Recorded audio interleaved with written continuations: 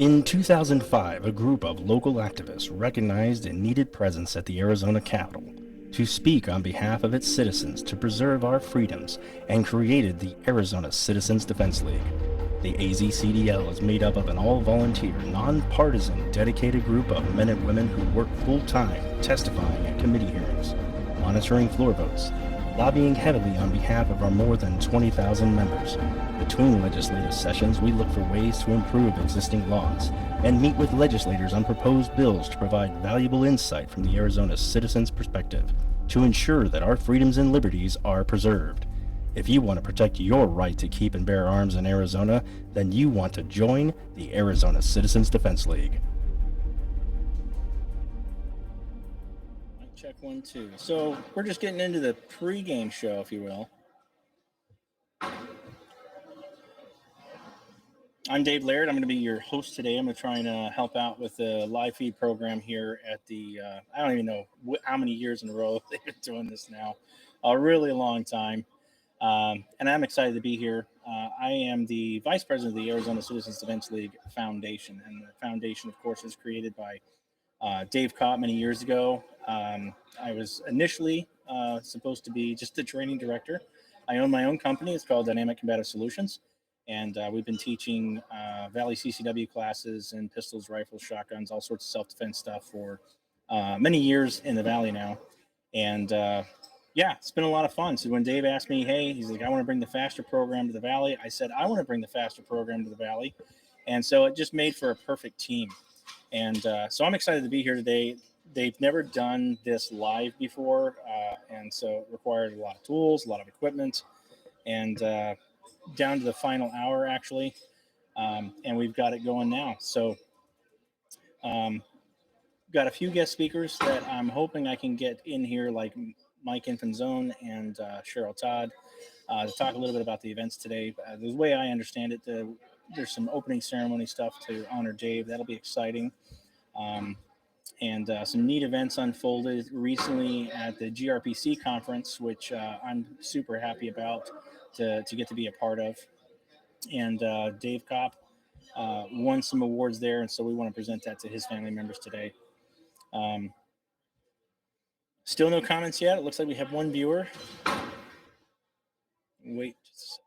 Hey, can you grab me a monster out of my case? Can you grab me a monster out of my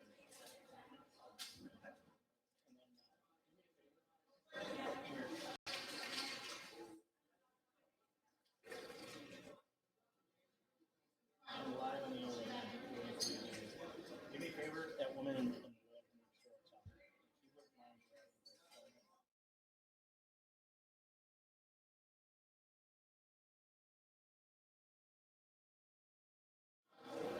Wonderful. All right, you guys will have to forgive me too. They planted us right next to the kitchen, so more than likely we're going to get a lot of background noise from the kitchen. So these are all things that we figure out. So next year, of course, we're going to have better planning, but I appreciate you guys bearing with us for now anyway. So Charles Heller is going to be the main speaker. He'll be getting there right at the 11 o'clock hour to do the opening part and introduce each section as it goes along. After him, right around lunchtime, we got a panel of speakers that flew in from around the country to be here. All of them are great female ladies. I'll have to grab my list here. Again, I think we got 2 viewers, so that's great. So feel free to chat or say something in the comments there. Let us know that you're alive and well.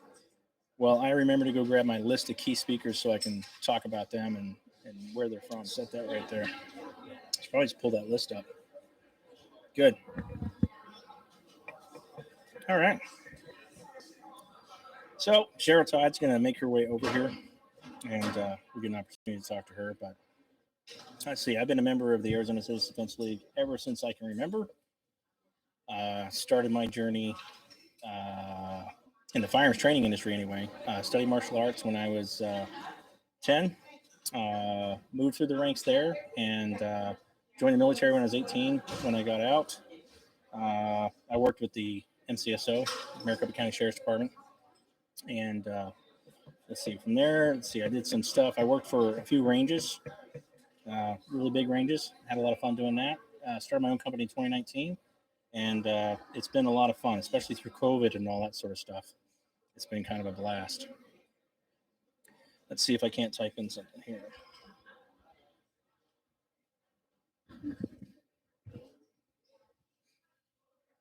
All right, I think I put like a 60-second delay on the comments. Still got 2 standing by. We got some other amazing ladies here. Give me just a second.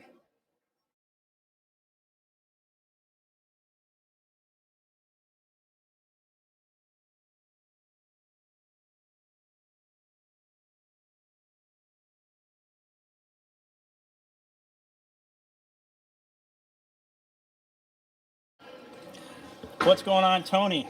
Hey, David. Nice to see you again.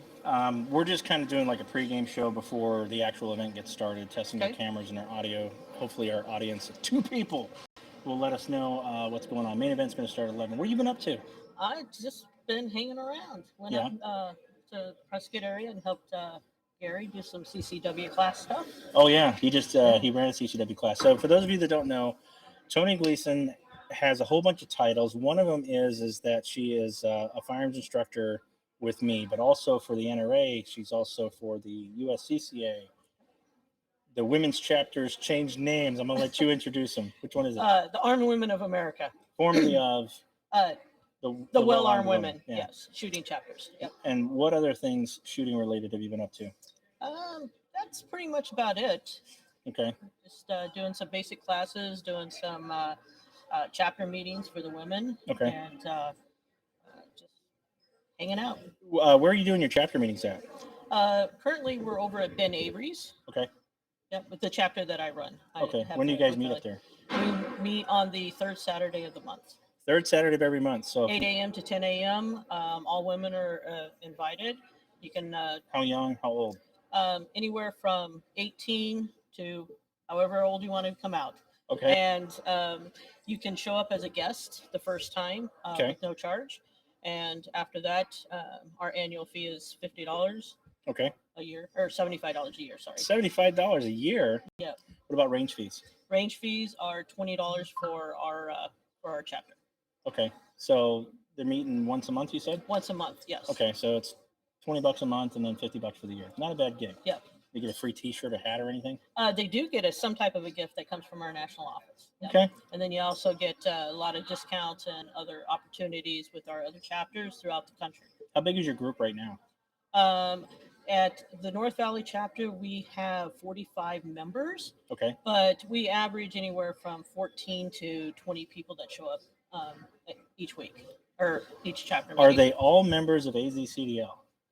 No, they are not. Well, we're gonna fix that. We are working on that. We're gonna fix that. So I have information that I can give you. Okay.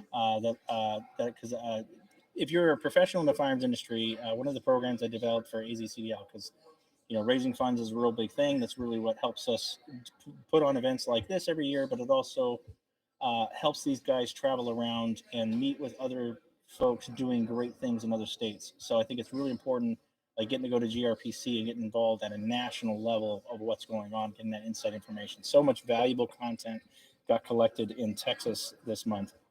I want to do more of that stuff here in Arizona. I want to get absolutely more of us involved. So you can become a recruiter. You can go to our website at azcdl.org and look under there, and there's a spot for recruiter. Sign up and register your business and yourself as a recruiter, and then this way, everybody that you send to us, we can keep a track record of that and help reward businesses that are working with us. That'd be great. And then we want to add your company and listing and stuff like that to the AzCDL website as an official sponsor, etc., and help use your company info to endorse stuff that we're doing as well. So we want to get more involved in our community here locally. So great. Love to get on board and help you guys out. I am so happy to see you, and I want to get Helina over here because I haven't seen her in a little bit. Yep. Helina, come on, Helina.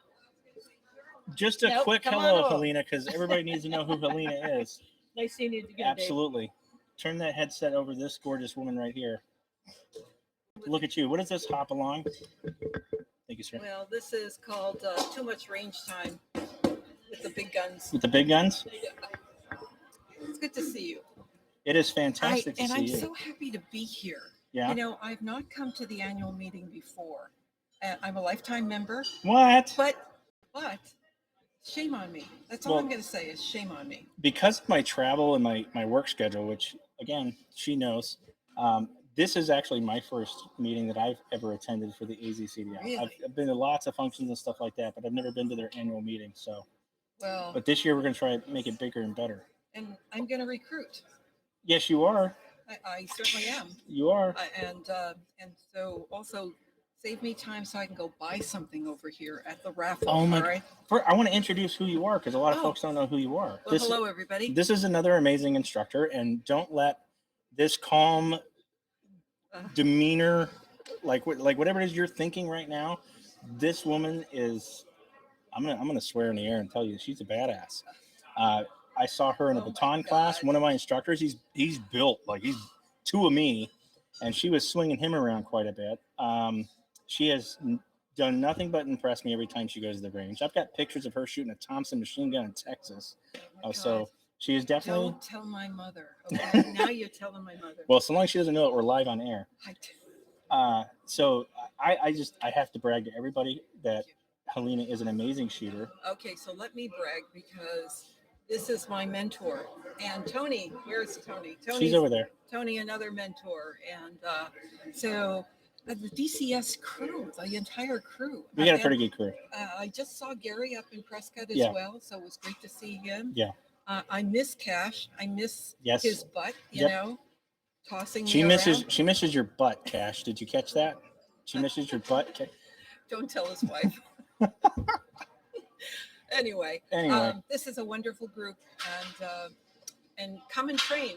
Join Toni's chapter. Okay, because, absolutely.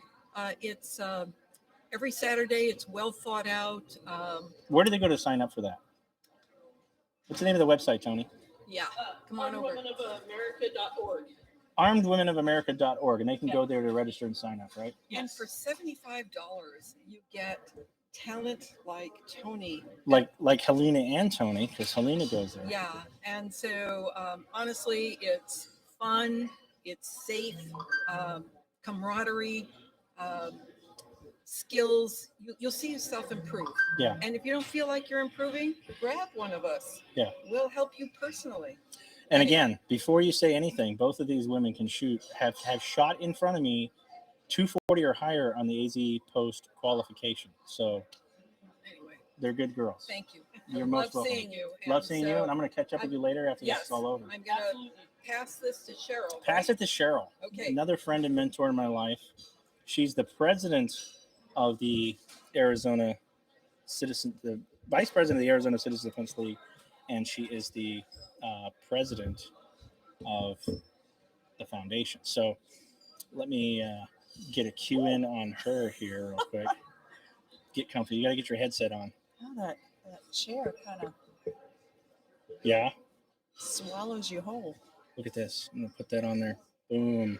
There we go. That's me. What's up, girl? Oh, my goodness. This is so exciting. This is a first for our annual meeting, and this is all you. I mean, all you. You are, if people could see what's going on at this table. Well, maybe later they'll get the big camera view. Let's just show them what's going on in the room right now. So obviously we still have folks that are kind of dwindling in. We've got the stage set up. We got a big raffle table over there in the corner of the wall. And we got a big studio set up here. I'm a little short on my walls, so you can see if we go to other camera angles, you'll be able to see a little bit behind. So I need a little bit more backfill. The wood and the brick work. No, right? That's really good. Got to get our selfie. Ready?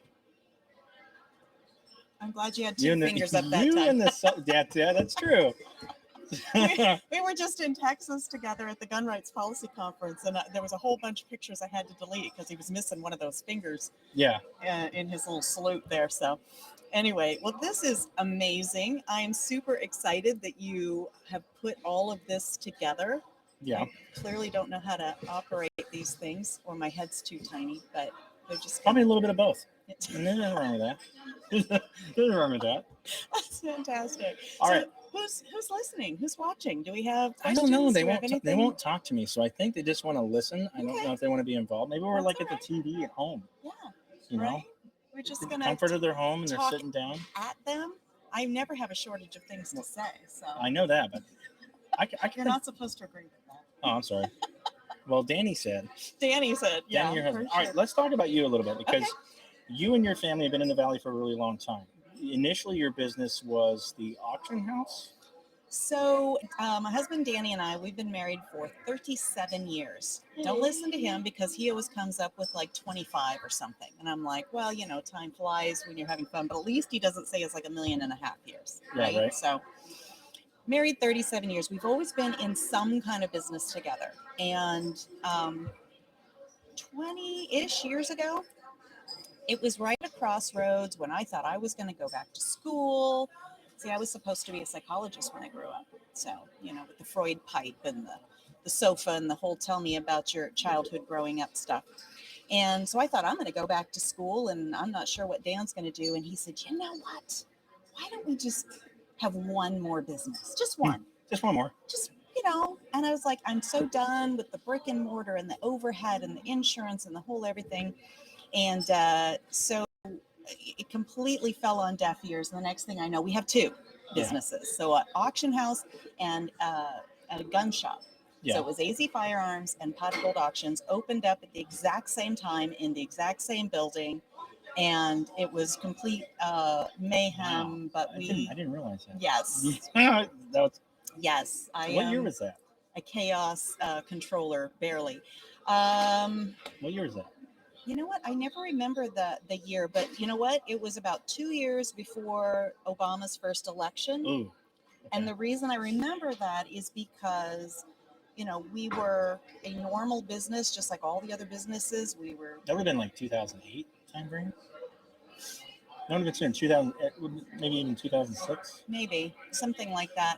They both. The auction house was an estate sale business before it was a brick and mortar auction house. So that's what some of the reason that the dates get muddy for us. Yeah. And we're not great about celebrating.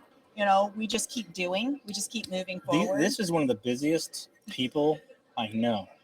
And what's funny is, you know that I wear many hats too. Yes. Oh my goodness. And I love that, like when we're texting, right? Because you're like, did you do this? Yes, I did. Did you do that? Yes, I did. Like going back and forth. That's the part. Like, there's very few people in the world that have a brain that functions like and it's that. Like over here, down here, and it's just. But I thrive on it. You still have like all these other social gathering things that you're going through. You're like, hey, Dave, do you want to go to this? I'm like, sure. When is it? You know, I got to make room for it. It's crazy that you're flying here, you're flying there, and you're like, oh, we're going on vacation this week, and then I'm back in town, and I got this meeting, I got that meeting, and I'm like, because for me, it's like I try to keep all my classes like, all right, Monday through Friday or whatever, or, you know, certain days. Like I try to keep my Mondays and Tuesdays clear. The rest of it's for training or for the contract security, whatever else I'm up to. Mm-hmm. So I got to get that family time in. How do you balance all this stuff with family? I so appreciate that. Well, my family lives with me now, so that helps, right? Yeah. So we have one daughter, Cassie. She manages Pot of Gold Auctions. Her and our son-in-law and their 2 kids and their 2 dogs moved in with us a little over a year ago because they owned a house. They saw the market, you know, shifting, so they thought, well, we'll sell our house at the top of the market. And then we'll just, you know, kind of hunker down, live with mom and dad for a little bit and wait for the market to soften. The market's not softening, people. It won't. It's not. So, you know, it's amazing though. I get to see my granddaughters wake up in the morning with their crazy sleepy hair and eyes and go to bed at night. And that really does, you know, keep the family unit very together. But even before we lived together, we were incredibly busy. And we just love to do things together. We go to Disneyland all the time. My goal is to get, when my boys get done serving in the military, because I've got now a third one. I don't know if I've told you this yet, but I now have my third one. He's enlisting Friday of next week. So he's going down, Friday next week. He's going down to MEPS. He's going to do his physical. sign the papers, the whole 9 yards, and he'll be graduating in May and should be taking off mid-June. But so we've already sent one off. He's serving with the 10th Mountain Division, and he's my oldest, and he's serving over in an undisclosed location near Iraq. I've got one who's a combat medic who's stationed in Hawaii. He just re-enlisted and should be coming to Fort Riley. He got that in his enlistment packet. So I'm excited for that because he'll only be 17 hours away. Right. So military people talk in forts, right? Yeah. Like, look, Air Force Base. We live, He'll be in Kansas. Thank you. Like near. You know what I mean? Like, give me a. He's like an hour north of Dodge City. So like I get to drive through Dodge City when I go visit. Nice. Which I've gone to Bullets and Bibles every year for I don't know how many freaking years in a row now, and you have to go through. I love going through Dodge City, but I never get to stop at Dodge City. Yeah. Last year, Adam Winch and I with Defenders USA, we stopped to get him coffee. It's like the longest I've stayed in Dodge City. So I'm like, this is really just BS. Like I always try to make time for it, but by the time the event's done, like Sunday night, all I can think about is hitting the road and getting home to my family. Yeah, you know what I mean? Like for sure. So, and I don't want them. As much as I love doing road trips and stuff for business, I'd like to bring my family. So that's one of the things that we got to get done this year. Well, and that's one of the tricks that I've used is, with the DC Project, which is another one of the organizations that I'm the state director of here in Arizona.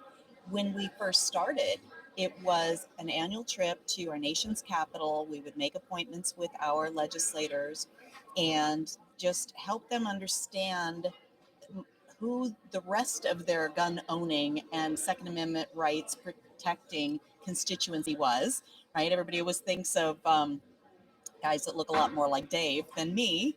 And I would take my daughter and at the time it was just our one granddaughter, Raylan. And so we would talk to our legislators in terms of 3 generations of women, right? And so the legacy piece of protecting and preserving our Second Amendment rights and our right to keep and bear arms, our right to self-defense.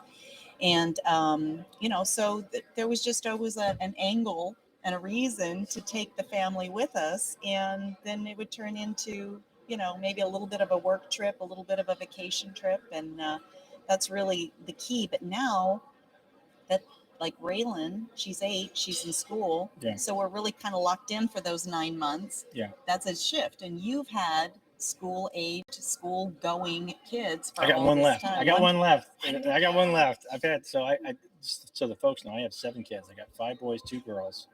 I'm down to my last 2.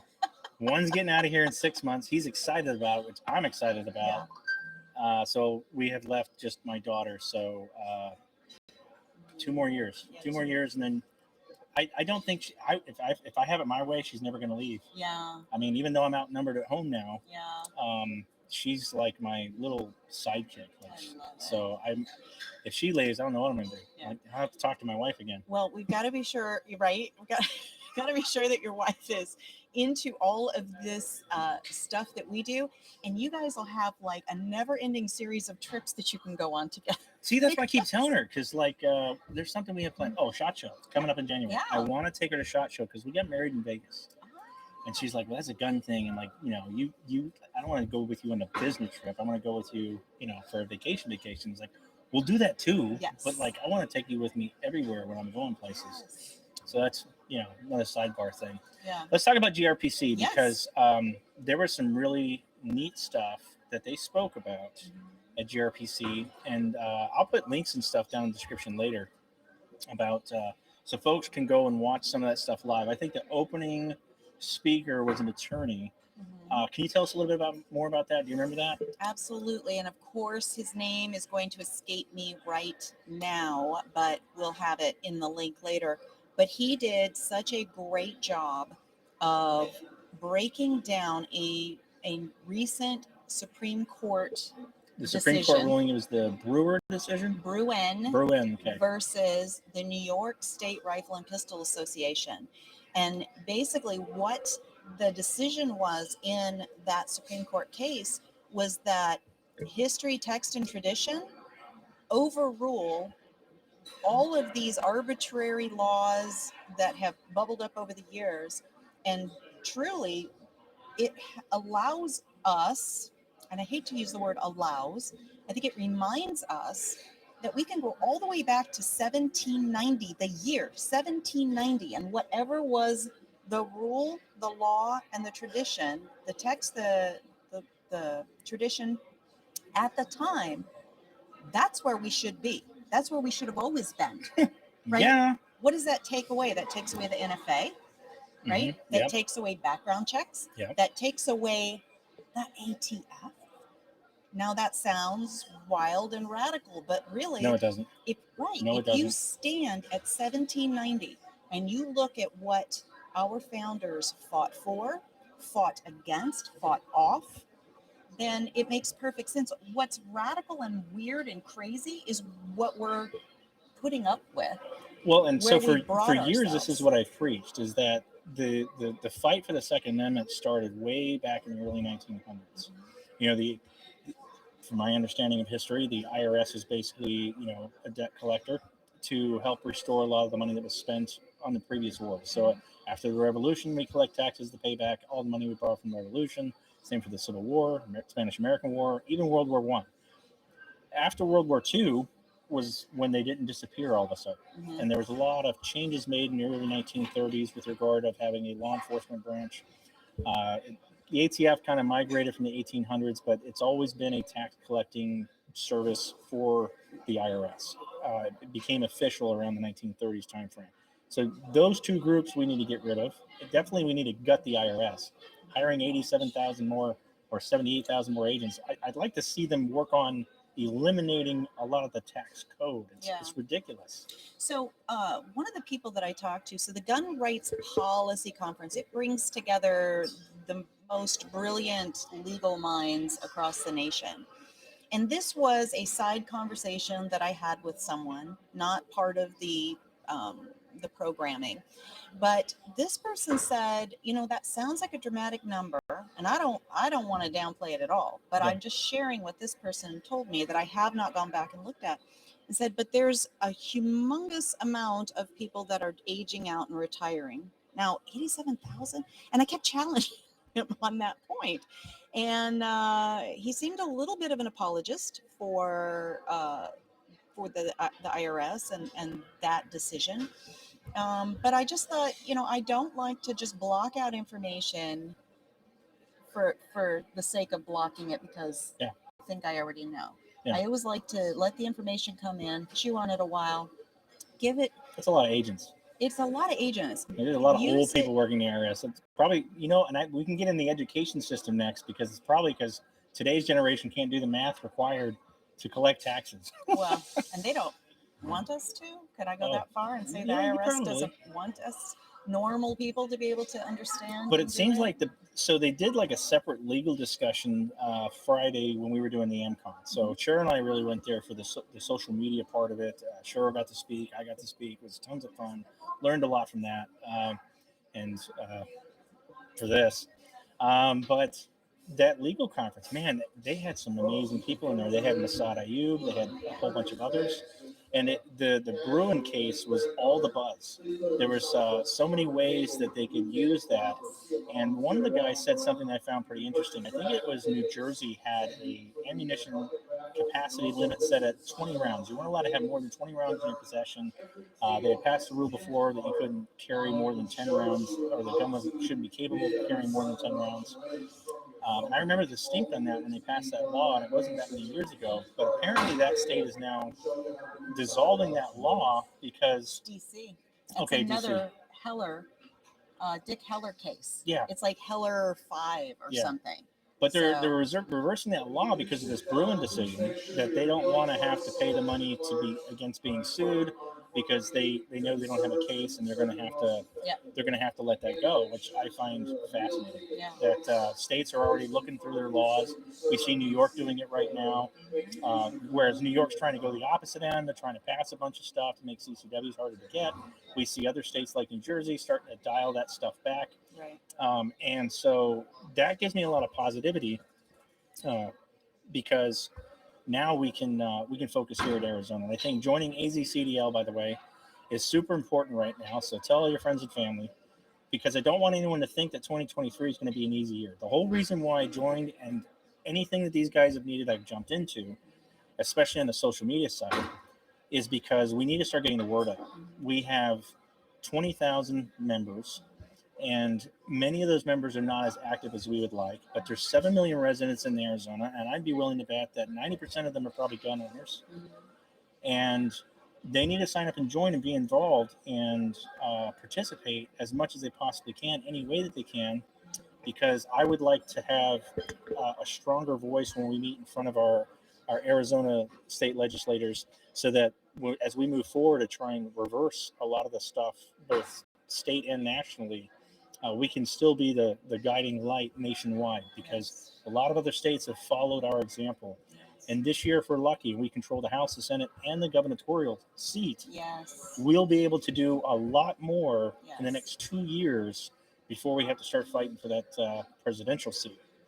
That is so true. And the benefits of being a member of the AzCDL are, I mean, they're exponential. You really can't encapsulate them. We get to meet together on days like this where, you know, we get to, you know, talk with our friends and our neighbors and share stories about our own personal lives. We get to meet down at the legislature, which you can go and testify even just as a citizen. Too many of us don't do that. That's going to be what our panel is today that we're talking about. Oh, good. I brought 5 women from around the nation who have testified at their state level, have testified at Senate judiciary hearings, at the federal level.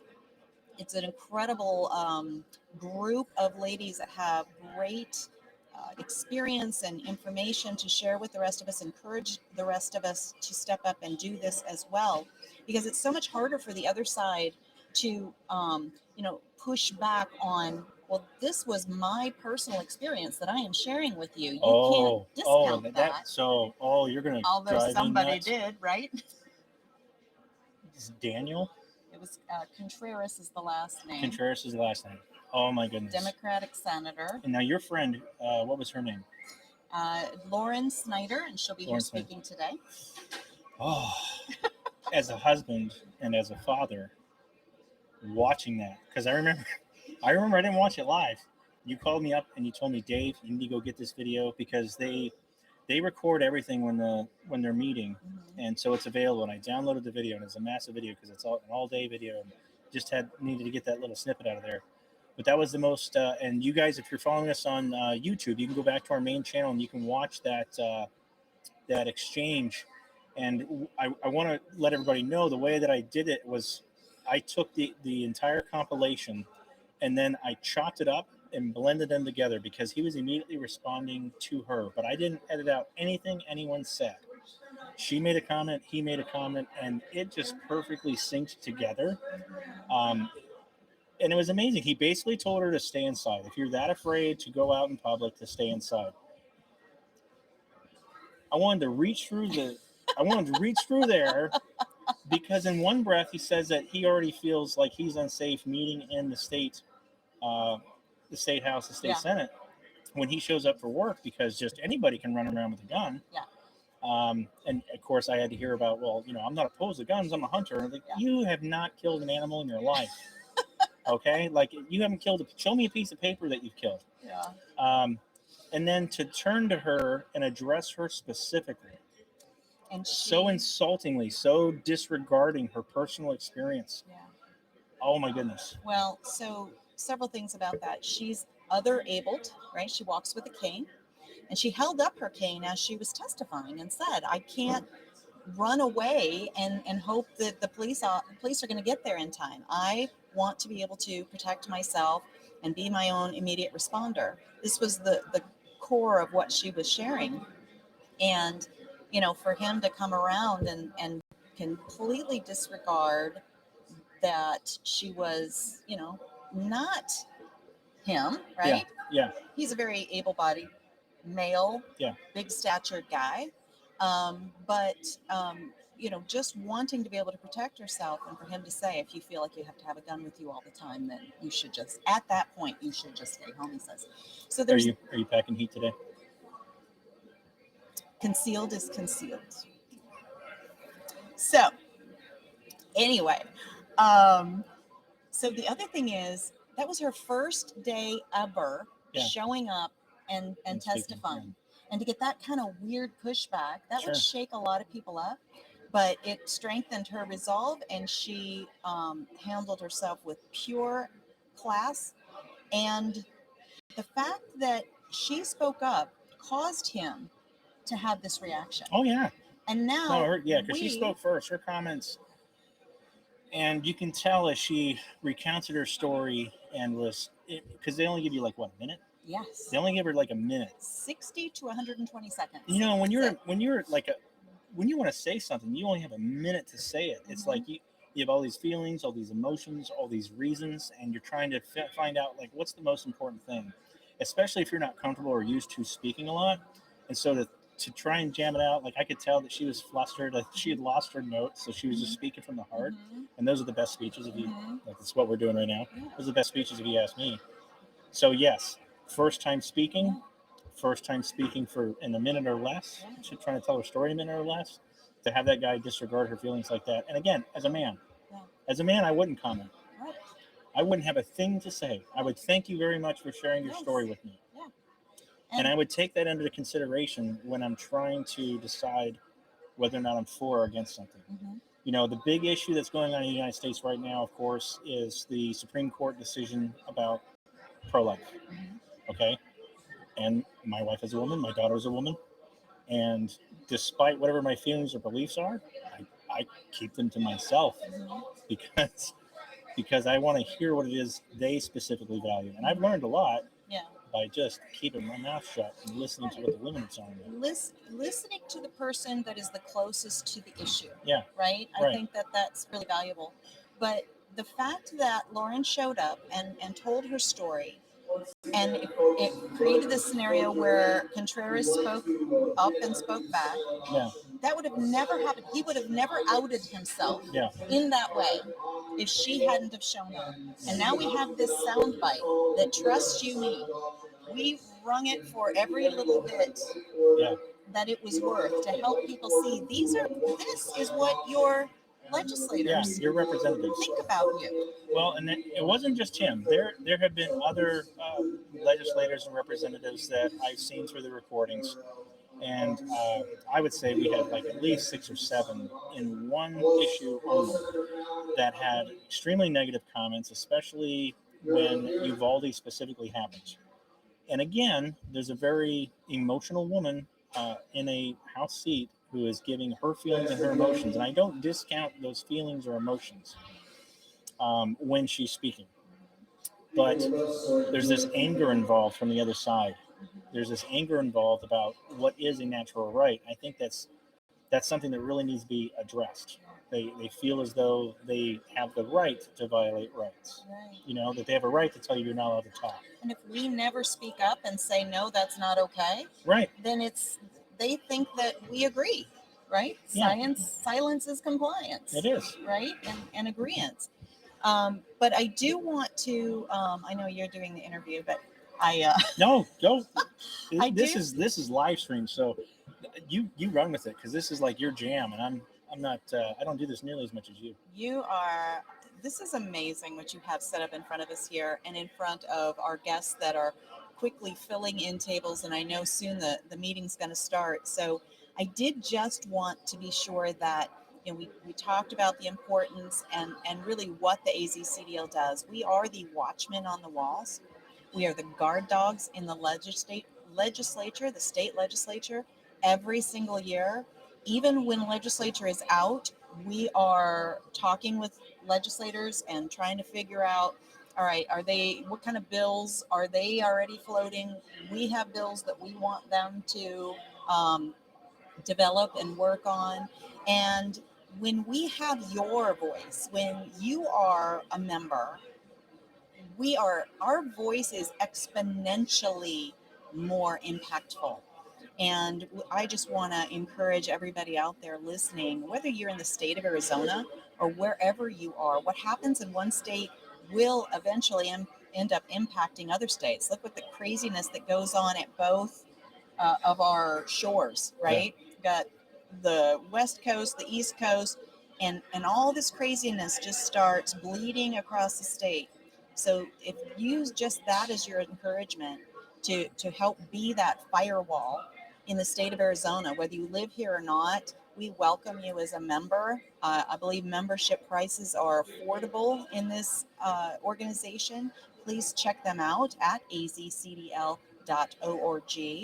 And the other organization that you and I both get to head up, I'm the president, Dave is the vice president, is the foundation, the AzCDL Foundation, and that's our educational arm of this organization. And through that, it is our mission to bring the Faster Saves Lives emergency response that's developed for schools, but churches use it, businesses use it. We're bringing that from Ohio to Arizona. It has been quietly training people and saving lives all across this nation for a decade. And so we're trying to have a satellite of it here in Arizona so that people, Ohio is wonderful, but they can only handle so many students, right? And the need and the desire is out there. And Dave and I talked about this for years. Dave Kopp. Yeah, and I can't remember how long ago I met Dave Kopp. I know because AzCDL started like in 2008, and I was returning from Iraq in 2008. So from the time I got home, and I swear I've seen him at rallies and stuff even before AzCDL was formed. So I've known Dave Kopp for a long time. And this was one of his biggest things. One of the biggest things that he's been fighting for a long time. I started my business in 2019, and him and I were talking then, and he said, I want to bring Faster Saves Lives to Arizona because the Connecticut, the shooting in Connecticut. And Sandy Hook. I immediately found out about Faster right after Sandy Hook. So did Dave. Him and I both have been pestering Jim Irvin from Faster Saves Lives and the Ohio Buckeye Firearms Association. We both have been pestering him for years about this, and it was slow moving. And then finally, I think Dave went up there and did level 1 and level 2 with him. And then I got an opportunity to go up there and do level 1 and level 2. It's kind of like an audition, and you got to go and see level 1 and level 2. You did an outstanding job as well. And I think that's when the ball finally started rolling. I think Jim finally decided. He has to say I did an outstanding job because Dave is my trainer. So. I don't have to say that. You actually did a really outstanding job. Thank you. I loved it. It was life-changing. It was. And I would never endorse a product that I haven't myself used first, period. I beat stuff up. Yeah. And so again, when it comes to training, especially training that's this important, because there's a lot of different companies out there that are doing it. These are the guys that I wanted to partner with because I really liked what they were doing. I liked how they were doing it. I liked the image that they were projecting. I like how cautious and careful and protective they are of both the material and the people training with them. Yes. These are all, it's the way they protected everyone's identity going through the course and stuff, I think speaks volumes. And but they're in Ohio. It's very difficult. Because the foundation simply, we could fly people there, fly them back. It'd be a lot more expensive for us. It makes sense to use a local representative here. Yeah. And as this program grows and expands, I want to get more instructors valley-wide, Arizona-wide, involved, especially in the foundation stuff. Yeah. I know a lot of the instructors around this state, and as these level 1s start getting worked out, hopefully I'll be so busy doing level 1s that I'll need everybody helping me out with foundations. And that's really my goal is to try and do as much of that as possible. And so for people that aren't familiar with it, first of all, FASTER is Faculty of Administration, Safety, Training, and Response. And so everybody that goes through I'm having my picture taken right now. Everybody who goes through it, we start with a 2-day foundations class. Here in Arizona, we have 2 days because we got to teach the whole, the legal end of things.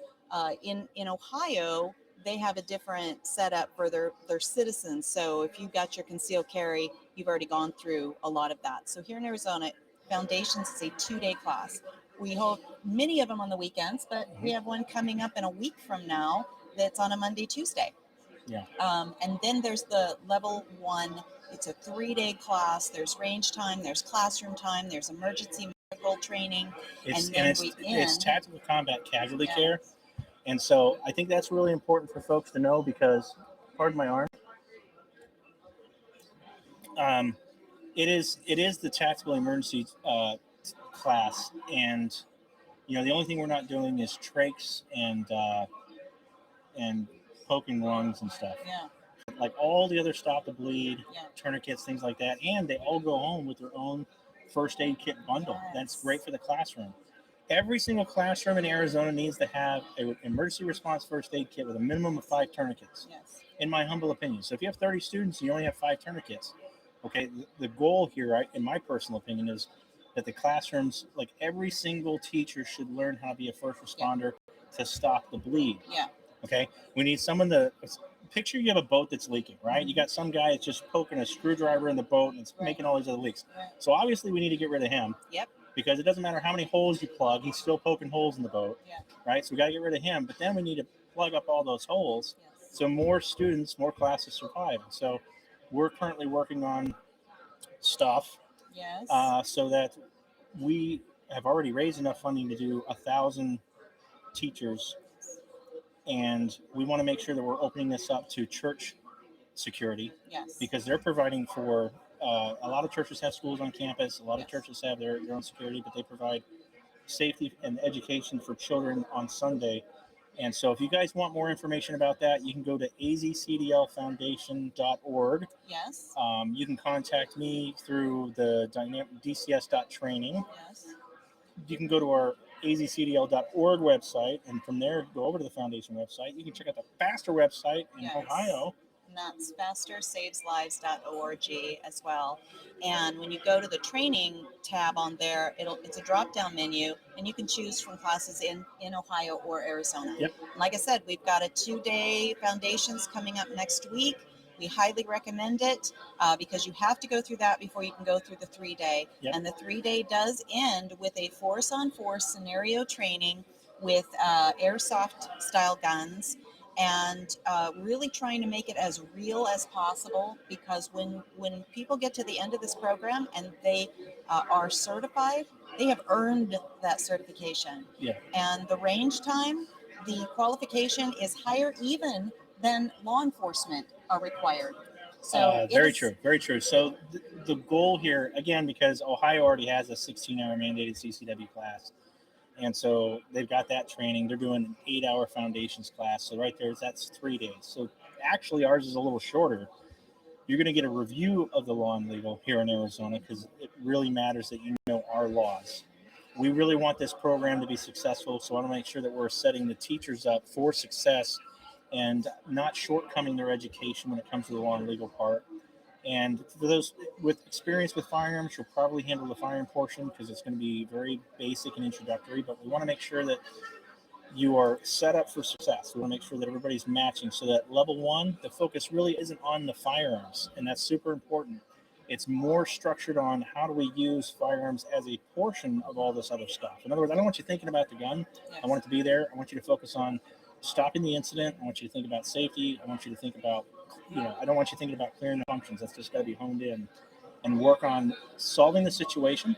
Yes. And that force on force at your facility is amazing because it makes it so real life. And then this is the most important thing I tell everybody is, if you there's simulators and things like that, which is great, but when you have live actors, you really get absorbed, and feel like this is actually taking place. This is actually happening. I mean, we've had some folks going through the class that actually got emotional, lost their breath, had to stop to breathe. And usually the first one kind of punches you in your gut, but then you get to be more and more successful because now your brain's in the right mode. And then you're not figuring all this out live the day it happens. Like you're like, okay, I'm prepared for this. I already know what to do. It's the same thing we do with first responders. Like if you're training to be an EMT, they give you a bunch of dummies and they put like an ID card on and says, all right, he's got a massive bleed here and a hemorrhage there, and he's got these symptoms here, and they have to solve that puzzle. But because they've practiced on thousands of dummies with different things, that sets them up for success when they finally meet Grandma Betty on the side of the freeway. Same thing goes for law enforcement. We put them through scenario after scenario after scenario after scenario. So then when they pull, a car over in a traffic stop, they're not up here, overreacting, and they're not down here where they put themselves in danger, underreacting. They're able to use that verbal skill and visual cues to figure out what's really going on. And and handle that situation properly. So the Ohio team that developed this and continues to teach it, they use a saying that the mind won't go where the body hasn't been, and the body won't go where the mind hasn't been. And what Dave just described is so relevant to that, because time and time again, people in an emergency situation, they lose time, right? And faster, right? The faster and more accurately we can react, the better. They lose time because they're stuck in this can't be happening, right? And so if you can move past that because you've already been through similar situations, then you are going to be able to engage in a much quicker and more effective way. And so, having the mind and body already trained up and already using the muscle memory, for lack of a better term, is vital and important. And I cannot recommend this training enough. It's really tremendous. And seeing some awesome people showing up here at the event. Marsha Petri, we should talk to her. Tell me a little bit about her. So Marsha Petri within the last month, was appointed by Governor Doug Ducey as the head of the Arizona Game and Fish Department. And I always say it wrong. Is it the Game and Fish or the Fish and Game? I think here in Arizona it's Game and Fish. Game and Fish. Yeah. And so she is a tremendous, just a human being, period. Yeah. She is a great hunter and angler. And we definitely need to get her on camera. Sorry, I hit your microphone. Just waved at Representative Quan Nguyen. Yep. He's LD1 here in Arizona. He's quietly making his way over here. Absolutely. To the booth. Absolutely. So I'd love to pass the headphones off to him. I would love to have him come in. Let me do it. He wants to get a photo of us. We have to pretend like we're still talking. No, there's no such thing as a candid with me. I've always got to cheese it up. Come on in. What am I doing? Oh, you're jumping in front of the camera, bud. Thank you all. Join. Cheryl Be Todd. a member. Cheryl Todd. AzCDL.org. Do it now. Hello. Representative Nguyen. Live. So for those of you that are just joining us, we're still waiting for Charles Holler to announce that he's going to be kicking this stuff off. I kind of expected him to start at 11, so I don't know what's going on. So we're just going to grab random people. And here's a gentleman who, oh man, the first time I got to hear him speak and tell his story, it resonated with me a lot because my father served in Vietnam from 67 through 69. And so as a younger man, he didn't share a lot with me. But as of recently, I told him for years, I said, you need to write a book. He's been mentioned in a few books of people that have told their version of Vietnam or whatever, and they haven't gotten a lot of it historically accurate. There's some funny stories in there, but so I've been interviewing him because I think I get more information from him when the two of us are talking versus if he just is typing it up himself, because I get to ask a lot of questions because there's so much that was going on during that time period. But thank you very much, Representative Nguyen, for joining us. Thank you, sir. Tell everybody about yourself. Yeah, I ran for office in 2021 as a Republican in Legislative District 1, and amazingly, I won. And the first thing I did was doing everything I can to protect the Second Amendment. You know how I feel about the Second Amendment. What I love about the Second Amendment is the fact that I grew up without one. Yeah. And I know what it's like losing a country to communism. And I emigrated to the United States after the fall of Saigon, and you and I talked quite a bit about it, and I'm actually working on a book right now.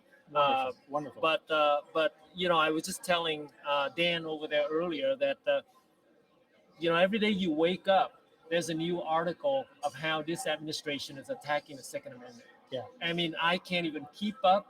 Mexico is planning to sue us again, but fortunately, the state of Arizona is well protected.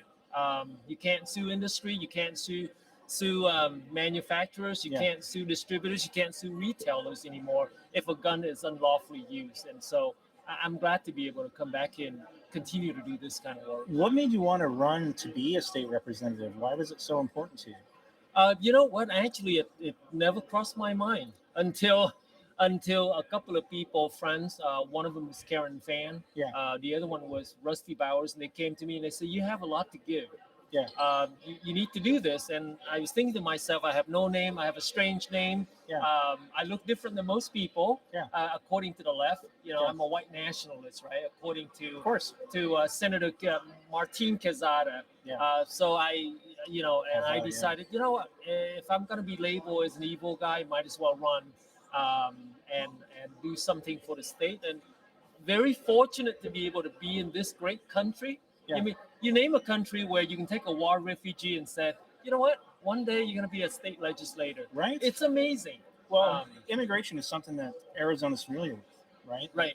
And it's been a thing all along. And I think the majority of Americans, we want to encourage immigration. We want to encourage folks come here. Bring us your best, your brightest, etc. We would, but do it the right way. But do it the right way. But do it the right way. Right. Because of folks such as yourself, that you've come here and that American dream, you've chased it, you've gone after it, you've got it, and you're raising your children with your history. I mean, you got to talk about your daughter.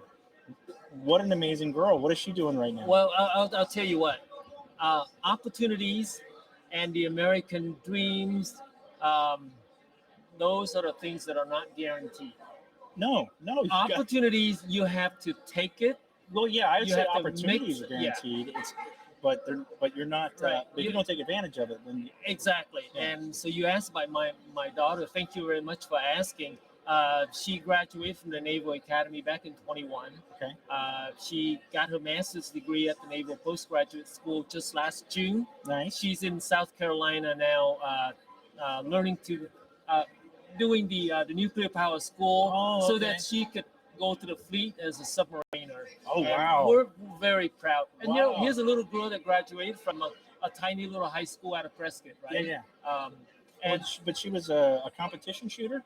yeah, she's a competition shooter. Okay, I knew you were going to go with that. I was one of the coaches, and I was really involved in the youth shooting program in the state of Arizona. And one time I was state director and state coordinator for the youth shooting programs. Wow. And she was a member, and she is now a distinguished shooter for the U.S. Navy. Oh, I bet. Arizona has so many, we have so many amazing opportunities here. Like, we have so many ranges that are owned by the state. We have so many privately owned ranges. There's a gun store in every single corner. So I know that, we have 7 million people that live here. Right. So there's a bunch of people in Arizona, and we have some of the best shooters in the country. And you go down to a Monday competition or a Tuesday competition, like, you're competing against some of the best in the world. Right. And those folks giving you little nuggets and stuff like that is just awesome. So, there's no reason why you can't be successful and learn how to shoot good here in Arizona. This is a gun state. This is a gun state. And if guns were a problem, you would have a huge problem. You would know it. But it is amazing. And I'm going to continue to work on this. I think I have about 5 Second Amendment bills now, or protective of the Second Amendment bill. Yeah.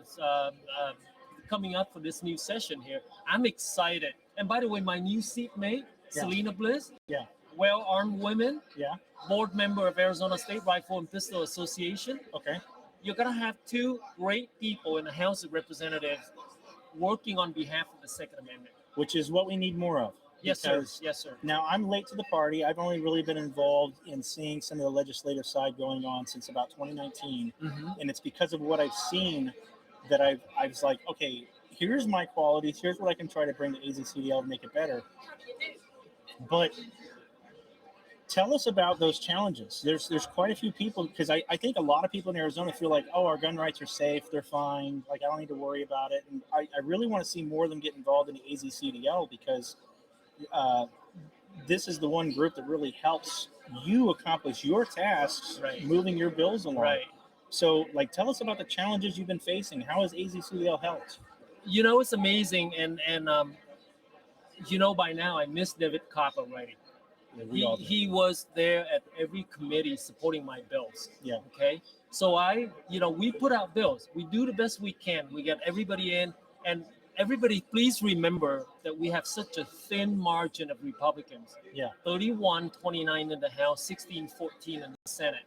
Yeah. There is no reason why Arizona should have just a barely 1 vote margin in each chamber. And that's the challenge I have. So a couple of my bills only took one Republican to go against, and there goes the bill.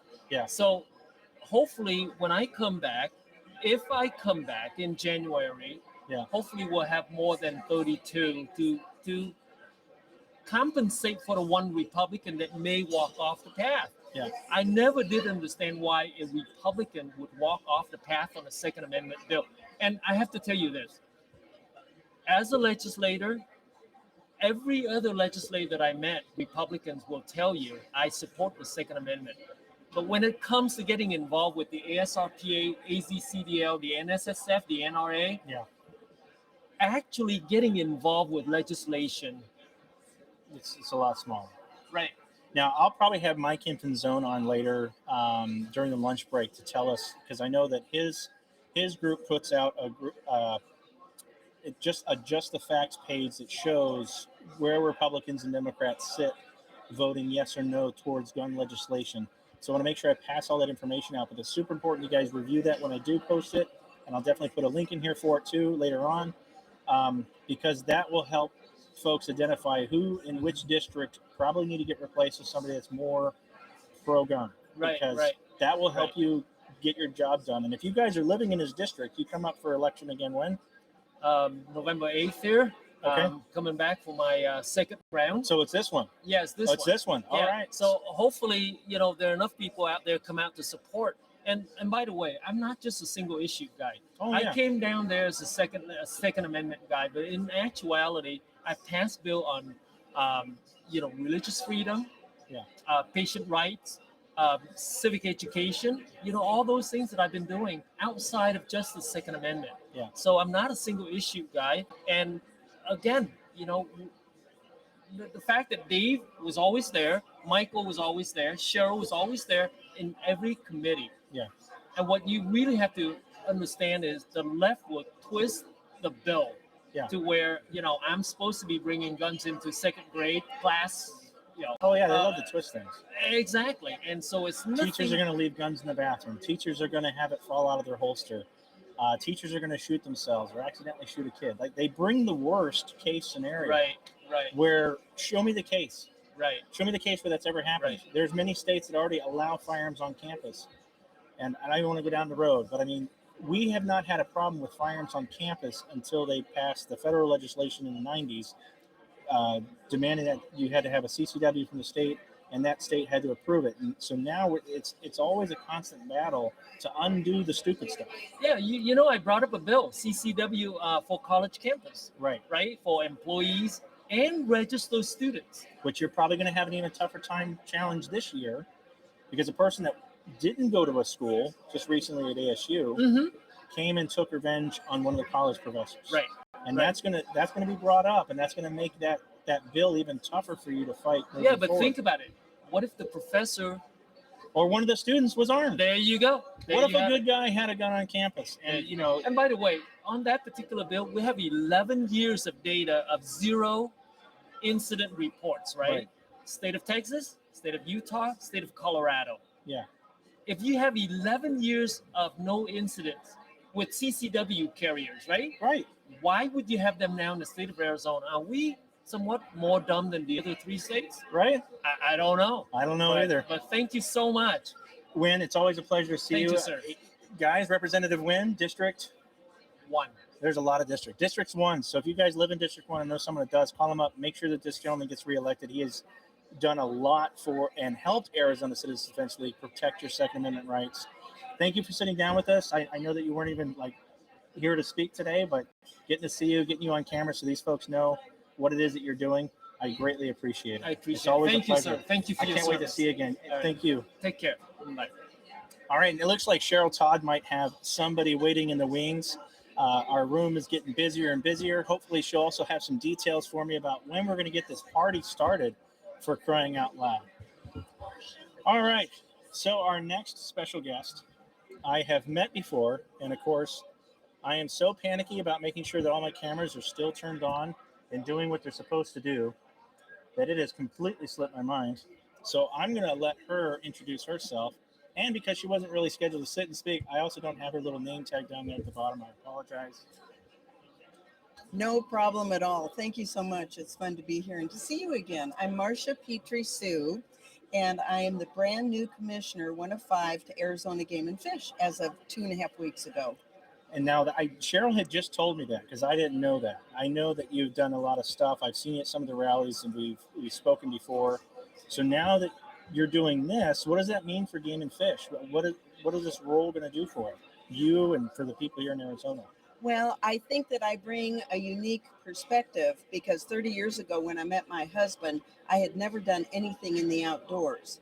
And now I realize the importance of really all in, of doing the conservation projects and really understanding the breadth and depth that Arizona Game and Fish ever really does for what we have over 830 species. And we look at all of that, water table, water, fencing, fisheries, all of that, grasslands. So are you going to help me get a mountain lion tag?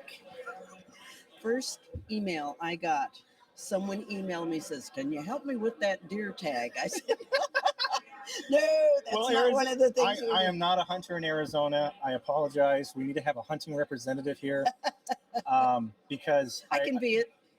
Well, you know what it is I'm so busy teaching, training, and doing stuff like this. Like I want to go hunting, and I'm like, but I want to hunt responsibly. Yes. And I did hunt when I was a kid back in Pennsylvania on Grandma's farm. I'd like to go with someone that knows the regions, the areas, the little lots, and things like that. And honestly, I want to observe 1 year before I ever actually put in for it and go do it. So it's really a good idea. It's really a good idea. I don't mind tromping through the woods or carrying your luggage. I don't mind skinning. I'm totally down for all that.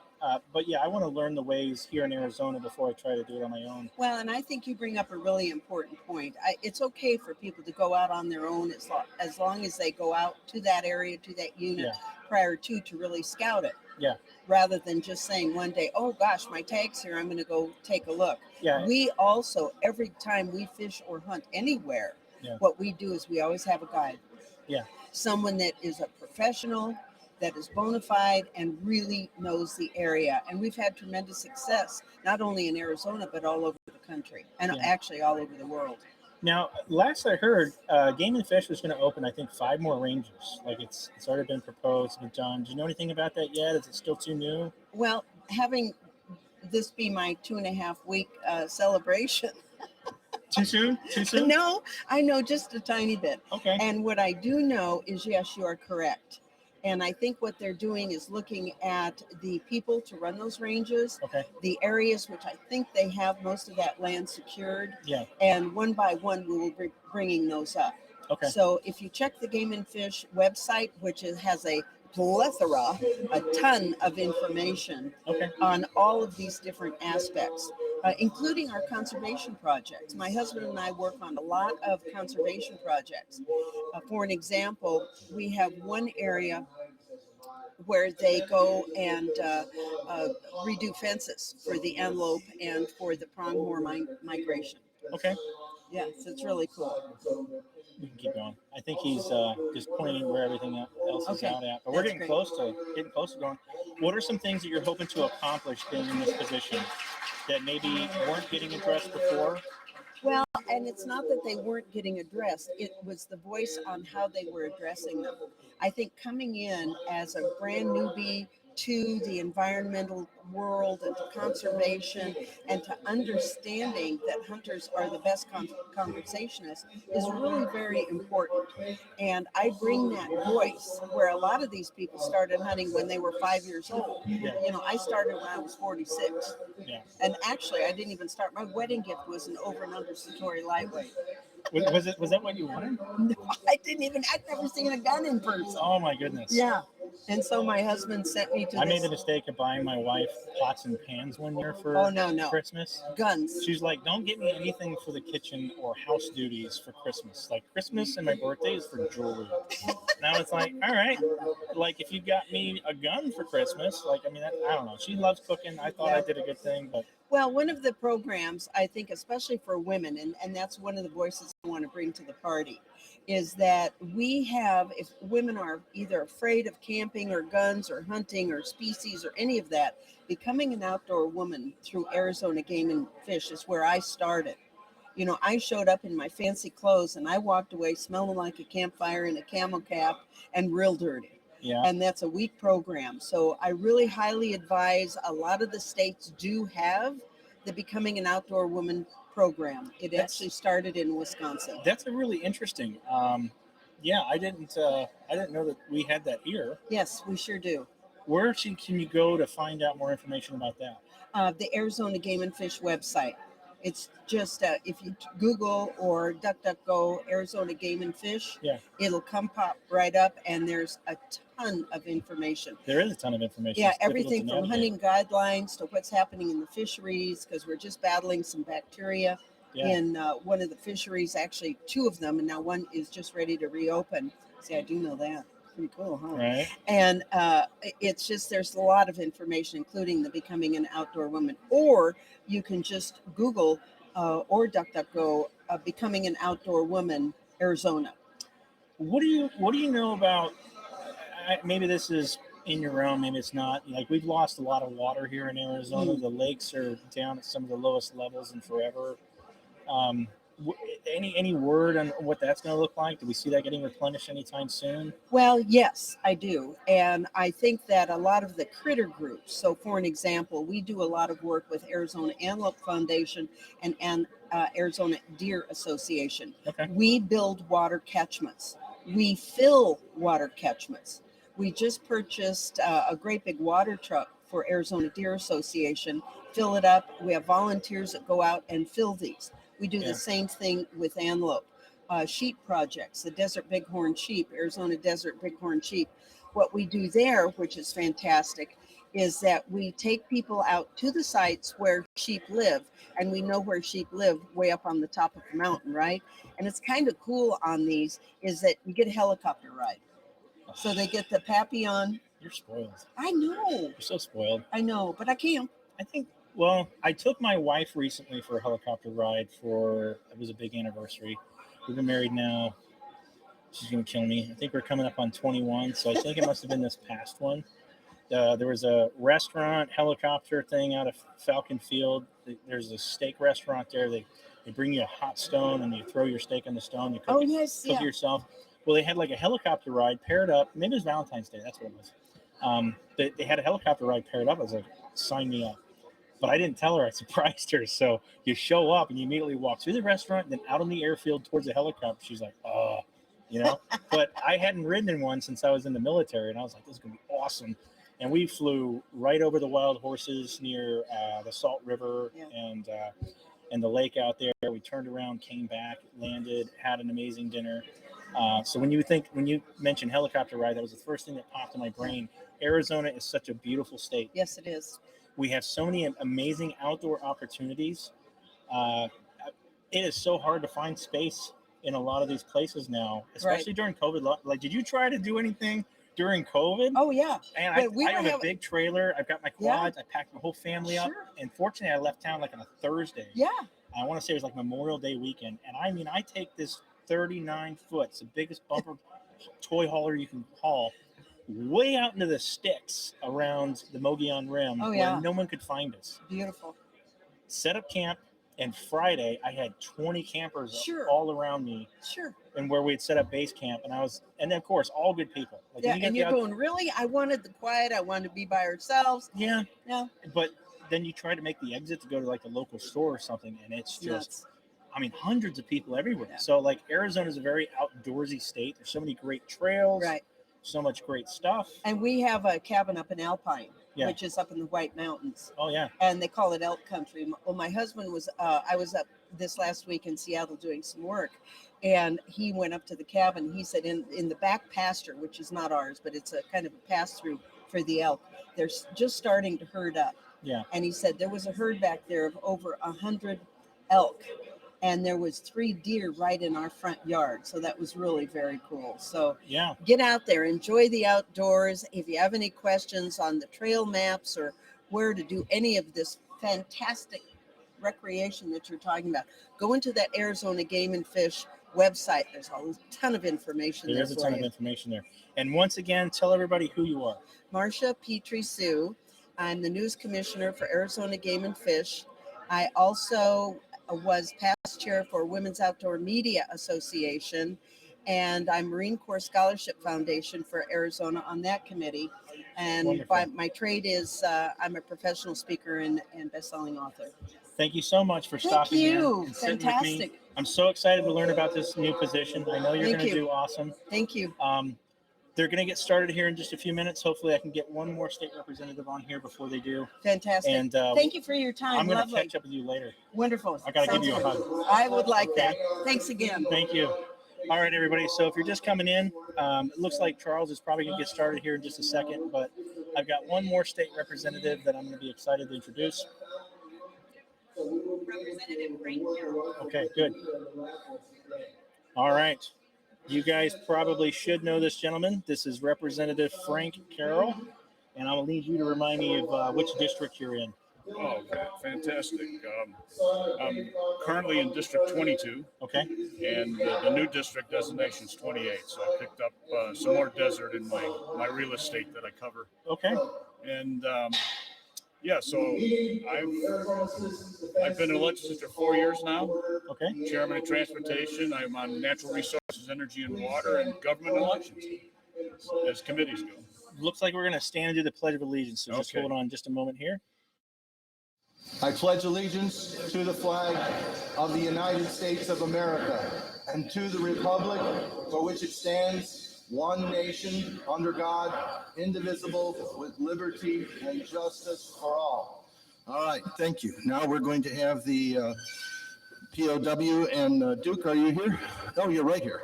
POW and MIA ceremony conducted by Duke Schechter. You can be seated.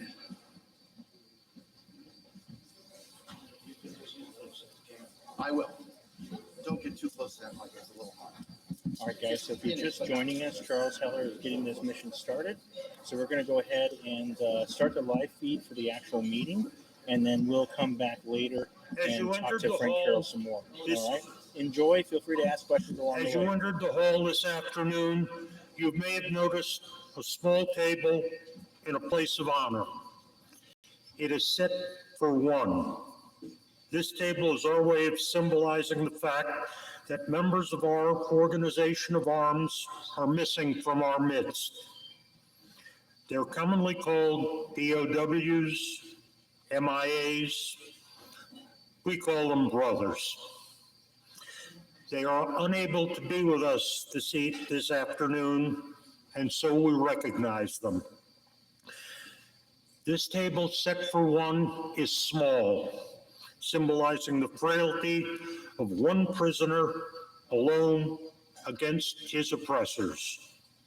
Remember, the tablecloth is white, symbolizing the purity of their intentions to respond to their country's call to arms. Remember, the single red rose displayed in the vase reminds us of the families and loved ones of our comrades in arms who keep the faith awaiting their return. Remember, the yellow ribbon tied so prominently on the vase is reminiscent of the yellow ribbon worn upon the lapels and breasts of thousands who bear witness to their unyielding determination to demand a proper accounting of our missing. Remember,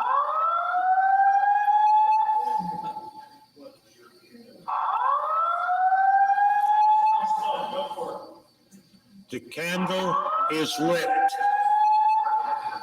symbolizing the upward reach of their unconquerable spirit.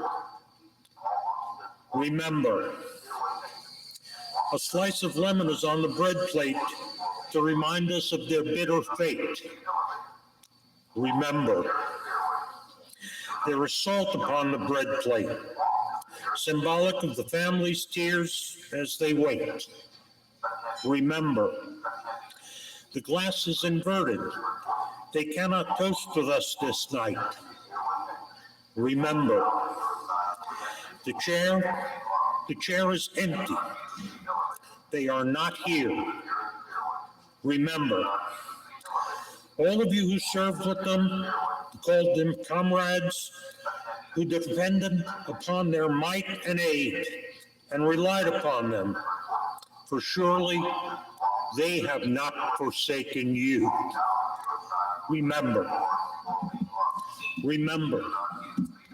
until the day they come home, remember.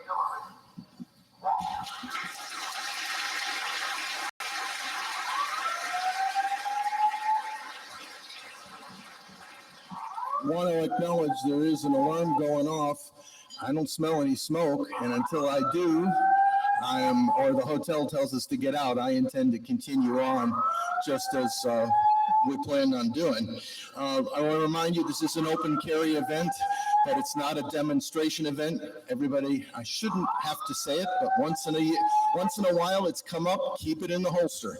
And also, I'd like to tell you a little bit about our founder, Dave Kopp. Charles Dave Kopp was born February 24th, 1966, and left us on August the 24th of 2022. You'll all notice that this year there's in effect two MIA tables, the traditional one and the second one. Sorry to interrupt, but this is going on. We're going to stay put for right now. I'm going to continue monitoring it while they verify what's going on. It may have been somebody just vaping in the room, but I'll signal if we actually need to evacuate. Is everybody okay with that? On the mic. Say it again on the mic. My apologies. So currently right now, we're monitoring what's going on. This may last for another 3 to 10 minutes. As soon as we get verification, we don't think anything's going on. So everybody just stay put for now. We're going to keep moving. They've already canceled it. Yeah, that's a good sign. Dave Kopp left us on August the 24th of 2022. As I started to say, you'll notice there's two MIA tables this year, very unusual for us. The other is a tribute table to Dave Kopp. He was the son of Bennett Kopp and Linda Gallo, who both predeceased him less than 1 year ago. Dave passed away after a long, hard-fought battle with cancer. Very few people knew of his 12-year ongoing battle, least of all the legislators with whom he furthered the right to keep and bear arms cause. He kept his own struggle private as he worked on our issues.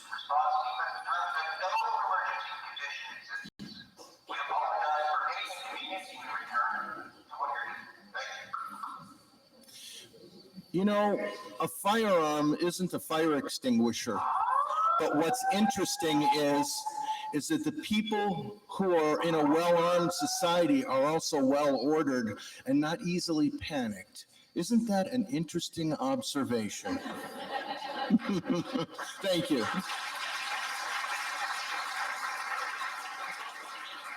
On about Dave. He was a lover of music, the louder the better. History of all kinds, cars, motorcycles, two of them, an Indian and a Harley, right? And especially those regarding the Second Amendment, and he was politically active in Second Amendment and motorcycle rights. Mr. Kavanaugh, hi. He started his work career as a computer programmer for his father's company, and as he became more involved in politics, he moved over to becoming a lobbyist and helped found and shape the Arizona Citizens Defense League, something I'll be talking about a little bit later. One of his favorite sayings was, just because you do not take an interest in politics doesn't mean politics won't take an interest in you. He also had another interesting expression. Whenever people brought us issues that weren't AzCDL related or specific issues, he would quietly say to them, "Not my circus, not my monkeys." He's survived by his wife, Noreen, and who's with us, and his son Dylan, and their daughter, Taylor, and brother Jim and family. And we really appreciate their being with us. Thank you for lending us Dave and sharing his time with us. We really appreciate it. Yes.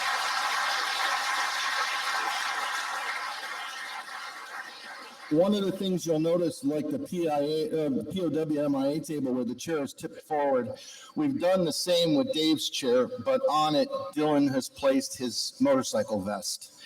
And we thought it would be a good tribute.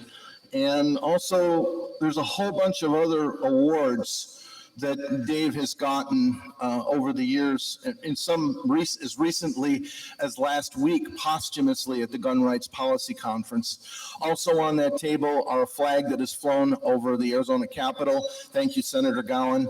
And a flag that was flown over the United States Capitol. Thank you, Congressman Biggs. Boy, did that happen faster than the speed of lump at which government usually moves in both cases. Not to be critical of any legislators who are in the front row, but thank you. Hi, Quinn. So let's see.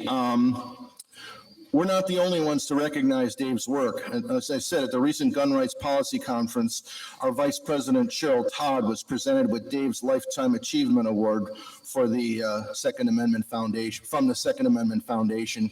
I want to point out that that's an award that over the last 12 years has been won 4 times by an Arizona activist, all of them having to do with AzCDL. So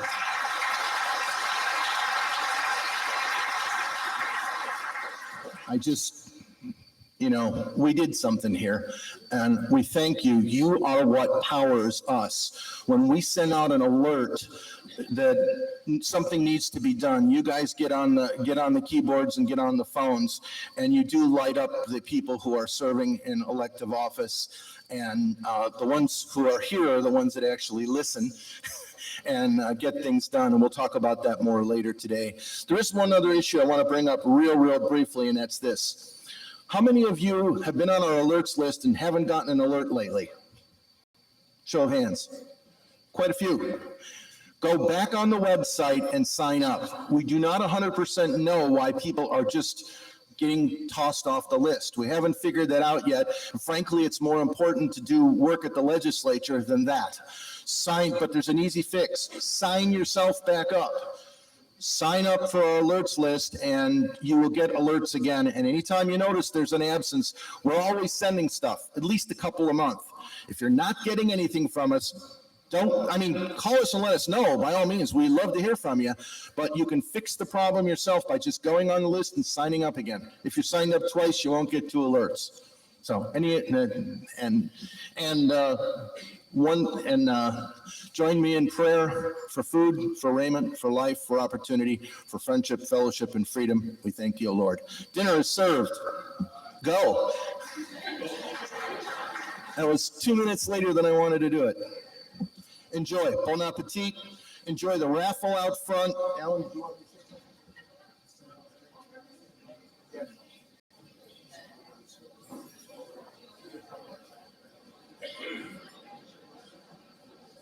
Some of you may know the Cartridge Family Band. Eric Hofstetter was a member of it and passed away. There's a memorial for him tomorrow, and it is at the Arizona Wilderness Beer Garden, 201 East Roosevelt in Phoenix, from 3 p.m. to 6 p.m. tomorrow, if anyone would like to attend. Thank you. See you in 50 minutes.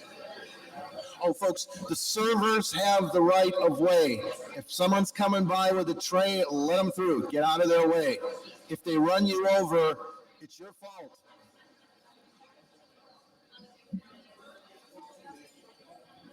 Sorry. All right, ladies and gentlemen, I apologize. Whew. Oh, my goodness. Let's see. TKU, and I haven't received one lately either. I'm sorry, David. I'm not quite sure what's going on there. Oh, yeah, that'd be great. All right, so I'm going to try and get Frank Carroll back on here. I apologize. I had to leave the room for a little bit.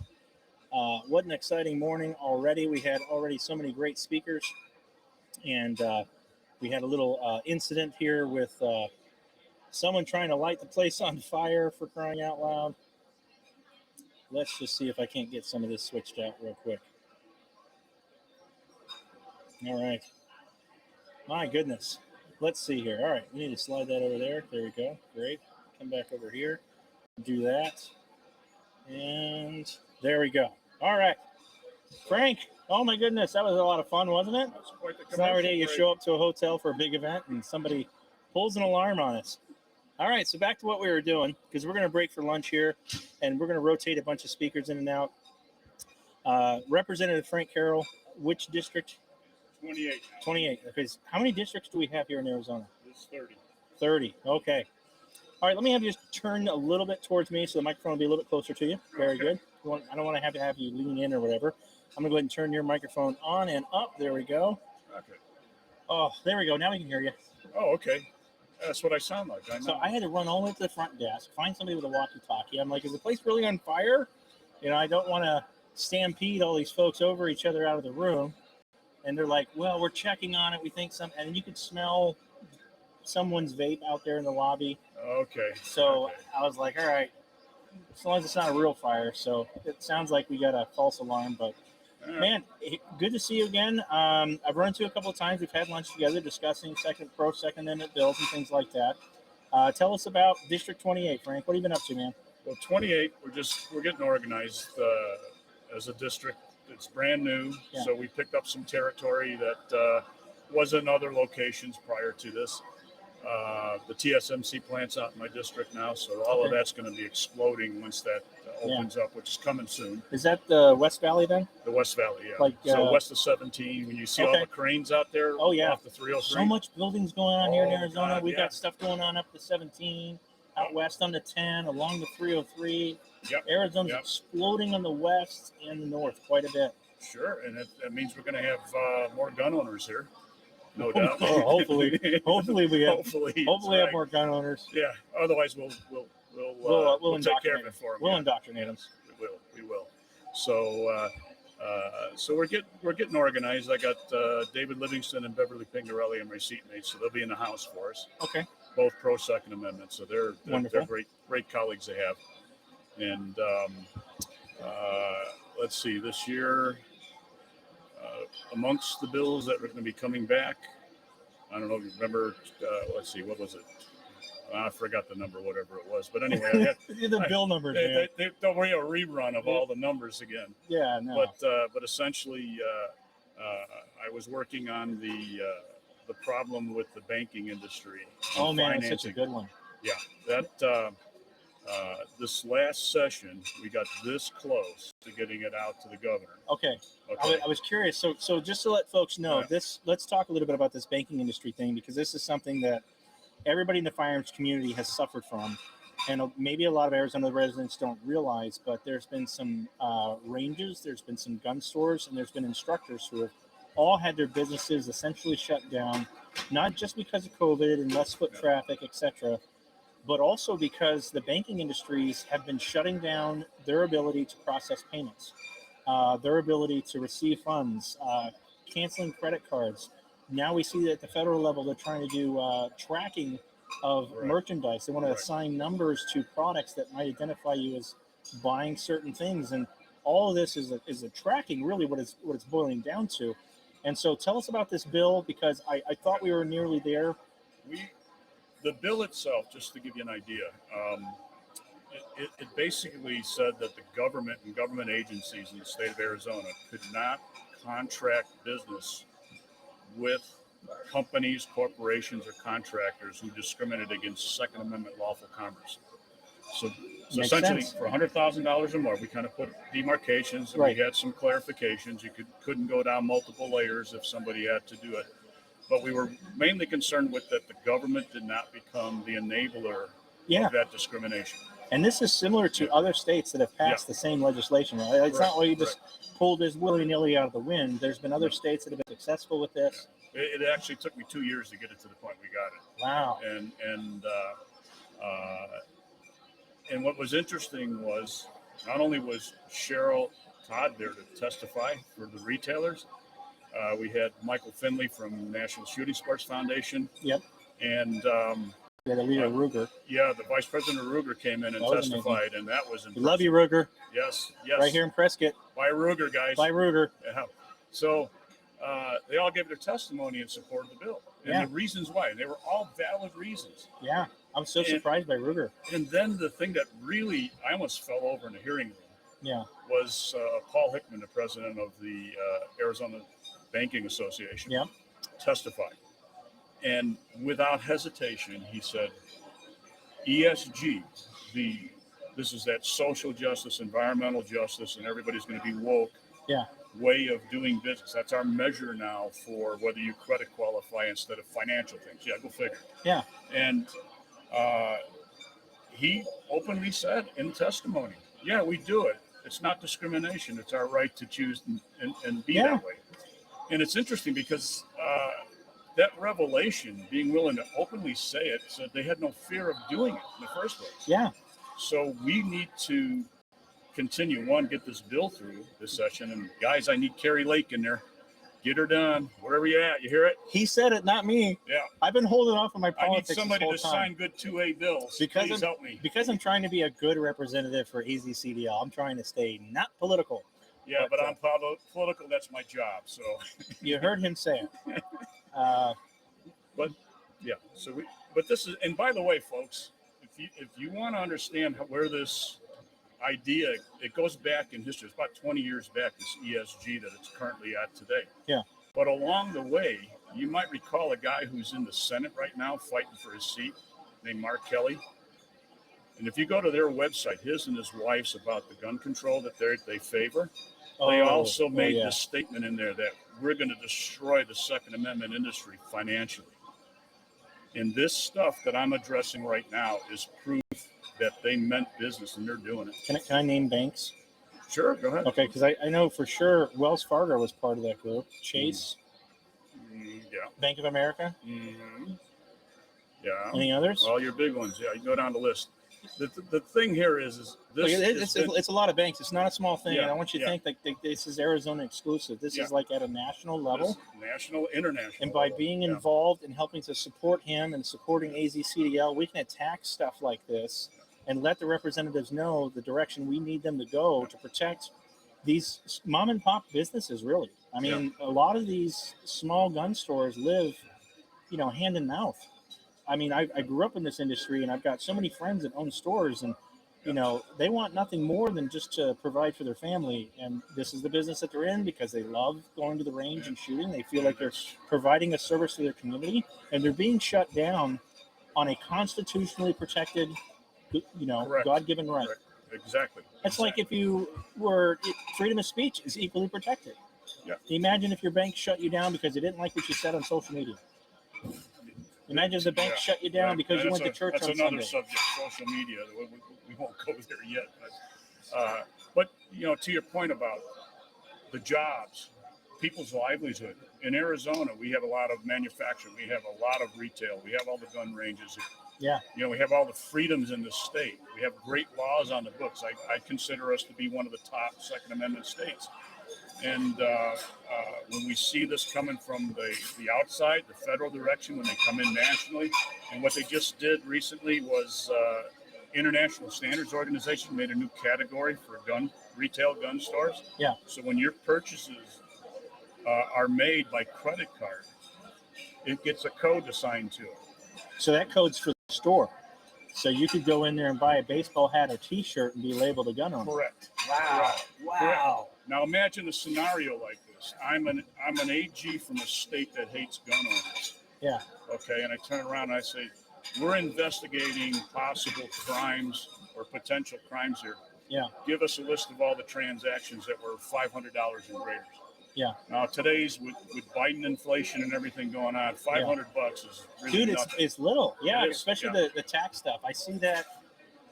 I see where they're trying to use that to watch every transaction. That's such a small dollar amount that where I see more people being affected is going to be your waitresses and your barbers, people who receive tips, etc. Well, and then the other side of the coin is, okay, who ends up on this list that bought $500 or more? As an example, I don't know what number. They could be arbitrarily anything. But the point is, all of a sudden, you're on a list. Yeah. You didn't do anything. There's not probable cause. Yeah. Fishing expedition. So this is the way we get you on the list. And they say, oh yeah, that's Frank Carroll's credit card, or it's anybody else in the room. You know. Now they put a flag up and they're watching you closely, so that when things go their way, we could expect the worst. What is it going to take for us to help you get this bill passed here in Arizona? Okay, always engage your legislator. Okay. Whatever district, the 30 districts you have 2 House members, you have 1 senator. Okay. Engage all 3. Let them know you're there. Be polite, be courteous, be straightforward in what you're thinking, but get to know who they are, because you obviously, some districts have people who are not Second Amendment friendly. Yeah. To know what you're dealing with. Now in the legislature, assuming we got the majority in the House and the Senate, okay, don't worry about the 2A bills that are anti-2A stuff, you know. That will squash. We'll make sure that doesn't get through. That's what I like to hear. Yeah. Now the stuff that we need to go forward, that's going to be kind of like teamwork. Yeah. Okay. Everybody in the House has to collectively work together on getting that through, and they've done that in the past. Same thing in the Senate. And then there's the ninth floor, as we call it. The ninth floor is the governor's office. Yeah. So we need all those parties together agreeing about what we're trying to do, our end goal. Okay. And if it means that a bill like mine passes, government's going to make its adjustments to it. You know, just keep in mind is if it passes with a simple majority and a signature, it's 90 days after we finish session, then it becomes law. When do you guys go into? You guys go into session around January, right? Yeah, second week of January. Second week of January, and it goes until when? Usually May, June. Okay, in there. It's nice if it got done in May, but you know, that's business. This year went a little longer, right? This year and the previous year, we went 171 days. Wow. And one, and that's every Monday through Friday, right? Yeah, Monday through Friday. And when we did the budget, sometimes you end up staying overnight there. I bet. Until things are settled. So many wild things have been going on here in Arizona. Yeah. You had the protesters down there beating on the door. You guys were meeting? Yeah, that was interesting. I mean, it wasn't a big group, but like the media really blew it up and said, made it look like it was. Well, they always have a small camera, and they just can't hold all they can't hold it more than 10 people in it, but they'll tell you there's 100,000 of them. Yeah. The usual thing, but yeah, that was interesting. DPS did a phenomenal job. Oh my gosh, their teams there, and they handled it. DPS in Phoenix, Arizona has some of the best law enforcement in the state. I'll say it every time I get on the air. Yeah. I've got so many friends that serve with every agency. Yes. Love those guys. Yeah, and they have such a hard job in today's times. Like my boys are off serving right now. They want to come home and do the law enforcement thing. And, I'm praying about it every night. Like the things settle down and get fixed, before that happens. But how long have you been doing this now? This will complete my 4th year. Okay. And that was all in the House. And then starting next year in the Senate. So amazing. Yeah. It's been a journey. It's been. It's not just as easy as. No, what do you think going into this? What do you think really stuck out to you? And since you've been doing this, like you went in with one thought. And what's your thoughts now? Well, more than anything, it's the mechanisms in play in the system that works here. Okay. You have to master that or get the hang of it at least to get through it. It's great because I came in with what I thought were phenomenal ideas. Yeah. And of course, you start dropping bills right away when you do it, and then you start seeing reality. Who has an issue with your bill? Who wants to do the same bill? There's a competitiveness in there. All these things come up to the surface, but you've got to work through them to get to an agreement that finally says, here's the product, here's the bill. And it may be a simple majority. Hopefully, it'll never have to be a veto that you got to override because those are very difficult to do. Yeah. And so patience is one, and do your homework. Yeah, definitely do your homework. Yes. And again, I'm going to have Mark Infanzon on here later because he has a website that folks can go to so you can see everyone's history of track record of how they voted. We want to make sure that we're looking for people who are definitely pro Second Amendment so we can help our legislators and representatives do what it is that they need to do and get some of these pro 2A bills passed to protect our banking industry, to protect our Second Amendment, and keep us off lists. There's a big fight going on. There's lots of bills all the time. Yeah, all the time. There's typically 1,600, 1,800 bills. Yeah, and it's not enough that we defend what we already have. We need to start making advances in the Second Amendment. Yes, absolutely.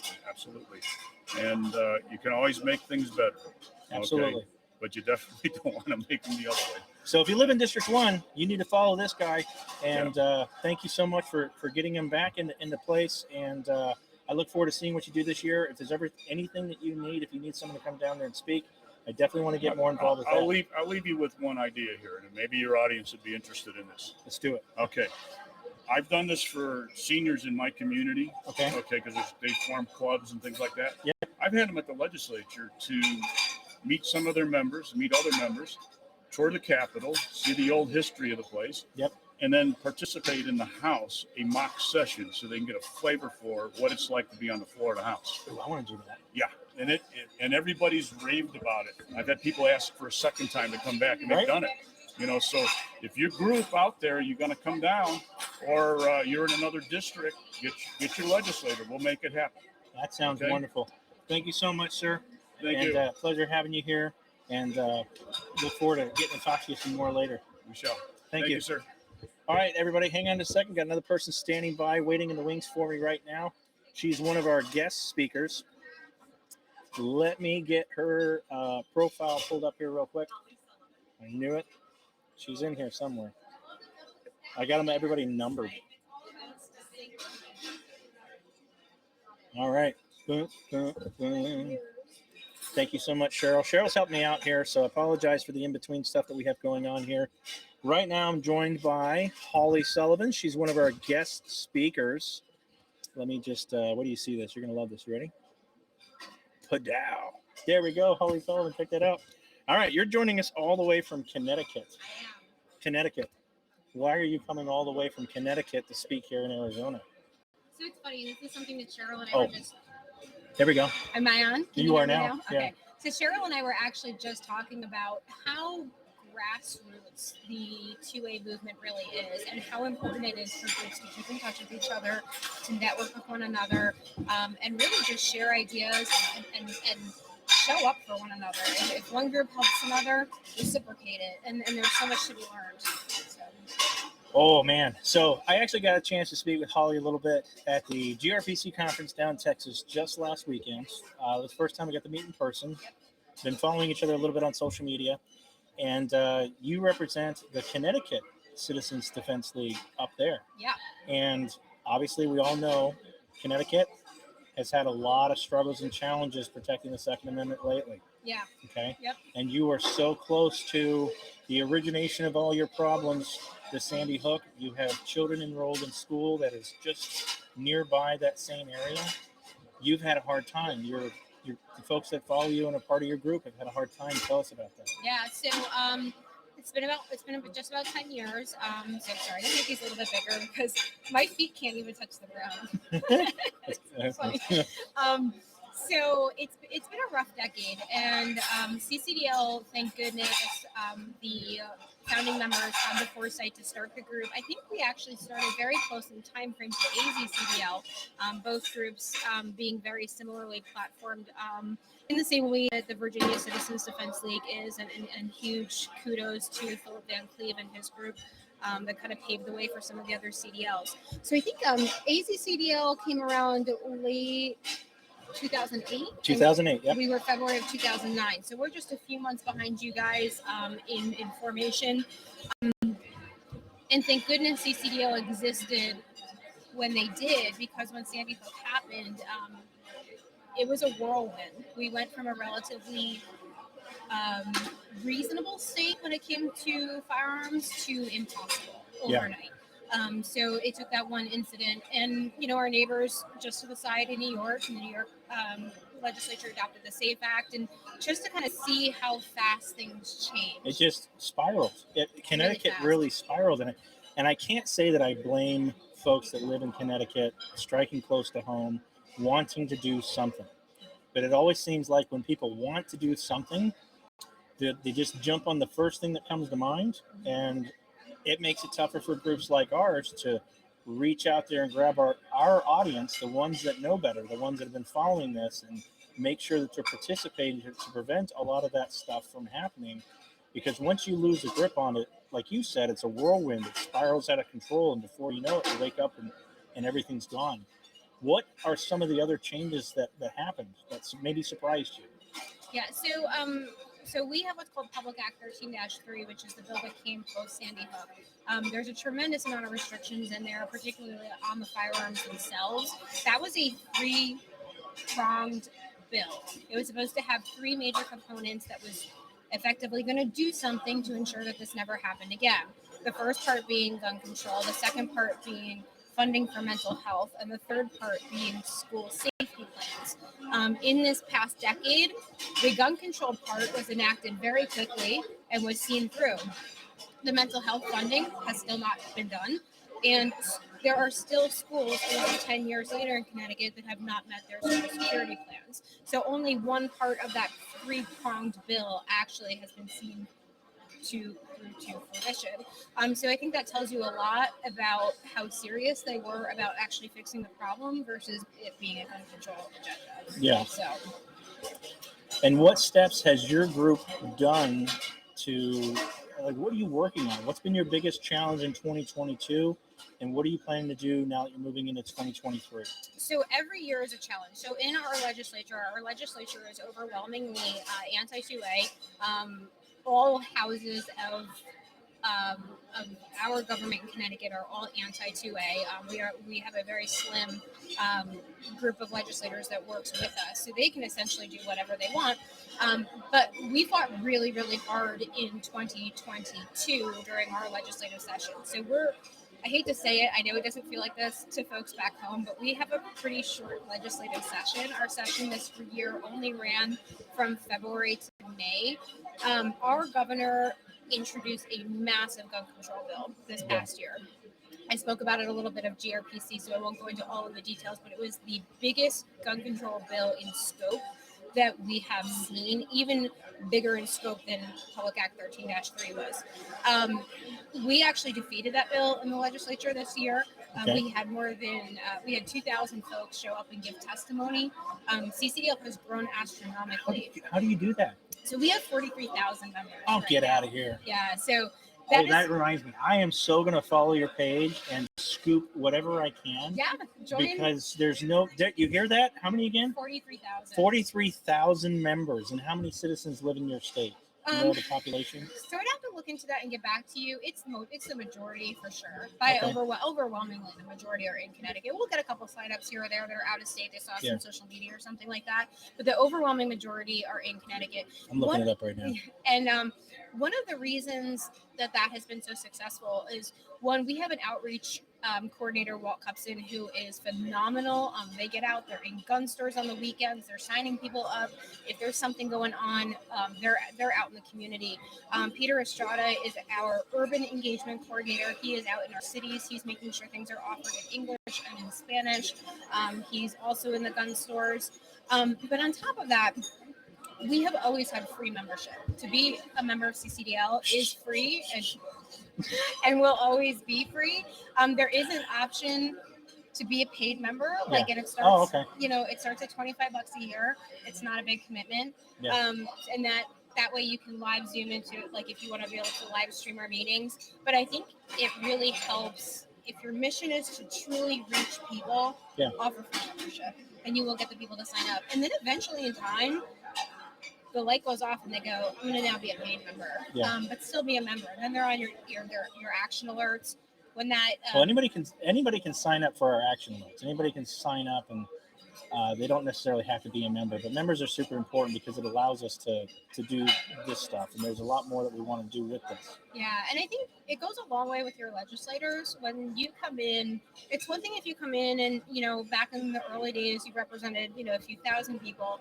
But now when I go in and I represent 43,000 people, it's not lost on them that those are votes. Yeah, and you have 3.5 million. In our state. In your state. Yep. That's your population. And ours is 7 million. So we should be at 86,000. Well, you're also in a far more friendly state with a lot more folks who believe in what you do than in our state.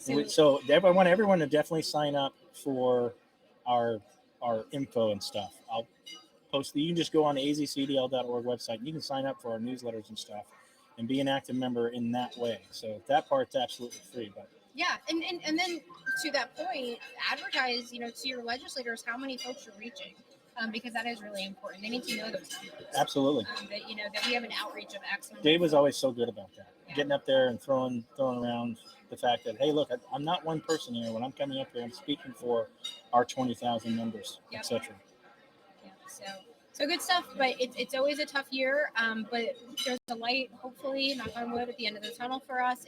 In partnership with the Second Amendment Foundation, about a week and a half ago, we filed a lawsuit challenging our quote-unquote assault weapon ban in Connecticut.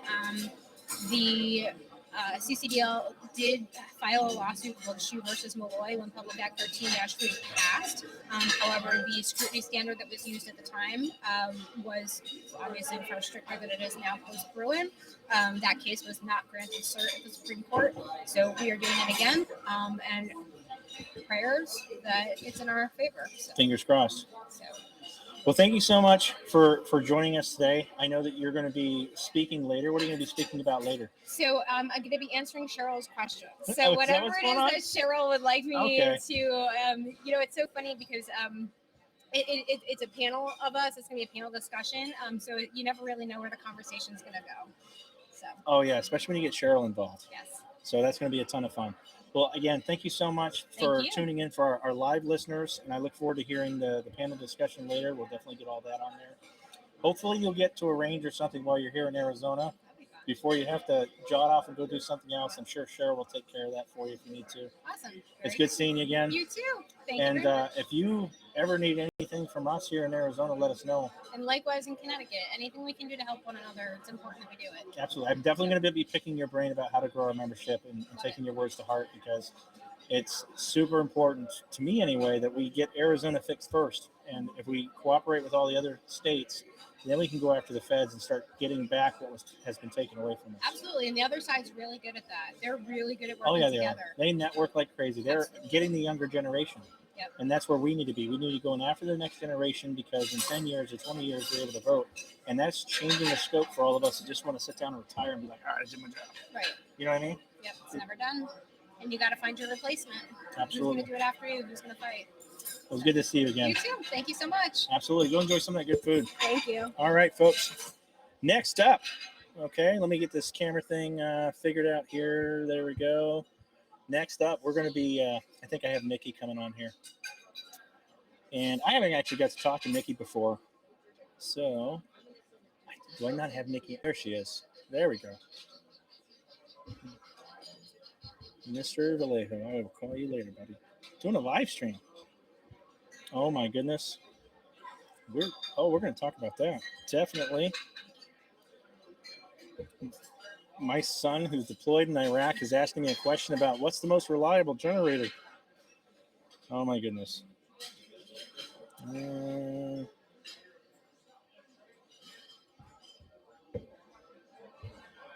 All right. Nikki, right? Yes. Oh my goodness. All right. I got you all queued up here. Nikki Goeser.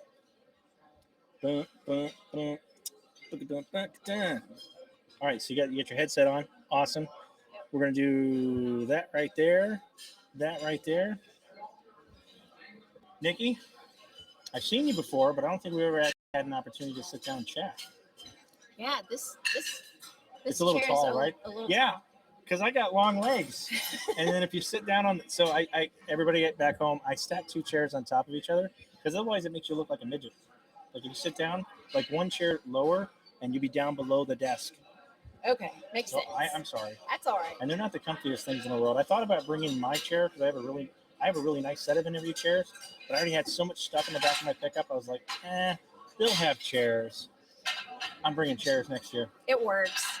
So, Nikki, tell us about yourself. Tell us who you are, where you're from, all that sort of stuff. Sure. My name is Nikki Goeser, and I am from the great state of Tennessee. And I'm executive director of the Crime Prevention Research Center, but I'm also a victim of a violent crime.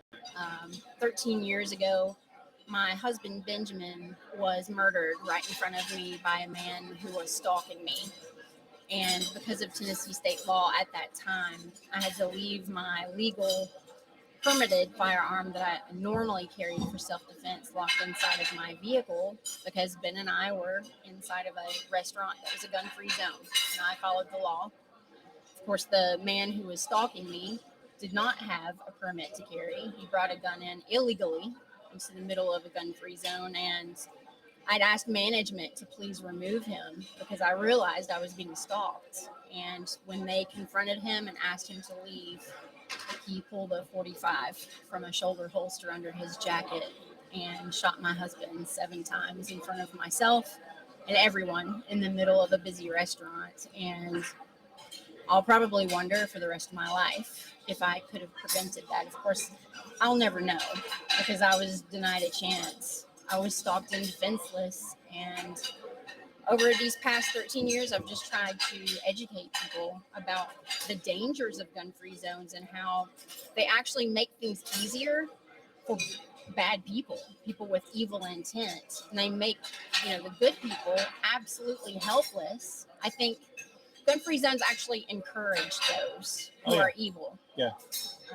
Well, I mean, you're putting a label on a building that says everyone here has been disarmed for your convenience. Like, I really feel like people at home, here's my advice. This isn't AzCDL advice. Go print a sign that says this facility has disarmed all of its patrons for your convenience, and stick it to their building. I mean, everybody. I mean, because it's not exactly graffiti. You know what I mean? I don't think you can be arrested or charged for it. But I think more owners. Every time I sit down and talk to an owner about that sign and what it means, like, because in our state, it's a no trespassing sign, and law enforcement that's off duty.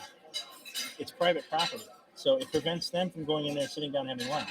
Your CCW carrier who's passed a background check that hasn't violated any laws can't have a CCW, etc. And in our state, I mean, really, it's the general practice of everybody to still carry everywhere they go, and our permit allows for all weapons. It's the most ridiculous thing in the world, and I don't understand people's logic. How long were you married? Ben and I had only been married for 1 year, 4 months, and 2 days. And how long ago was this? It was 13. It was over. Well, it was in April 2009, so 13 years ago. And how did you get through all of that? How did you get through all that? I can't imagine. It wasn't easy. Obviously, I had a very difficult time, as anyone would. Of course, I was depressed, and it was awful. But I started speaking out because so many victims of these horrible crimes. I hate the word victim, but I don't know what to use. Survivor, I guess. Survivor. But so many of these people that go through these horrible things, they somehow blame the gun. And I felt it was important to speak up as a victim of a violent crime, what some people call gun violence, But I call it violence. It's just violent. It's violence, period. And you could shrink into a shell, or you could come back swinging. And what I'm seeing right now is someone who came back swinging. You've got a book sitting here that I imagine probably tells your story, right? Yes. This is Stalked and Defenseless, the true story. Susanna Hupp and Andrew Pollock both put in some forwards there for you. Where can you find this? You can find that on Amazon and also at my website, stalkeddandefenseless.com. Okay. But yeah, I felt like it was important to speak up because I do not blame the gun. I blame the murderer.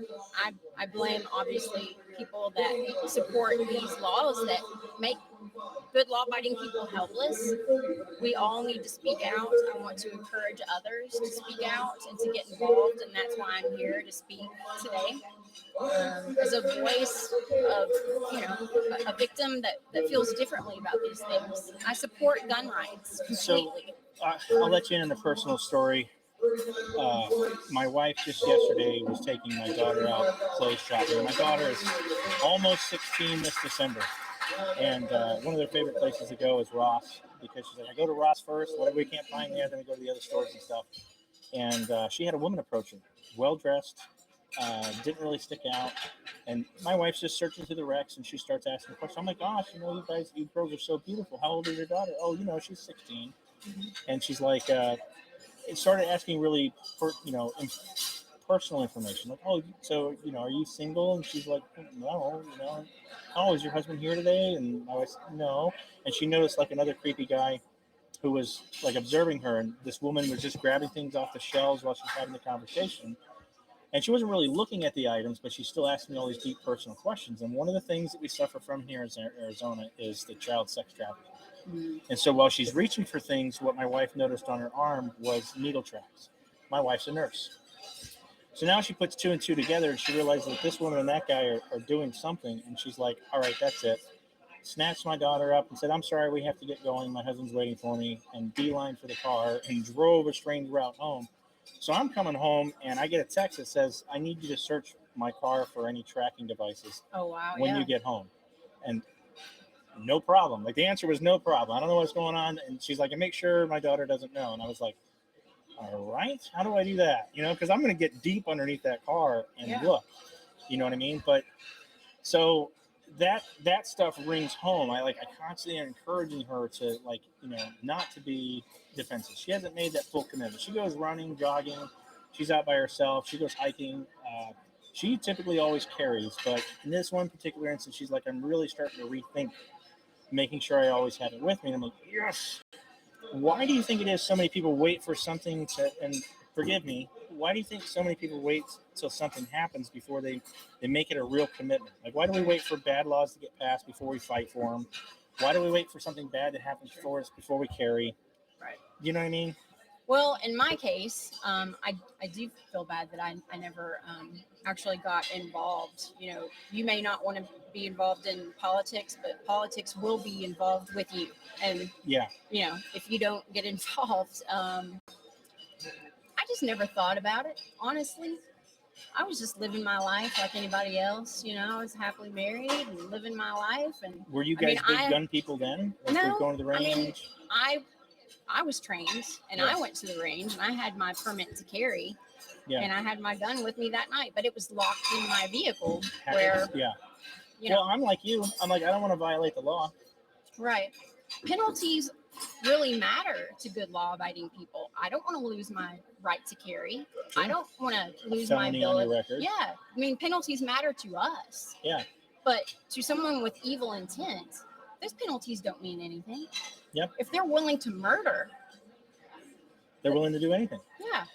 So we see them attacking kids. And I know a lot of people kind of picture, because all we ever see are the mugshots, like the way the media reports it.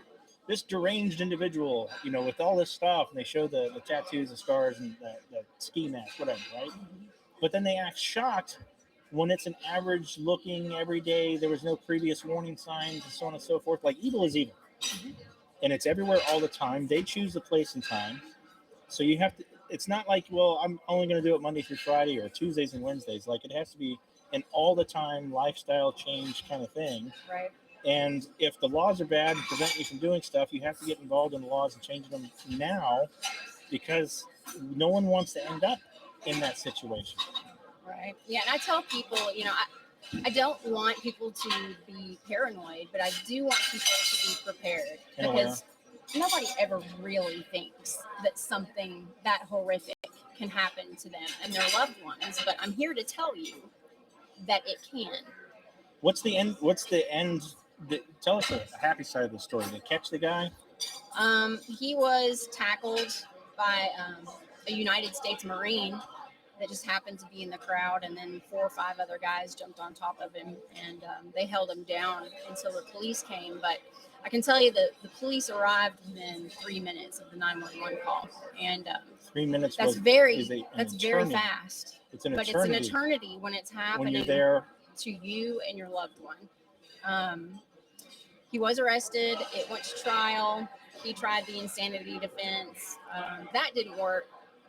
But, defense attorneys bring mental health experts in. They said he had delusional disorder and erotomania. And his mommy didn't love him. The judge was a liberal judge in Nashville, Tennessee. And he ended up, despite all of the overwhelming evidence of premeditation, he dropped it down to the lesser offensive second degree. So this guy got 23 years at 100% with no parole. But that was a lie, because he's allowed to earn early release good behavior credits. So he's going to be released in just 6 more years, which is terrifying. How long did the trial take to the sentencing?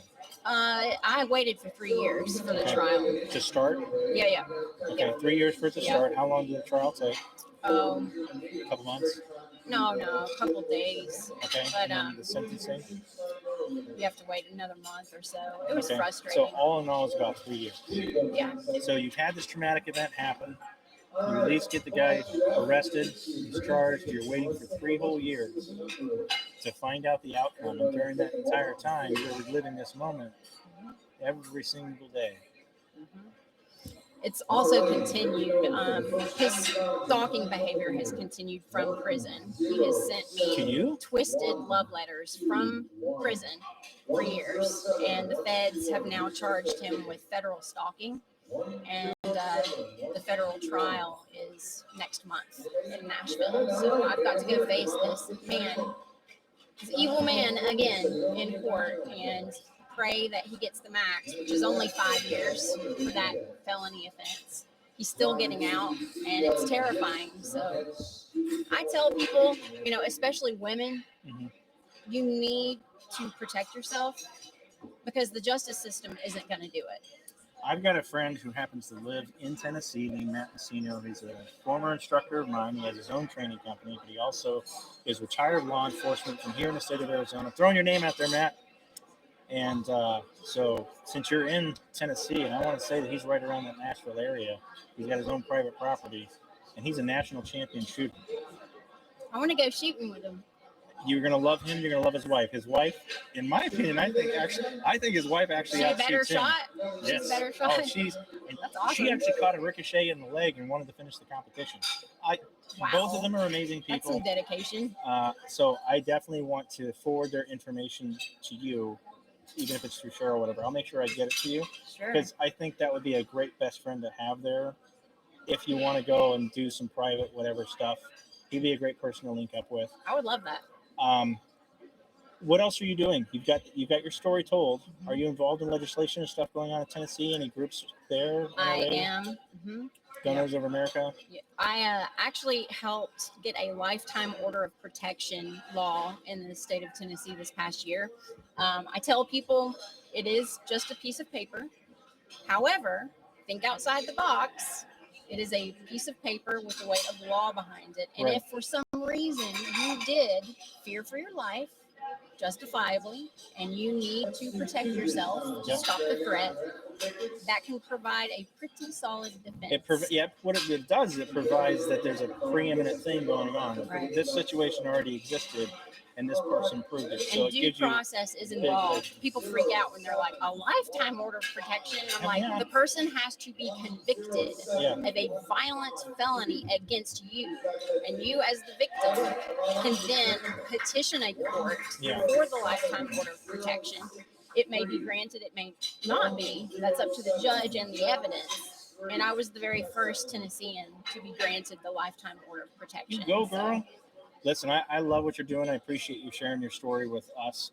And definitely we're going to trade information. I'm looking forward to seeing you do more with this stuff. I can't imagine what you've gone through to get to where you are today, but I love what you're doing with it, the way you're rebounding and tackling it. We also have restaurant carry that passed in Tennessee, and I worked on that one too in the background. So now, as long as you're a permit holder, we've got constitutional carry too now. So it needs to be for all weapons. You can carry in any restaurant that serves alcohol as long as you're not drinking any alcohol. They do allow a posting provision. It's up to the business owner. So where can everybody find you if they want to follow you, contact you? My website is stalkedanddefenseless.com, but check out the Crime Prevention Research Center. Oh, okay. Our website is crimeresearch.org. Yeah. And you can find me there as well. That's John Lott? Yes. I work for Dr. Lott. And you should sign up there for Love our the newsletter. research he's doing. We'll be putting out a lot more information about John Lott because he's got one of the most extensive studies. Yeah. He wrote More Guns, Less Crime. Absolutely. Well, thank you so much for spending your time with us, Nikki. And I'm definitely going to be following you. I appreciate you sharing your story with us. Thank you. Ben would be proud. I think so. I Ben hope would be so. proud. You keep it up. Okay? Thank you so much. All right, everybody. So we got another person coming here. I'm going to introduce her in a little bit. They're doing a live auction right now. Charles Heller is doing that. There's some information. Cheryl, where's the live auction? Can they go online for the live auction? And jump her in here real quick. I will find that out for you. I know that we have, the foundation is doing an online auction that you can text in your bids. Yeah. So I will get that information to you. We have at 1:05, David Gowan will be giving a talk. And so we'd like to bring Ashley Hlebinksy in real quick if you've got time for that before. Absolutely. All right. Well, let Grab me her vacate this logo chair here. and put somebody who really knows her stuff here. Okay. Hang on. All right. What up, girl? Hey, long time no see. I know, it's been, 5 days? Exactly 1 week. 5 days, yeah, exactly 1 week. There we go. Oh, this is too big on my hand. Yeah, you might have to scrunch it down. Like, how do you Maybe I was wearing it earlier because I have a big head. I thought I had a big head, but apparently I don't. We'll just leave it like this and we'll see what happens. All right, so you were down there at the National Conference for Gun Rights Policy Conference. Yes. And then, I don't know, somehow Cheryl swindled you. Hey, next weekend we're going to be doing... That's how she does it, right? I mean, I wouldn't say swindle, but I think I committed to this one before GRPC. Oh, did you? Yeah. That's so cool. Yeah. I mean, I'm like down the road, so it would be kind of embarrassing if I said, oh, that's just too far for me. Anyway. So tell us about yourself. So my name's Ashley, and I spent about 10 years running the Cody Firearms Museum, which is in Wyoming. Okay. It's one of the largest gun museums in the country. And I was very fortunate during that time that I got to completely gut the museum and then rebuild it. So we did, and we reopened in 2019, and then I stayed on for a few years to help my assistant transition to the curator position. And now I'm building museums all over the country, and yeah, and doing a lot of expert testimony on Second Amendment cases. And I just founded the University of Wyoming College of Law's Firearms Research Center with David Koppel and George Moxery. Okay, that's that was a lot just of a stuff. lot of information. Like, I'm doing this, I'm doing this, I'm doing that. All right, now, so you revamped the museum. Yes. But then you had to find a replacement because you're going to go around the country and build more museums. I like building museums. Yeah. Well, I didn't have to find a replacement. It was actually my assistant curator who then moved into the position. He's awesome. Totally the perfect person to kind of move into the... How many square feet is this museum? 40,000. All right, 40,000 square foot museum. How many guns do you have in this museum? We had about 7,000 firearms, and when we were all said and done, Say it again. 7,000. Can you imagine having 40,000 square feet as your own personal space with 7,000 guns? I'm trying to visualize this, and I can't bring it. It's a lot of guns. That's a lot. I'd probably have a heart attack if I walked in there. A lot of people do. And we were actually able to get a lot of them on display, which is pretty cool because most museums suck at that. Yeah. Yeah. There's stuff like things you can touch. We have some interactive Some of the big floor things. spaces and stuff like that. Yeah, we had 4 firearm simulators when we reopened, although the upkeep on that is a little difficult. You could actually shoot a converted M2 machine gun. It was a pneumatic version, so you could just shoot it just to feel the recoil on it. Yeah. The M2 Browning 50 caliber machine gun. Yes. Okay. I like that. Holy, yeah, I left There's all a the few stats on it. Yeah. Well, because our listeners probably Sorry. know, but some people may not know. That's a lot. Okay. Yeah. That's impressive. So there were some hands-on, and then we have a whole science wing. Okay. So you could feel different trigger weights. That was sponsored by Timney Triggers. And then we had different sites that you could look through. We had a long-range rifle simulator, a shotgun simulator in there.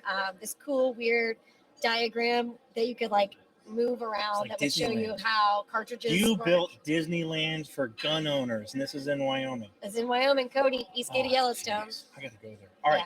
So what's the next one being built? Okay, so I've got several, and some of them I can't talk about, but I'll talk about the one, NDAs and stuff. But one of the ones I'm working on rebuilding is the LA Police Museum, which has the coolest collection I think I've ever seen. I love me some creepy shit. Am I allowed to swear? Sorry. Dude, I do it all the time. Okay, Go for it. They have all the guns that belong to Charles Manson, Tex Watson. They have the rope that was used to strangle Sharon Tate. They've got Patty Hearst M1 carbine. They've got all of the guns and vehicles from the North Hollywood shootout. Hillside Strangler artifacts. So basically, if you're into true crime, that's the place for you. No, it makes total sense. That's going to be a really long process just because we're kind of starting from the beginning because it was basically a museum that law enforcement, whenever they get stuff, they kind of send it over there, but they didn't really have a lot of structure. It's like their old evidence locker. It actually is exactly that. So you got these tags you're reading through. Yeah. They got a catalog system that sucks, and you're like, this doesn't match this. Exactly. Inventory, this is supposed to be in that box, and it's over in the bottom of this box over there. Yeah. No, I totally get that. Well, and then we've got, I'm doing just an exhibition up in Montana, the Matthew S. Browning. So John Moses Browning, his only full brother, Matthew, that side of the family moved up into Montana. Okay. And so the Matthew Browning Jr. collection is actually up there in an art museum. And so we're currently working on redesigning the wing that houses the firearms. That's really cool because there's so many archives from the family that nobody's ever seen before. They're spicy. The Brownings were so spicy in the way that they talked about stuff. Like I was reading family archives where John Moses Browning was talking about like the end of World War I and like all kinds of stuff. Very colorful. Everyone, for those of you that don't know, and I know the ones following live probably know, this is definitely going to be available for replay. Eventually, we'll probably make it public too. Thanks for asking that, Dave. I first learned how to shoot a Browning. That was the first handgun I ever fired was a Browning high power. Dad passed it on to me. I've completely refurbished this thing. I mean, it's blued, but I polished it for 7 days down to 3,000 grit sandpaper before I did. Yeah. So it's a mirror. It's the shiniest gun I've ever seen.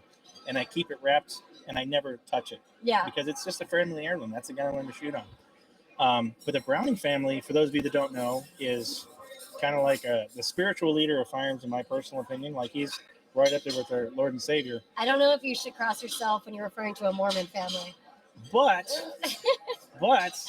the amount of innovation that John Moses Browning did in the firearms industry is amazing. So I want to point this out because I love this. I had somebody asking me about John Moses Browning at GRPC. Mm-hmm. So obviously John Moses Browning, brilliant inventor of both ammunition, like entire cartridges, and calibers, and then also firearms. But he didn't do it alone. So he had a full brother, Matthew Browning, and actually I think it was like 34 patents Matthew took out with John Moses Browning.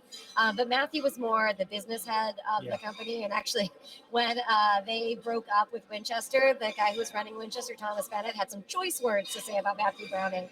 But then there was also Ed Browning. His name was Jonathan Ed Browning. He was one of the half brothers. Yeah. Because if you're not familiar, John Moses Browning's dad, Jonathan, was a polygamist.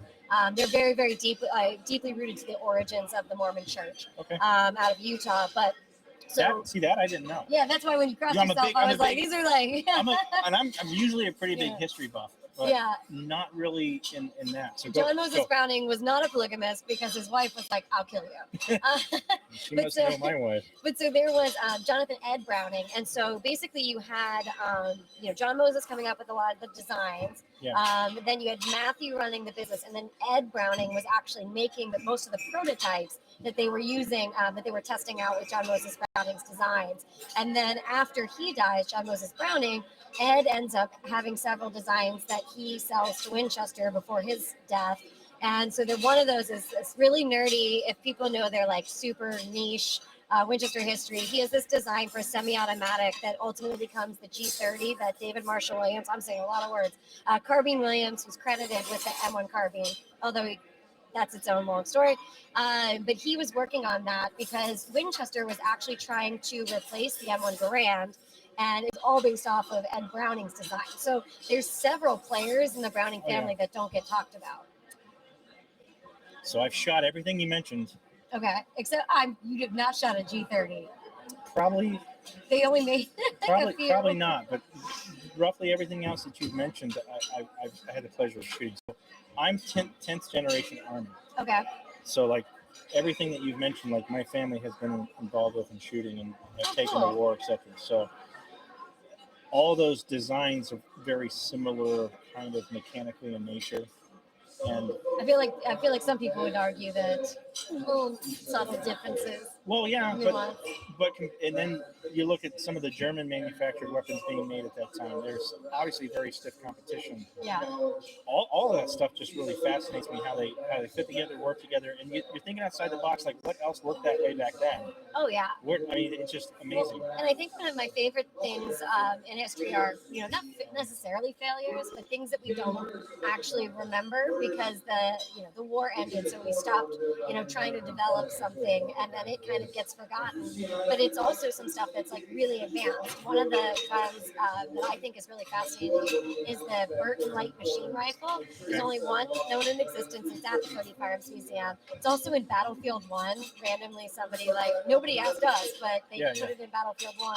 But it's an intermediate cartridge, selective fire rifle. So all the definitions of the word that I'm going to say that people are going to get really mad, but the Defense Intelligence Agency's definition for an assault rifle, not to be confused with assault weapon, but it fits all of those criteria, and it was developed towards the end of World War I. So you talk about the Sturmgewehr that's developed towards the end of World War II as kind of the pioneer of that genre of a firearm that then ultimately, turns into so many different guns around the world. But they were making, Winchester, of all places, was making pretty much the same technology at the end of World War I, but because the war ended, there was no reason in the U.S. government's mind to keep pushing Allegedly. But they didn't ask us. Oh, yeah. There's no reason. Yeah. Yes, there is. I want one. Yeah, right. It's so cool. But yeah, so it's one of those things that's so far ahead of its time. And for, whatever reason, they stopped trying to push forward on that design. So we don't even remember that. But we, and we associate that technology with World War II. But man, decades earlier, we had that technology. We just weren't putting it to good use. Where can people find you, find out more about what it is you're doing? So I have a website, sort of. I do have one. It's theguncode.com. And then I'm on Instagram at History and Heels. And then I'm on Facebook just under my name. And I have a Twitter, but I don't post because it's toxic. Okay. That's awesome. I could talk to you for hours, but unfortunately, these folks want to get moving. So all right, we're going to jump back over to them. It was great talking to you. Good talking to you. Thank you. Thanks for spending time with us. Let's get over to these guys. To the safest room in the state of Arizona. Give yourselves a hand.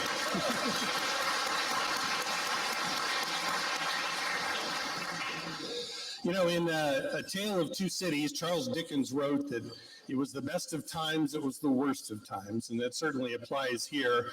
Losing our friend and colleague, Dave Kopp, has been a tremendous loss to all of us. But Dave left us an amazing parting gift. He left us an organization that is bigger and stronger than it has been at any time in its history. So the future actually looks pretty bright. So it's also the best of times. For those of you that don't know me, I joined the organization when it was only 1 year old. I've been a life member for 16 years. Was the vice president of the organization for the last 4 years. And then earlier this year, they decided I should be president. I'm also a registered lobbyist for AzCDL, and I've had the privilege of working with Dave down at the Capitol for about 3 years. He would probably say that he taught me everything I know, but not everything he knew. Not completely related to AzCDL, but I'm also the state director for the 10th Amendment Center. During his tenure, Dave led the organization and worked with legislators to do some really amazing things.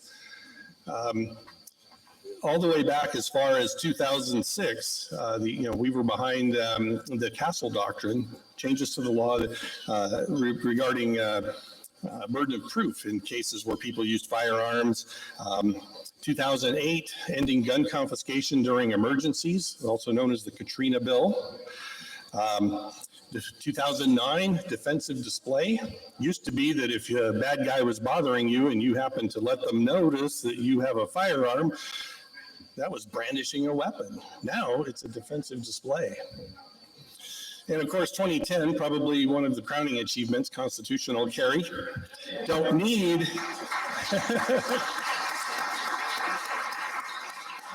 don't need a government permission slip to exercise a fundamental right. One of my favorites actually happened just last year, House Bill 2111, which basically prohibits the state and its political subdivisions from assisting the federal government in the enforcement of any law or federal regulation that violates or is inconsistent with Arizona law.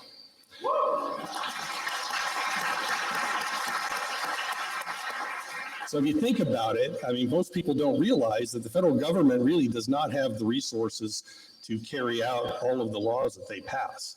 And so they rely very heavily on state and local law enforcement to do their dirty work. So this basically says that if, federal government decides that you can't have a magazine larger than 10 rounds and they want to start hassling Arizona citizens, local law enforcement says, well, you're on your own, feds. We can't help you. That's great.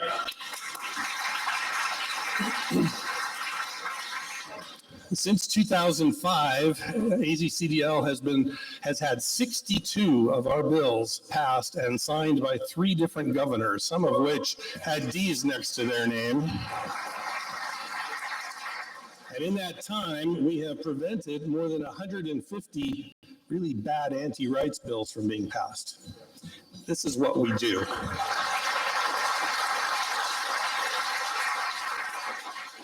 In that time, we've grown from the 4 original founding members to 21,000 members today. And I think most people, including our political opponents, would agree that we are the gun lobby in the state of Arizona.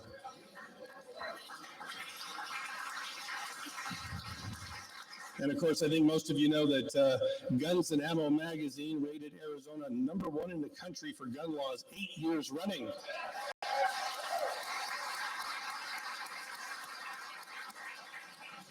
Of course, none of this happens by accident, and all of the successes that AzCDL has had has been a result of our membership. You know, it's when we go down and knock on somebody's door, you know, a legislator, and we want to talk to them about some bill that's before the legislature or something, it's those 21,000 members that get that door open, to get the phone calls answered. Okay, so it's all because of you that we're able to accomplish these things. We currently have some amazing talent. Yes, we've lost Dave, but in addition to myself, our Vice President, Cheryl Todd, is also the president of the Arizona.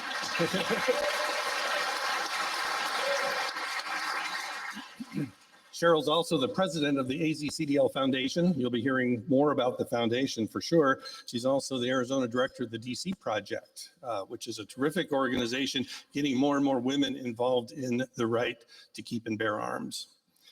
Michael Infanzon, who is the principal of Epic Policy Group. We just signed a new contract with his firm to assist us with our lobbying efforts at the legislature. He's worked with Dave Kopp for many years. He understands what we're about. He gets it. And so I'm very optimistic that we're going to continue to have some great success there. Tom Woodrow, you've seen him running around like a crazy man. He's the secretary and treasurer. He gets everything done. Mr. Charles Heller, media coordinator, can rattle off more of the Arizona revised statutes off the top of his head than anyone I know. Duke Schechter, who did the POW-MIA ceremony earlier, recruiter extraordinaire, and of course David Laird, who's got all of this amazing video equipment set up here so that we could live stream the meeting today for those that couldn't make it. And David is also our social media guru, so he's dragging us kicking and screaming into the 21st century. There has been some screaming, but one of the things I'm very excited about for the future is the work that the AzCDL Foundation is doing with respect to the FASTER program. And you're going to hear a lot about FASTER. It's the Faculty and Administrator Safety Training and Emergency Response Program. It's a program for schools, churches, other organizations to not only teach them how to deal with bad things that can happen in their facilities, but also what to do in the aftermath. It's a terrific program. And like I said, you're going to hear a lot more about it. Dave was very adamant that AzCDL continue the work that he started, and that's what we intend to do. So what's next? We need to grow our membership even more. There are about 7.5 million people in the state of Arizona. Estimates would say about 40% of those are firearms owners. Our 21,000 members is an impressive number, but it's less than 1% of Arizona gun owners. 1%. What could we do if we had 10% or 50%? That's what I think about. So in your packets on your chairs, the little gift bags, one of the things you'll find is a membership application. Find a friend and give it to them. That's all it takes. We could double that 1% just by getting everyone to do that.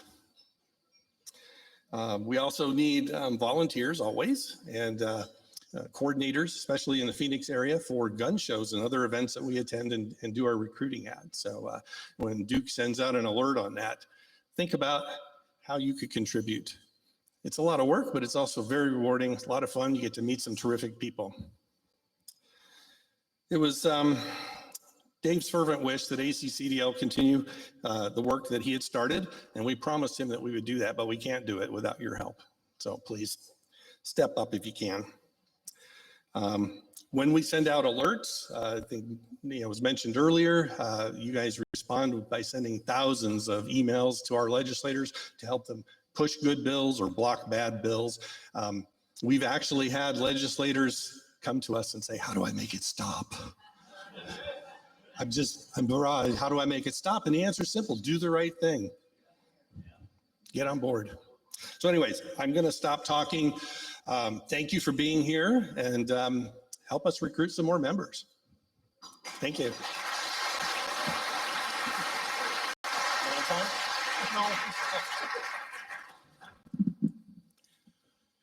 I want to invite to come up Senator Dave Gowan, and we have a little bit of a retrospective on what it's like. What was it like to work with Dave on a bill? And Senator Gowan helped get our last two bills passed, and I'd like to have his perspective on what it was like to work with Dave.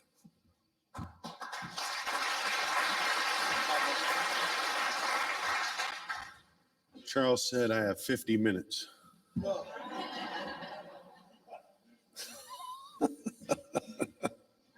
Oh, geez. Or not. No, I'll take a couple minutes here. You know, I worked with Dave for a long time. I've been down there since '09. I got elected in '08 down there, especially, I've known Duke all that time too. Helped me and down there when we were running the election at the first time. Frank Antonori and I pushing it pretty hard. Charles has always been on the team too, right? Every now and then. He's got that funky radio program he has down there. But, you know, it was always great with he and John Wetling, right?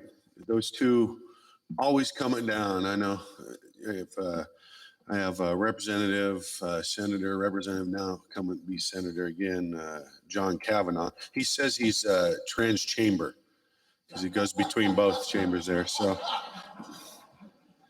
yeah. He and I have worked with him plenty of times for a very, very long time.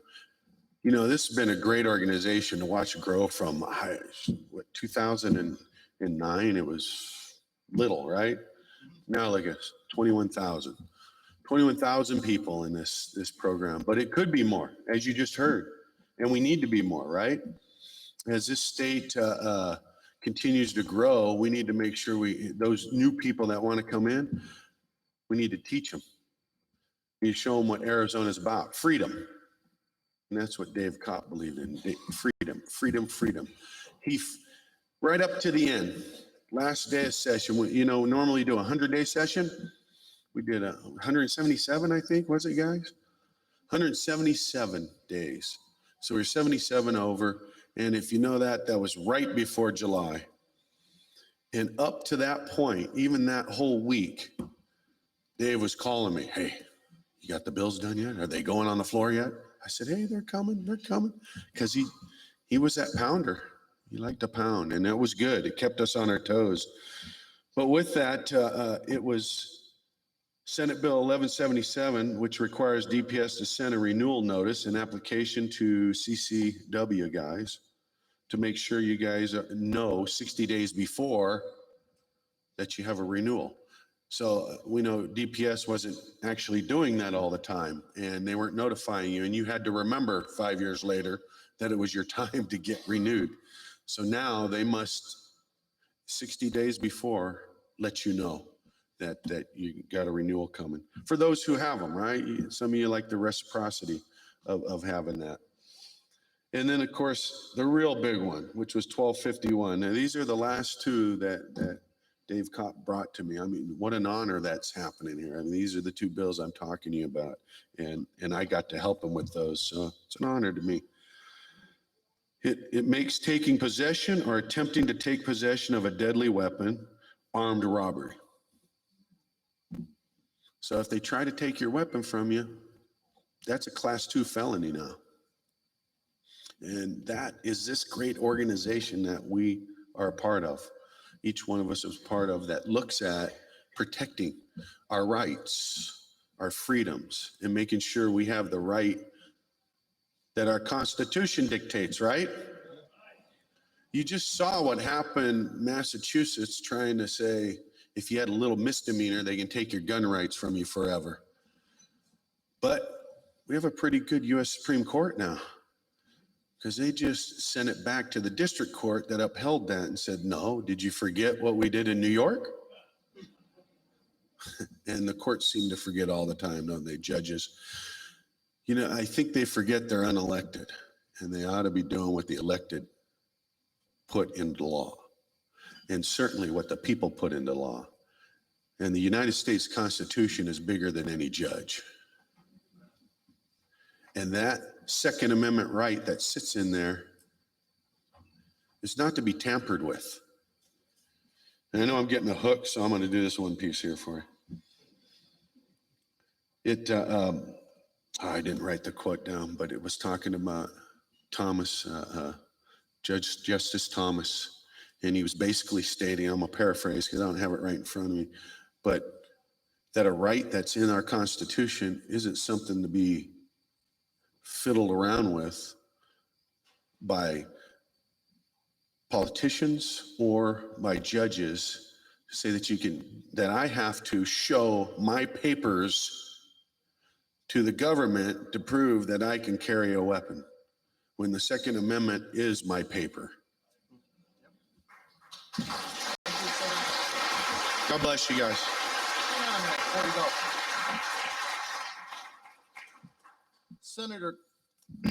Senator Gowan said something very important I don't want to gloss over, and that was about armed robbery. Previously, under 408, theft of a firearm is a property crime, and you can't threaten or use deadly force against a property crime. Well, theft of a firearm from your side is a precursor to an attempted murder. But Arizona law never used to recognize that, and it was our idea that that was our most important bill. 1151? 11, yeah. Well, there's a lot of them, you know, you can't expect them all. 1251. And that was our flagship bill. And even with a governor who has not been our friend in the last few years, he helped get it through the legislature. And because of doing that, the Arizona Citizens Defense League awards Senator Gowan with the Legislator of the Year award.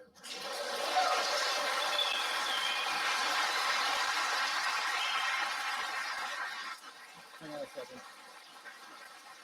Hold it up again.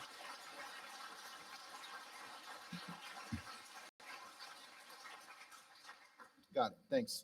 Appreciate your service. Can I say, I have some guys here. This wouldn't have happened without I see my four friends right here.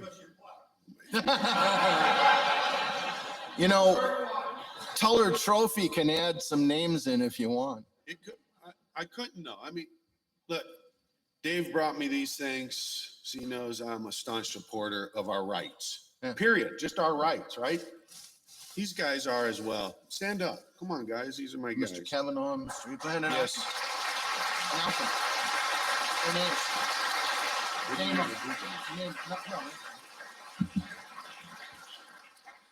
Thank you, guys. We got Quan Nguyen, got John Kavanaugh, and Frank Carroll. And those three, they're coming back to help us again this next time, each one of them. And they're going to be a big part of what's happening in the freedoms of Arizona again. So make sure you say hi to these guys, all right? God bless you. Is Mike Infanzon in the room? Mike, are you in the room? Okay, you want to come on up? Or we got 2 minutes from Mike Infanzon and on lobbying in Arizona, and then we're going to have our panel. The panel will be delayed until about 20 after, so it's about 5 minutes behind. Mike?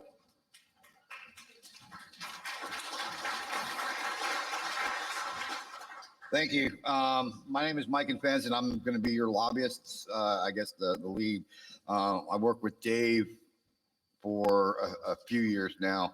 I've known him for close to 15 when he was my motorcycle rights lobbyist. So I'm fully aware of the shoes that that I've stepped into that I'll never be able to fill. But I promise you that I will do the best I can to be able to do that and to protect our freedoms, our constitutionally protected freedoms and liberties.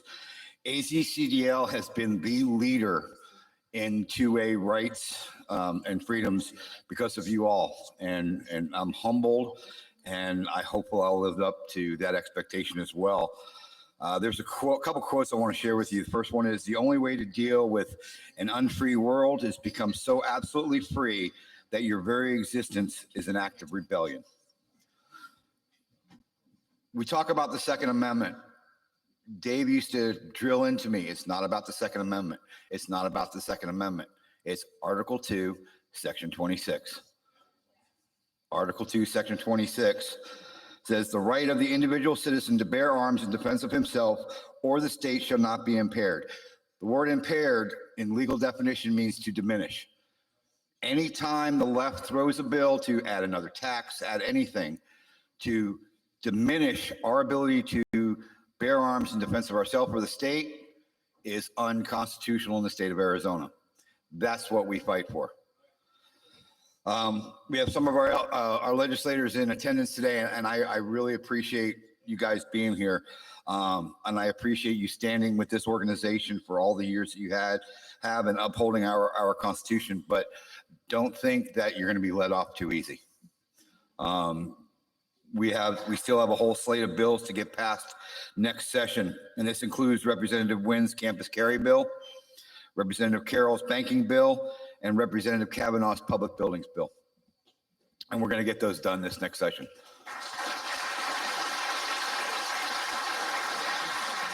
This, in addition to Faster Saves Lives, getting that codified through the legislature and through the next governor signing it into. Getting good bills passed and stopping bad ones isn't an easy task, but Thomas Paine said, the harder the conflict, the more glorious the triumph. And that's why we need so much help. And I'm being pulled, but two questions I want to ask. Number one, raise your hand if you've ever responded to an email or made a phone call. Keep that hand up, okay? If you've ever signed into the RTS system, put your other hand up. It looks like a Pentecostal church in here. Okay. Thank you all. We can't do at the Capitol without you guys doing what you do, making the phone calls, the emails, and signing into the RTS system. I appreciate you. If you need anything, call me, email me, grab me, doesn't matter. Thank you very much.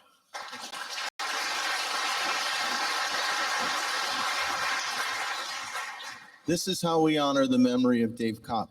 We keep on doing what we've been doing, and Michael is going to do exactly that. All right.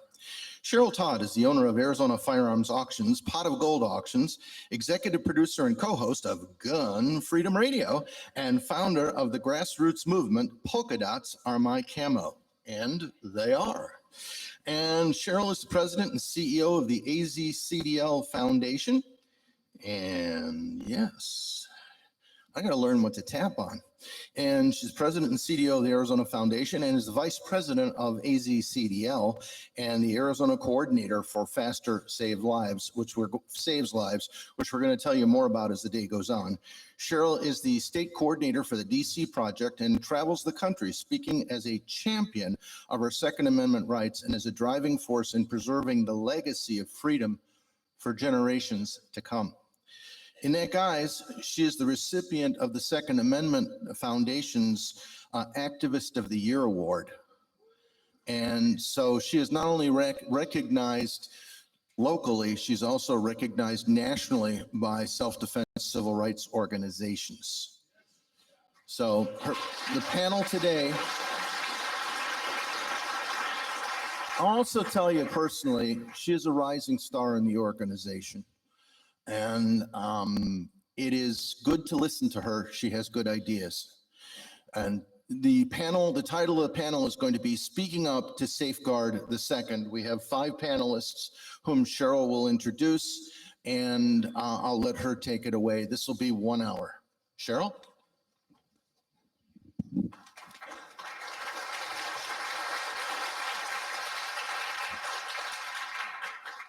First of all, it's an absolute honor to be here with all of you today. Thank you all so much for taking time out of your lives. You could be anywhere doing anything, and you chose to be here with us, honoring our awesome friend, Dave Kopp, being with each other, tightening your networks, and celebrating these precious rights that we have. So please, once again, applaud yourselves. Thank you for being here.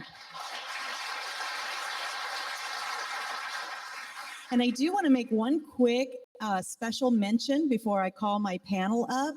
We have the newest, did she just leave the room? Did Marsha just leave the room? There she is. We have in our midst Marsha Petri, Governor Doug Ducey, just like 2 weeks ago, appointed her as one of 5 and the only female Arizona Game and Fish Department Commissioner.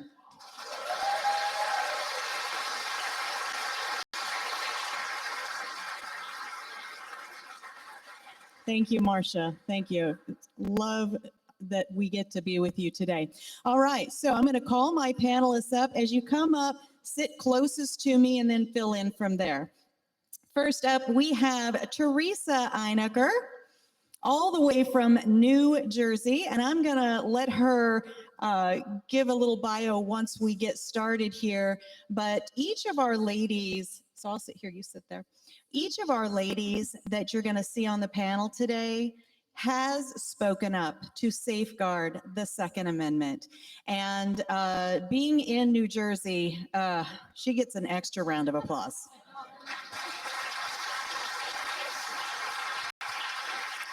Next up, we have right here in Arizona, Miss Lauren Snyder, and she has, we have just become friends in the last year.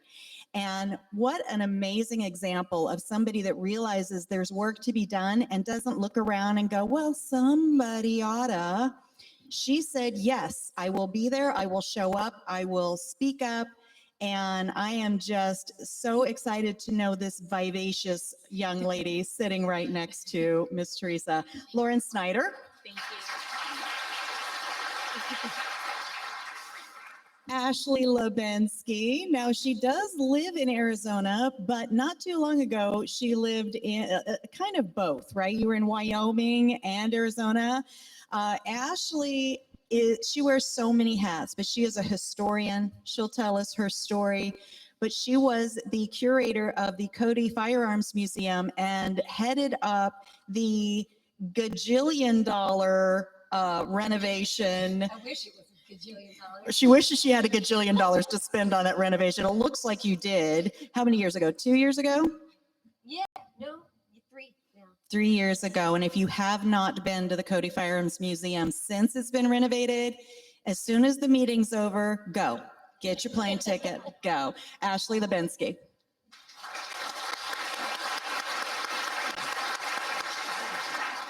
Are we short a chair? No, I think we got it. All right, Holly Sullivan to the stage. Miss Holly is the only female president of AzCDL and hails out of Connecticut. Holly Sullivan.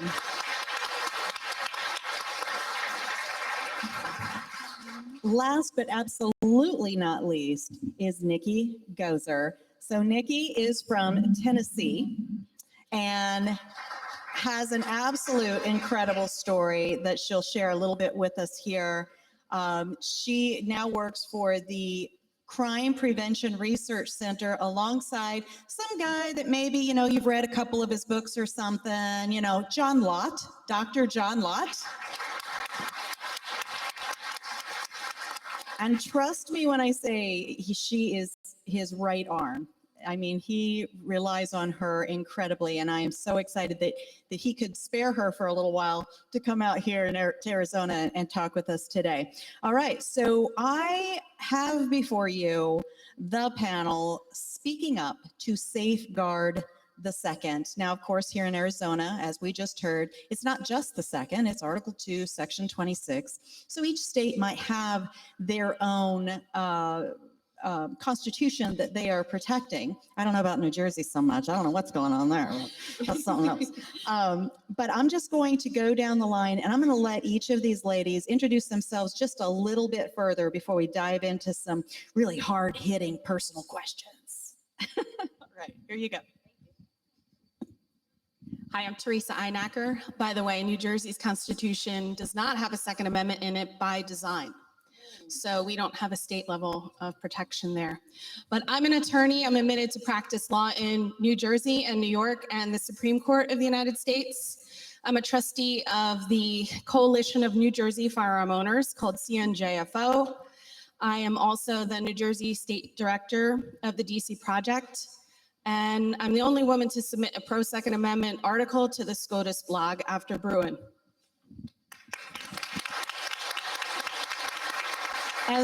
As we go down the line, you're probably going to start hearing the theme of, I have something to do with the DC Project. That is how I've met each and every one of these amazing human beings. So. Hi, my name is Lauren Snyder. I am the second vice chair of the Arizona Libertarian Party. I am originally from New York, but I left as soon as I could because I was tired of living in a place where I could not legally defend myself. I'm a member of the AzCDL and the DC Project. I've lived in Arizona for 3 years now, and I am really excited to continue participating in speaking up for Second Amendment rights in the Arizona legislature.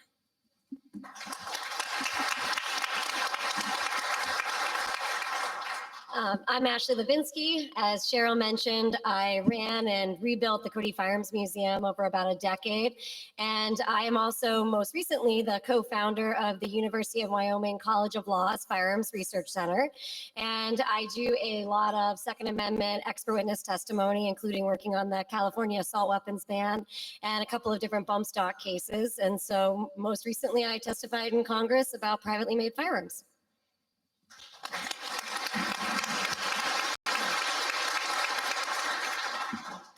My name is Holly Sullivan, and I am the president of the Connecticut Citizens Defense League. We are 43,000 members in one of the most difficult states for gun rights in this nation in the last 10 years. And it's really through the work of our amazing executive committee, 16 folks who I rely on tremendously to keep it going, and the efforts of those 43,000 members. I recently had the opportunity to testify in the Senate Judiciary Committee against a bill that was looking to be a national red flag bill that is modeled after a red flag law that we have in the state of Connecticut. So I appreciate you all for having me. Thank you.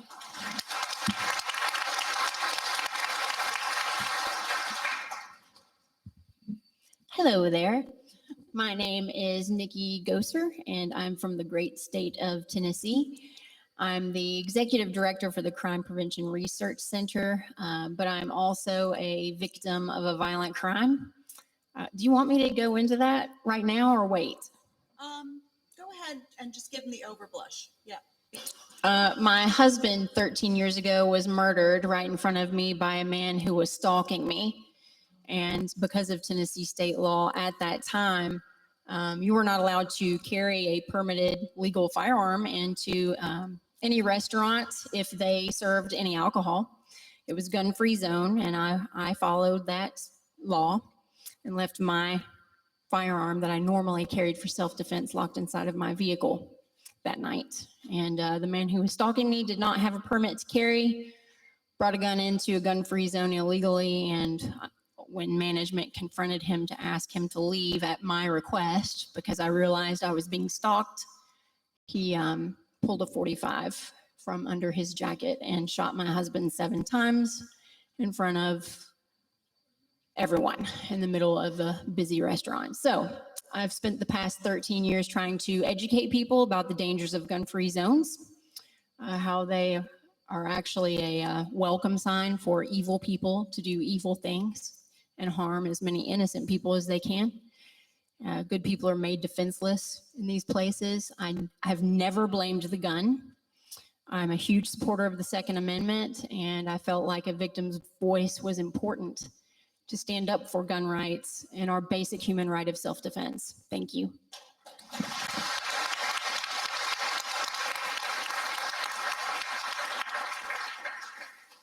And Nikki, as I always say, whenever you have to relive your worst moments of your life for the benefit of protecting and preserving our rights, thank you so much for constantly putting yourself back in those moments and helping us to amplify your voice. That cannot be easy. I greatly honor that. Thank you for that.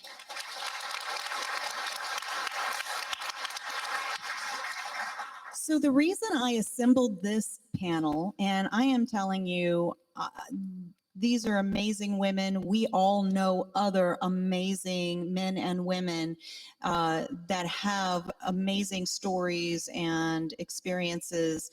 So the fact that I was able to grab these awesome people, I feel so blessed and fortunate, because busy people are busy and they all took the time to come and be here. But the main reason I wanted to do it, all of you are members. So you have taken that big step forward, right? You are, what did we say, Michael? Was it 1%? You are the 1% of the state of Arizona, and that's amazing. Thank you for that.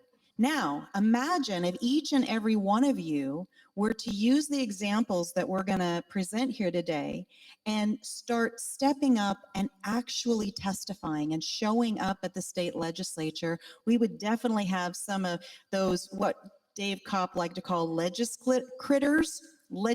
So my apologies to the legiscritters that are in the room. Frank, Carol, I love you.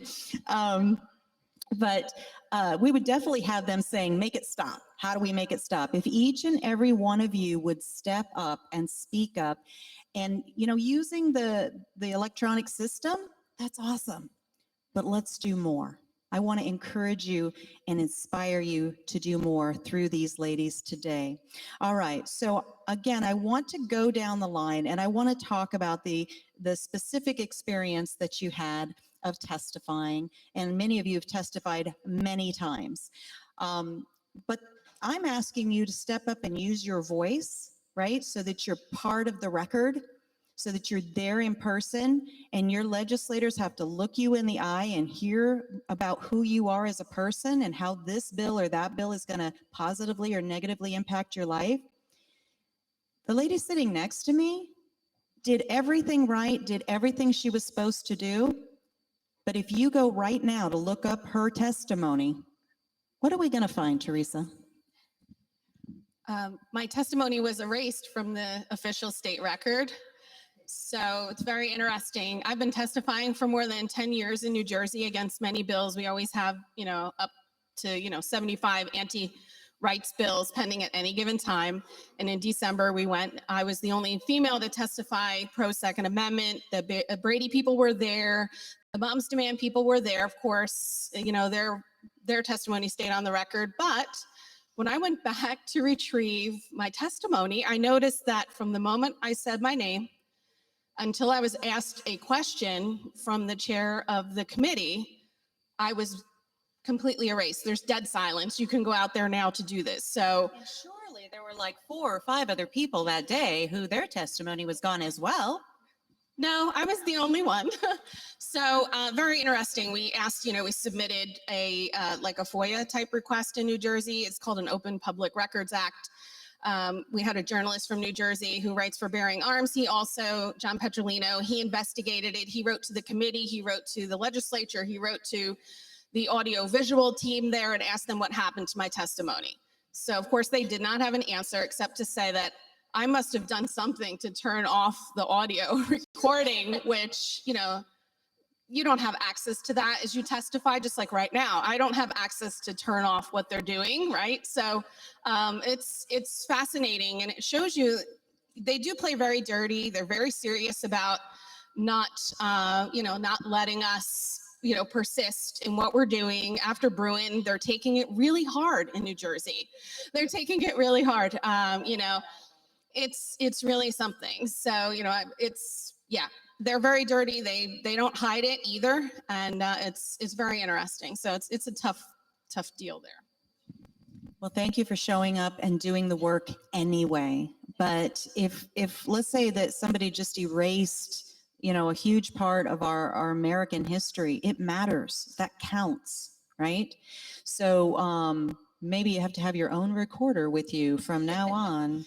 So sitting next to her is Lauren Snyder. So her experience, actually, instead of being silent, she actually ended up being a little bit amplified. I have testified in favor of a couple of bills at the Arizona Senate Judiciary Committee hearings. One bill in particular, back in March, it was House Bill 2316, and it was in support of allowing people that have their concealed carry permit to legally carry their firearms in public spaces and certain government buildings. And when I'm very much a wing it kind of person, so I didn't have anything planned when I went there. I was just going to see how it went and just kind of speak my mind. And before I testified, there was somebody there from Moms Demand Action, and they said, oh, well, victims of abuse shouldn't have to be subjected to being around firearms. And for me, being able to defend myself and having dealt with assault, abuse, things of that nature, is part of the reason why it's so important for me to be able to defend myself. I also have a genetic condition that is a disabling condition, so I physically can't fight. Like if I punch somebody in the face, I'll probably break my hand. So my right to carry tools of self-defense, in particular firearms, is super important.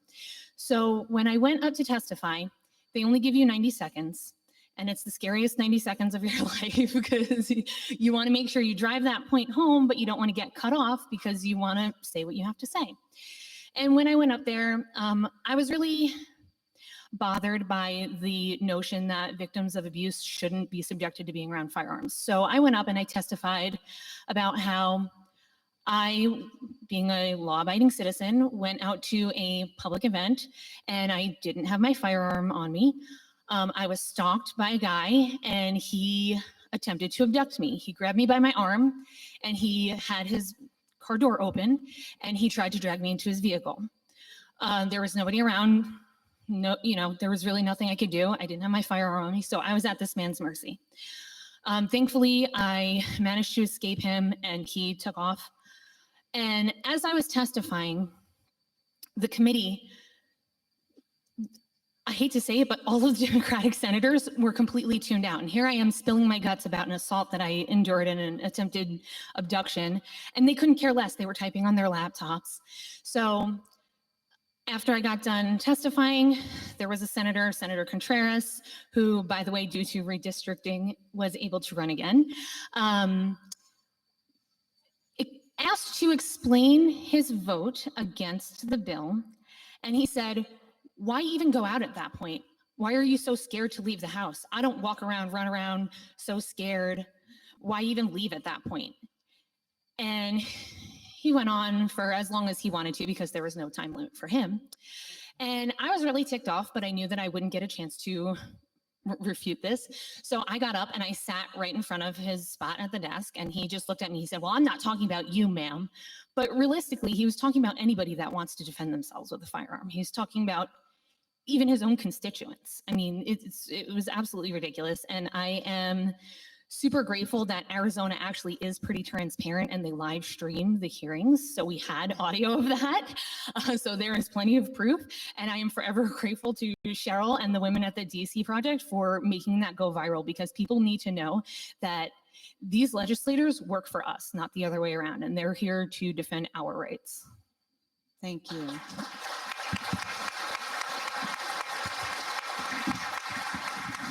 So that was the first time that Lauren had ever testified, and I had met her, just a couple of days before that at the Second Amendment rally that I help organize every February on the lawn of the Arizona State Capitol. And, I said, hey, here's this DC project. Are you interested? She said, yes. Where do I sign up? I said, hey, we've got this bill coming up. Would you be interested in testifying? She said, yes. She showed up. And the fact that she did and spoke up is what caused this Contreras person. It's unfortunate that we even have to say, well, the Democrats were checked out and, whatever. It's not a political issue, except that it's been made a political issue. But the fact that she spoke up, it caused this Contreras person to say ignorance. And if she hadn't have, we wouldn't have had that opportunity to really see what this legislator was about and how he looked at a constituent. So it is important that we use our voices. Thank you for that. Next to Lauren is Ashley Hlebinksy. Now, Ashley generally testifies as an expert witness. So it's a little less like, this is my personal story, right? And a little more like, well, here's the history or whatever. And so she was testifying at the 2021 Senate Judiciary Subcommittee on the Constitution. I don't think they were speaking from a constitutional stance. The hearing was titled, Stop Violence, Ghost Guns. So she is all about correcting the language. And so take it from there and tell us what that was all about. Yeah, so as Cheryl said, I kind of have two different experiences as a witness. As an expert witness, I get the pleasure to sit in a deposition for like 6 hours and have my expertise questioned, but it's actually one of my favorite things to do. People say I'm not right in the head because of that. But the Senate Judiciary Committee was way different because I had 5 minutes, which is a struggle for me because I like to talk longer than that. But I think the most interesting thing that I took away from that was that Senator Blumenthal chaired that committee. He actually came up to speak to me before, and oddly enough, had shown that he had read my 20-page report, which I had submitted the day before, so they had 24 hours. And he was very nice. And it was kind of funny because as I sat down, as we were like getting ready to get started, I thought in my head, I'm like, wait, was he messing with me? You know, was he trying to like mess with my head? And I did my 5 minutes. And then what's interesting, and I know you guys all have that experience, you can't speak unless spoken to in the question and answer portion. And there was only one Republican in the room. So I was like, well, this is going to be fun. So we got through super quick because there were just not a lot of people in the room because they had to be on the floor for something else. And so Senator Blumenthal said, we still have time. Why don't we go around for another set of questions? And he decided to ask me questions, which he did not have to do. And if you've seen the video, you know it didn't end well for him. He made a point about one of my statistics, which actually I did have the footnote wrong on it. But we went back and forth. And so we were talking about privately made firearms, which they call ghost guns. And so we went back and forth about that. And then randomly he starts talking about background checks, universal background checks, which was not what we were talking about. But he did something that was really interesting. And I didn't know what it was until later, which is that, you know, I'm a historian. My personal opinions are not for public record, and that's not why I'm brought onto, you know, these panels and these cases. I'm there to provide a professional opinion. And so he starts talking about background checks, and then he, you know, says to me, well, you know, do you personally support universal background checks? And my default response is always, as a historian, you know, blah, blah, blah. And he interrupts me and he goes, no, no, no. You know, you personally. And I said, luckily, I kind of blacked out. Sometimes I get freaked out and I just say things. I said, well, I'm not here to give my personal opinion, but I'm more than happy to give you my professional opinion on, you know, universal background checks. And then we continued on the conversation. And I learned from some friends who work on the Hill that what he was trying to do was get me to go on record about my personal opinion so that anytime I testify in the future, they can invalidate my professional opinion by saying that I am biased. And so I'm very grateful I didn't screw that one up, but then yeah, the back and forth went very interesting after that. And I got to come back to my favorite topic, which is marketing terms, which is ghost gun is a marketing term to make you feel like you know what someone's talking about. And that's why people get behind terms like that, because they think they know what they're talking about. And so he said, well, everyone supports universal background checks. And I was able to say, well, exactly, it's a marketing term, so people think they know what it means. And then it got real quiet. And then he was like, okay, thank you. And then he had to ask a question of one of his witnesses and was like, but you know, ghost guns are really bad and violent and we need to get them off the streets. And the guy was like, yep. And then they cut it off and ended it. So it was a lot of fun, but I think he regretted asking me some questions.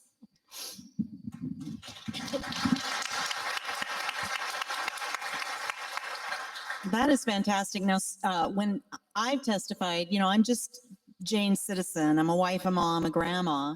And so I've not been challenged in that way and had somebody try to trip me up. So being able to think on your feet that way, thank goodness, that you did that, because how would you have been able to realize what was at play here, where this guy's been there forever?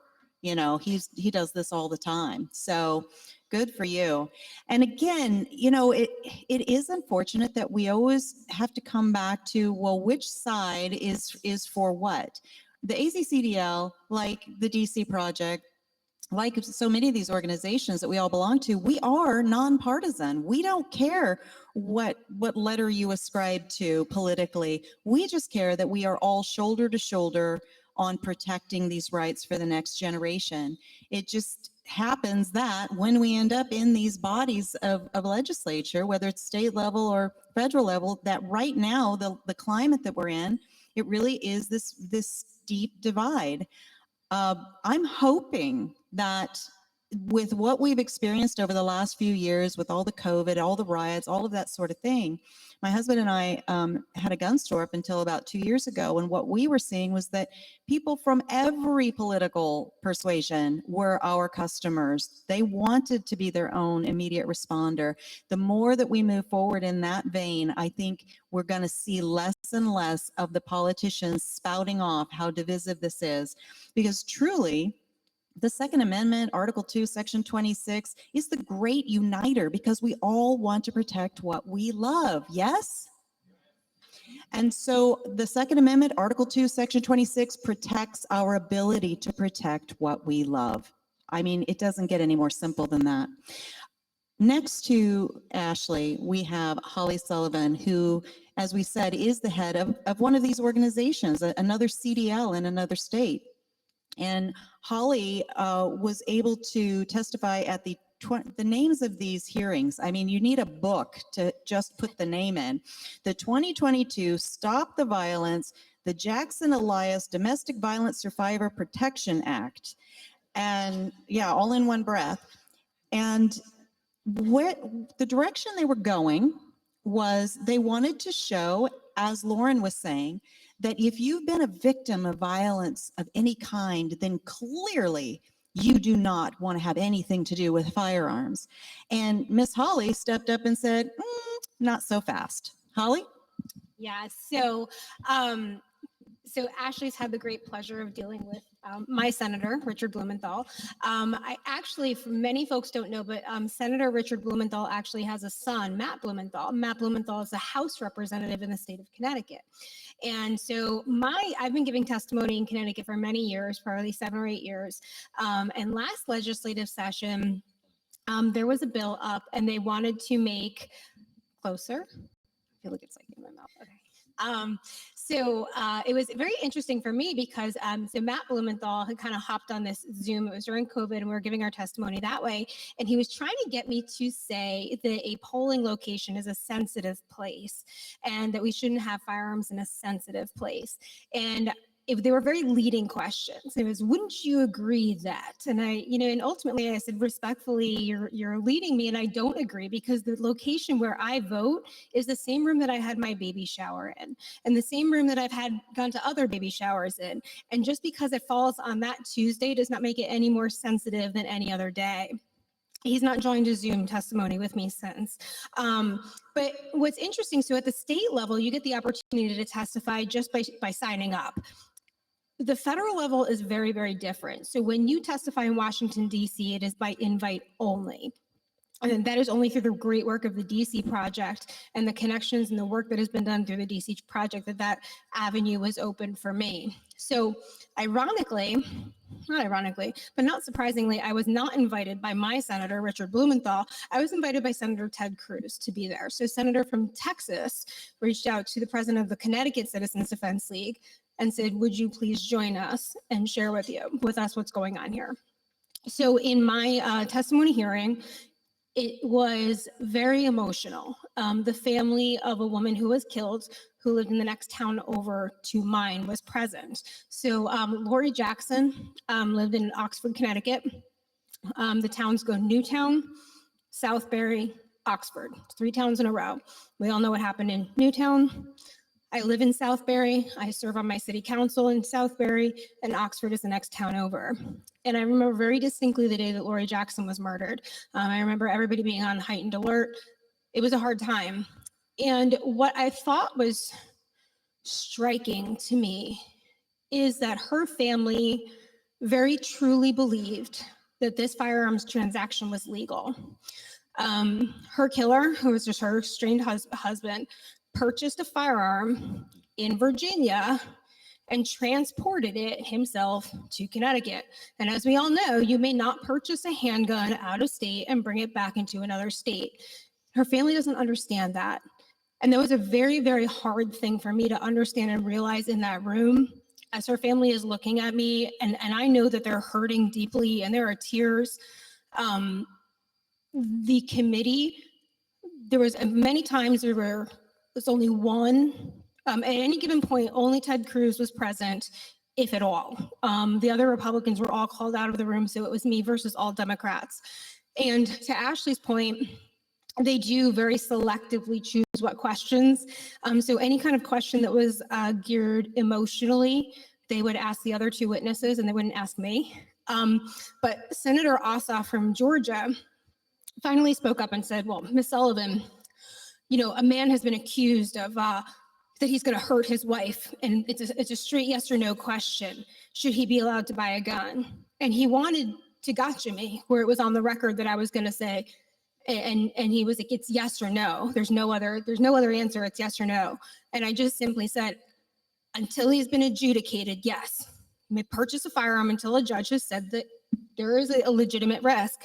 And it's a very hard thing to do with a family that is deeply and emotionally suffering. And it's very hard to see and understand that they are being so misled and that they don't understand that that law would not have saved her sister, their daughter, because it was already an illegal firearms transaction. And I think that's a really eye-opening thing as a citizen of this country to see that the Senate Judiciary Committee will do that.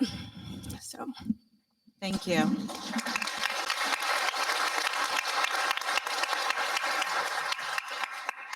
So Miss Nikki already gave you a snippet of her life and what kind of drew her into this whole world of testifying. And she has testified on many occasions in several states and been very effective at changing laws for the better to allow more individual liberty for her fellow citizen.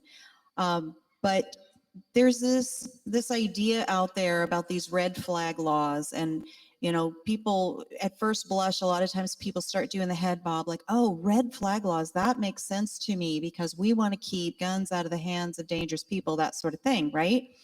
But there's so much more going on there, and it really is a gun confiscation scheme. And I think more and more people are understanding it. And what Holly just spoke about and what Nikki's talked about is if you've been a victim of a crime, you might be someone that maybe needs some mental health care or maybe some mental health related medications. Well, your abuser, the abuser in your life, the stalker in your life can use that against you and say, look, he or she isn't in their right mind, clearly, because they're getting this help, right? And so they need to have their rights taken away and their protection taken away. And it's a very twisted, evil, backward thing. Well, Nikki stepped up and she, in 2021, testified to the U.S. Senate Judiciary about the dangers of these red flag laws. Can you talk to us a little bit about that experience?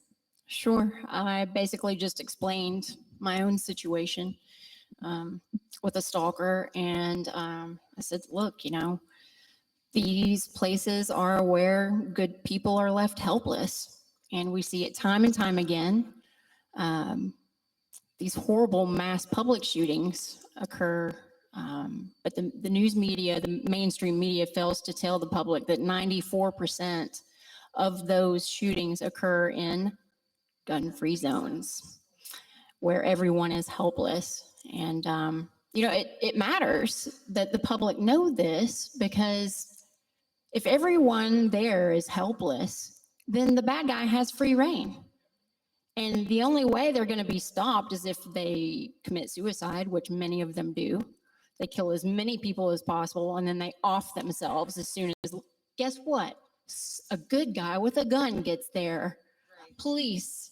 And then, you know, if someone happens to be carrying illegally in a gun-free zone, like, where was it? Was it Indiana? There was a mall. Yeah.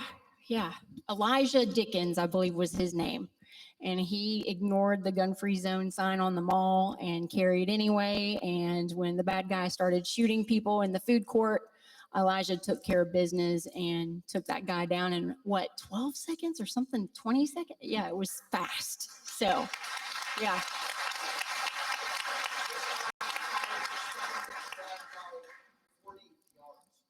Yeah. He was just an amazing shot. Like, the guy knew how to shoot. But I think that, look, I'm not going to tell you to break the law. Well, that's why we start calling ourselves, Nikki, we start calling ourselves responsibly armed citizens. I would. Right? Rather than maybe law-abiding citizens, because some laws are unjust. I would encourage you to they're carry. endangering us. I would encourage you to carry. I would encourage you to carry. And, but yeah, I just spoke from my heart, you know, and explained to them, the dangers of gun-free zones. But also, I spoke on red flag laws also before the U.S. Senate, Blumenthal's committee as well. And of course, the Democrats, I was testifying against red flag laws. And I explained, you know, as a victim of violent crime, witnessing my husband murdered in front of me. Anyone in this room can imagine what that would do to you, to see your loved one brutally murdered like that. And yeah, I had depression after that. Who wouldn't? Yes, I had nightmares after that. Who wouldn't? Was I a danger to myself or others? No. But I do remember, and I testified to this, I said, I do remember right after that happened, you know, having a difficult time. And I remember going to bed at night and thinking to myself, you know what, if the good Lord wants to take me in the middle of the night, I'm okay with that, because this is really, really difficult. I didn't know how I was going to face another day. Now, did I want to kill myself? No. But you can see where someone may misinterpret that. And it could be someone even well-meaning, someone that loves you, a friend, a family member, a coworker. And red flag laws, there's no real due process. They simply make a complaint, you know, file something saying, hey, I'm concerned about Nikki. You know, we know she owns guns. She's depressed. She's telling us things like she may not want to wake up in the morning, and, you know, if God wants to take her. And next thing you know, they're going to confiscate your basic human right of self-defense. Now, can you imagine what that would do to someone like me after what I had been through? I'm scared. I want to be able to protect myself. I've witnessed this horrible thing, and you take away my ability to protect myself without due process. And I explained we already have laws all across the nation right now. Different states call the law, it's basically involuntary commitment law, but in Florida, they call it the Baker Act. But there's due process up front already on the books, and we should be utilizing it, and not ever expand red flag laws. That's what they're trying to do, is expand red flag laws across the nation. And I think it's a horrible thing. I believe in due process, and I think it's very, very important. Awesome. Thank you. Thank you so much for that.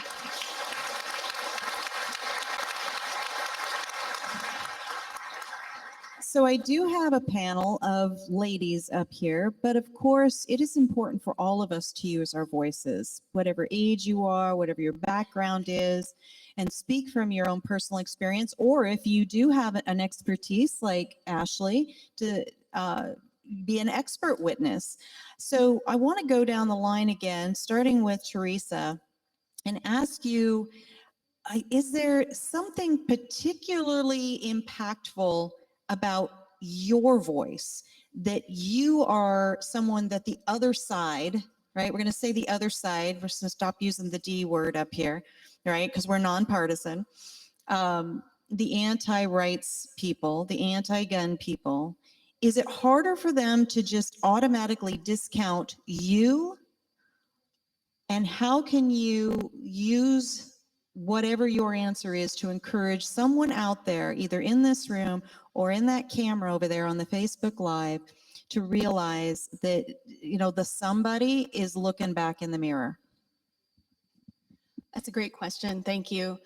I definitely think, you know, being in a state where we can't exercise our Second Amendment rights, and we're all in the process now. I've applied for my permit to carry, which I never thought that day would come. I think that being a counter voice, even if you are the only one, especially in this environment where people don't want to admit in their workplace that they are gun owners in New Jersey. They are, you know, all sorts of things. People are afraid to do this in some circles because there could be some professional repercussions or whatever. You really have to understand that this isn't about just you. This is about our children and the next generation, because they're going to ask, what did you do? What did you do to make this better? Because I've gone back and looked into the research in New Jersey to find out, how the heck did this happen? Okay, when did this happen and how did it happen and who spoke out against it? And when I went to do the research, I couldn't really find any opposition to it. You know, They were silenced. That's true, right? Which is part of why it disturbed me so much that my testimony had been silenced, because someone's going to look back, or my daughter or grandchildren, if I have them, someday they'll look back and say, what did you do about this? Why is there no record of this? So you have to speak up and understand it is not about yourself. It's about beyond yourself, because the next generation is going to ask, what did you do to stand up for this? You know, why silence really is consent, and coming from a place where you really have to fight. I mean, the government argued that the Second Amendment did not apply outside the home. So, right, this is what life is like, you know, in New Jersey. So what did you do about it? And I think you have to understand that you have to take the courage to go out there and speak up, even if you face some of the repercussions, even if people think, you know, oh, what's wrong with you? I've had so many things, you know, said to me about that. How can you have anything to do with guns? You know, you guys probably don't go through that here, I'm guessing, but, you know, I've had that personally said to me. So it is not about yourself, and you have to take the courage to do it, because someone in another generation or in 50 years from now is going to ask, how the heck did this happen? Who objected? And why didn't you object? And they're going to be left scratching their heads like we were. So I hope that answered your question. Fantastic. Thank you. I always say yes.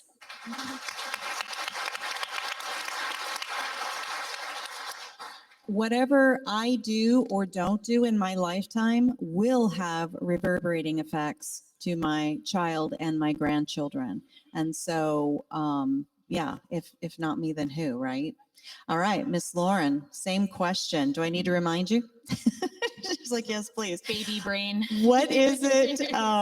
What is it about your specific voice that makes it harder for the anti-rights, the anti-guns people, the other side, to maybe discount quite so easily? Sure. So I think that, especially when I testified that first time, you know, people look at me and they assume that I lean a certain way. I have colored hair, I have piercings, I have tattoos. And I go up there and I am speaking vehemently in favor of these you know, pro Second Amendment bills. So I think that pointing out the hypocrisy, it's, you know, I am a differently abled person or disabled person, whatever. And that's the anti-gun rights groups, that's who they pander to, right? They pander to minorities, they pander to the LGBTQ community, and they don't realize that those are people that also need to arm themselves. So it's very, very hypocritical to just automatically assume that somebody doesn't care about the right to protect themselves because they identify a certain way. And I find that that happens a lot. I know I have a couple of friends that are people of color, and they are very, very pro Second Amendment. I mean, Black Americans saw the largest first-time gun ownership in America in the last 2 years. So that says a lot. And these people don't represent those communities. So yes, if you are a minority, if you are a person that's in a marginalized group, they don't care about your right to defend yourself because you don't go with their narrative. And it's that hypocrisy for me that really just gets me, and I enjoy pointing that out at any time that I can. Awesome. So how come we can't ignore Ashley Hlebinksy? What's up with that? Well, I like to say that I like to be the most boring person in the room, the least exciting testimony. But the really cool thing I've noticed from my testimony, my job, is that I'm not there to pick a side professionally. I'm there to educate people on the history, and a lot of the laws and the arguments that are made for certain bills, for certain legislation, are historically faulty. And the California assault weapons ban is a good example because they follow the Heller loophole. Sorry, loophole, shouldn't have said that word. There's two things under Heller that people use to justify certain laws, which is not in common use and unusually dangerous. Well, you can't argue that pistol grips are new when they've been around since the 1700s. You can't argue that magazines over 10 rounds are new when they've been around since the 1600s. So I'm not there to make a declaration on what's right or wrong. I'm there to do a job, which is to provide that historical background. And the one thing that I've seen across the board in my profession is that the other side, or whoever's interviewing me or interrogating me, they tend to actually appreciate what I have to say. When I finished the 6-hour deposition for the California case, at the end of that, the court reporter was like, "Oh my God, that was so interesting." And then she stepped back and was like, "No, that's not my place to say that." But then the state attorney was like, "No, this is so valuable. I did not know any of this history. You have taught me so much. So just thank you, because you came in here without judgment. You didn't get emotional, and you just told it like it was." And so I really think that history is a great vehicle for that, because when you look back at firearms history, it's on our side a lot of the time, if not all of the time. And so it can be a great way to communicate with people that see firearms as overtly political. I don't do that. I see it as educational. And so I really think that learning about that can help all of us communicate with people that may disagree with us more than anything. Awesome. Thank you. Holly. Why can the other side not discount your voice? Well, it's so funny because I listen to somebody like Ashley, who is an expert, and really my voice is that I'm just an average person. I'm just a normal, I'm a single mom. I've been raising my daughter's turning 9 this year. And especially coming from the town next to Sandy Hook Elementary School, when my daughter was born, I remember some of the moms groups would say, the conversation would come up, and I would say my thoughts on it, and everybody was awkwardly quiet. Now I think most people in my community know where I stand on it, being the president of the Connecticut Citizens Defense League. And all you can do is really speak your truth and know that when it comes down to the facts of the argument, the facts are generally on your side. You're not there to, pull any illusions, and you're not there to sway people with propaganda. It's simply fact, like with what Nikki's talking about with gun-free zones. I mean, we know our reality, and you just speak as an honest person. Our Attorney General, when we filed our lawsuit in partnership with the Second Amendment Foundation a week and a half ago, when we filed this lawsuit challenging our assault weapons ban, our Attorney General in the state of Connecticut said that there were radical extremist groups. And that was a public statement on the news that played back home, radical extremist groups. At a gun rights policy conference last week, I just stood up there and I said, I'm not radical and I'm not an extremist. I go to my daughter's cheerleading and practices, and I'm on the field like everybody else, and I'm in the pickup line with everybody else. And I think people need to hear that. This is who we are as Americans. We're just everyday people, but when we pull together and we get this work done, that's what's really valuable. And sometimes even within our own community, within the Second Amendment community, not everybody's always kind to us, and just keep at it anyway. I mean, when I started out doing this 8 years ago, and I was, really being mentored by the just like you guys, we've only ever had 2 presidents of AzCDL as well. Scott Wilson founded the Connecticut Citizens Defense League, and he's been my mentor all along. And I remember, back in the day, people would be like, "Who's this gun bunny?" And I was like, my gosh, bless your heart. But we're not always super kind to one another. And I just, remind each other to we're here to help each other up, and our successes are everybody's successes. So to see this group of women who are willing to just speak their truths and keep at it no matter what, and no matter what people say about you online, you know what you're there to do, and you know that what you're saying is our reality, and we're doing it with the best of intentions. So keep at it.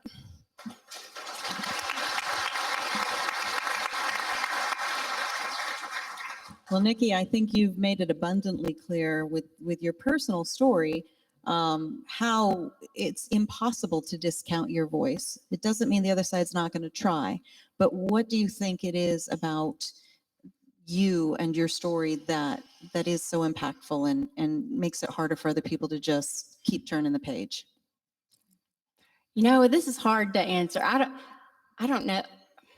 I can tell you that the Democrats absolutely stay away from me. They do not want to ask me any questions.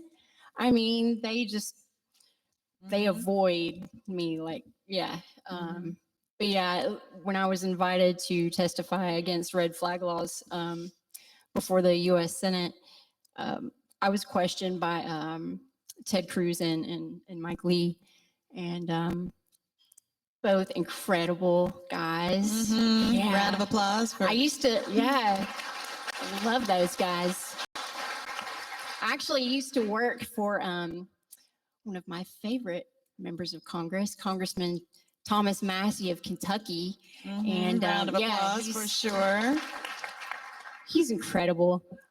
I may be a little bit biased, but he had hired me on to be his executive director for the Congressional Second Amendment Caucus. Boy, that's a mouthful, isn't it? Yeah. And I did that for a little while, but I have to tell you, he kept firing his press secretaries, and he'd be like, "Hey, Nikki, so could you help me out and be my press secretary until I can find somebody new?" And I'm like, "Sure, Thomas, I'll do that." And so I do it for a couple of months. And those are long hours. I don't know if you guys know anything about press secretary work, but I mean, it's long, grueling hours. You are there early in the morning at the U.S. Capitol, and you are there late at night. And but then he fired his next press secretary. After that, he had hired somebody, and then he fired them.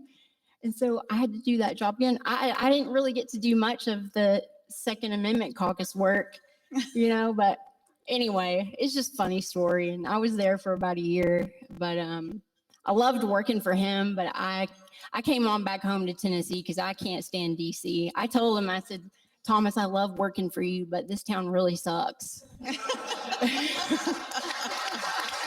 So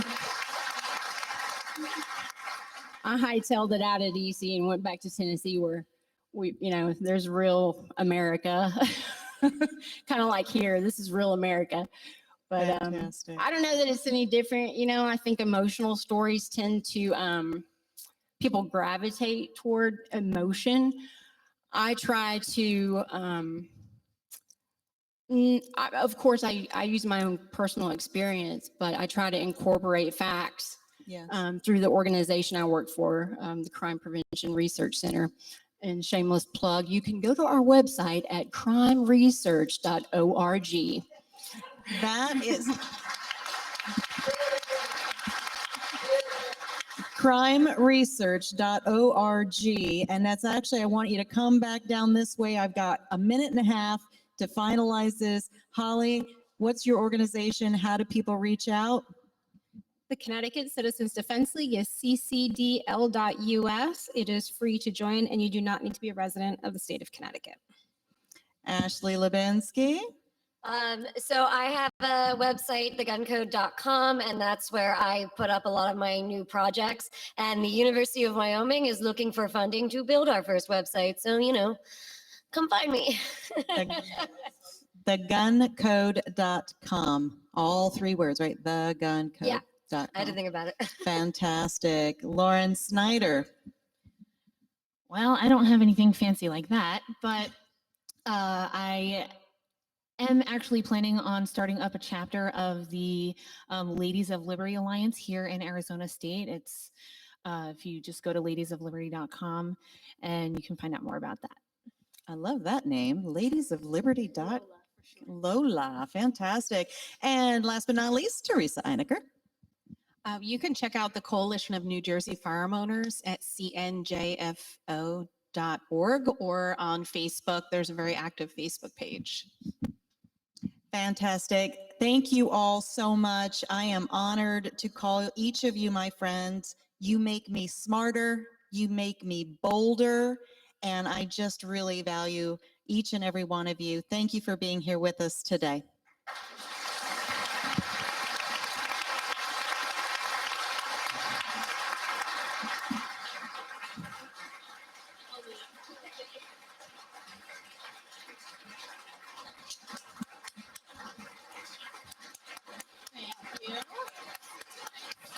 Yeah.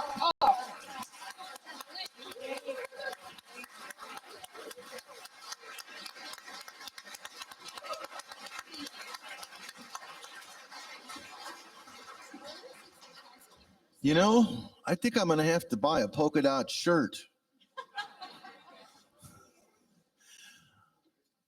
Are we lucky to have her as VP of AzCDL?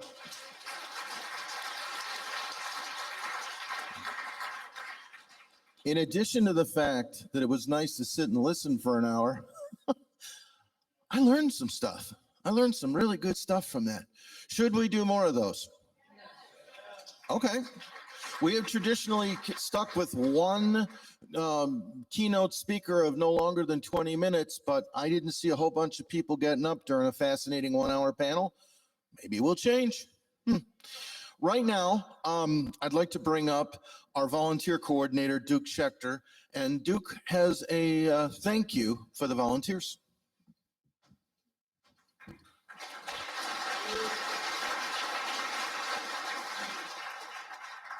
Sure, put me on now. How do you follow an act like that?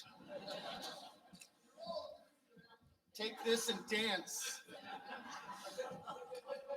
If I took it, somebody else would be dancing. Depends on how they treat us. Everybody here, whether you signed up at one of our tables, whether you signed up on our website, whether you signed up by mail, your first contact with us was probably through one of our volunteers at a table at a gun show, at a table at a political event, possibly even a table at a gun store. That was made possible by our volunteers. I'd like any of our members who have served as a volunteer coordinator to stand.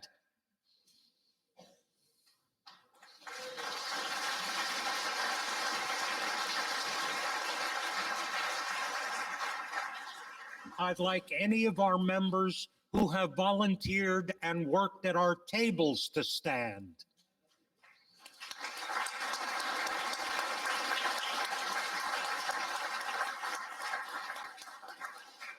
Thank you all. You are what keeps us going. Unfortunately, you saw how few coordinators we have. Now, a lot of volunteers can give a shift, can give a day, but we need people who can come out, set up a gun show, supervise and train volunteers for an entire weekend.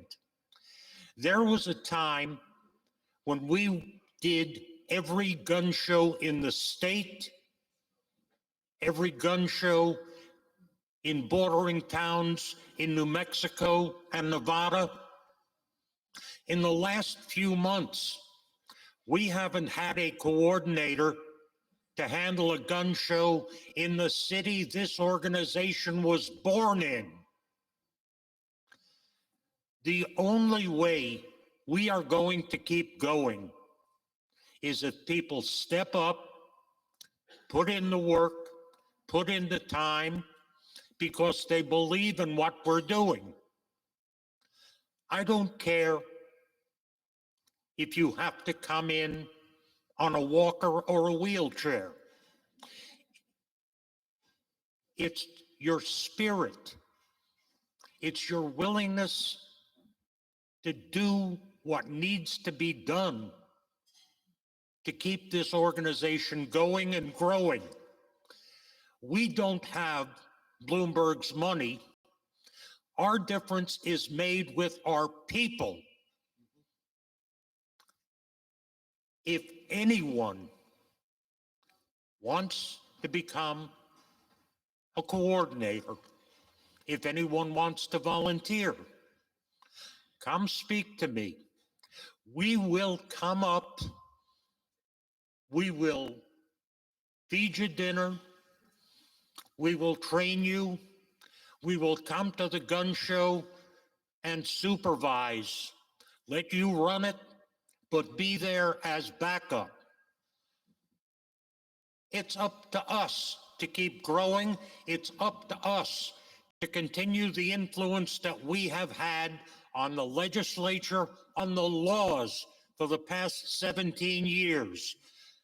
When we hit 20 years, 25 years, I want to see 50 to 100,000 members. The only way we're going to do it is if you get out and bring them in. Thank you.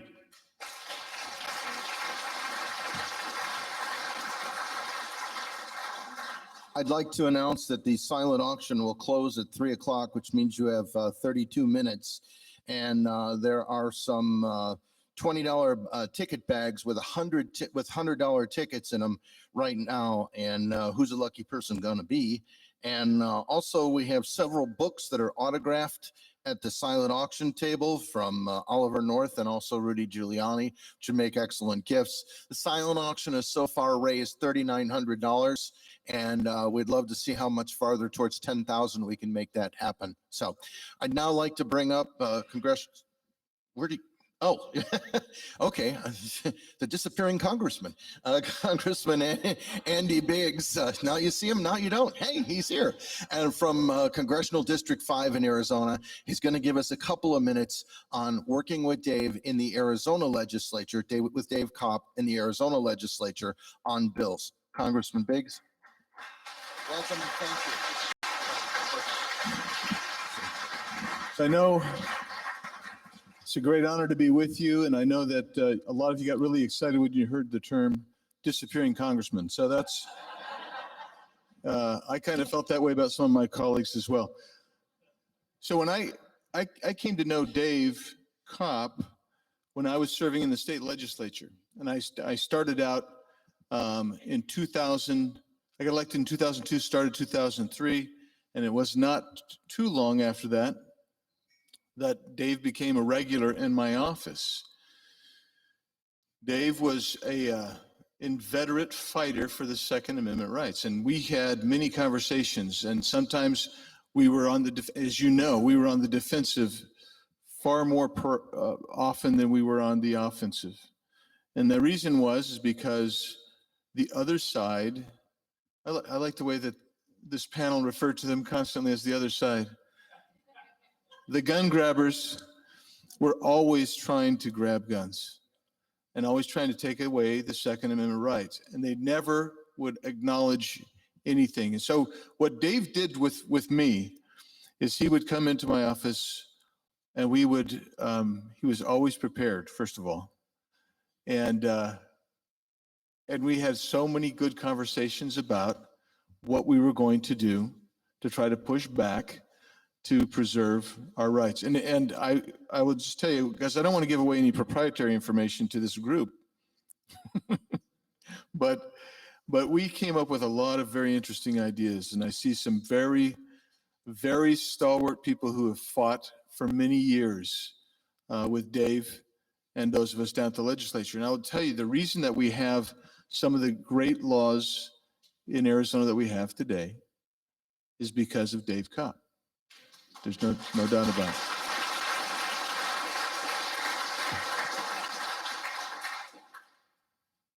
And he will be missed because, as you know, what we're seeing now from the federal bureaucracy is they've weaponized ATF and others to go after retailers.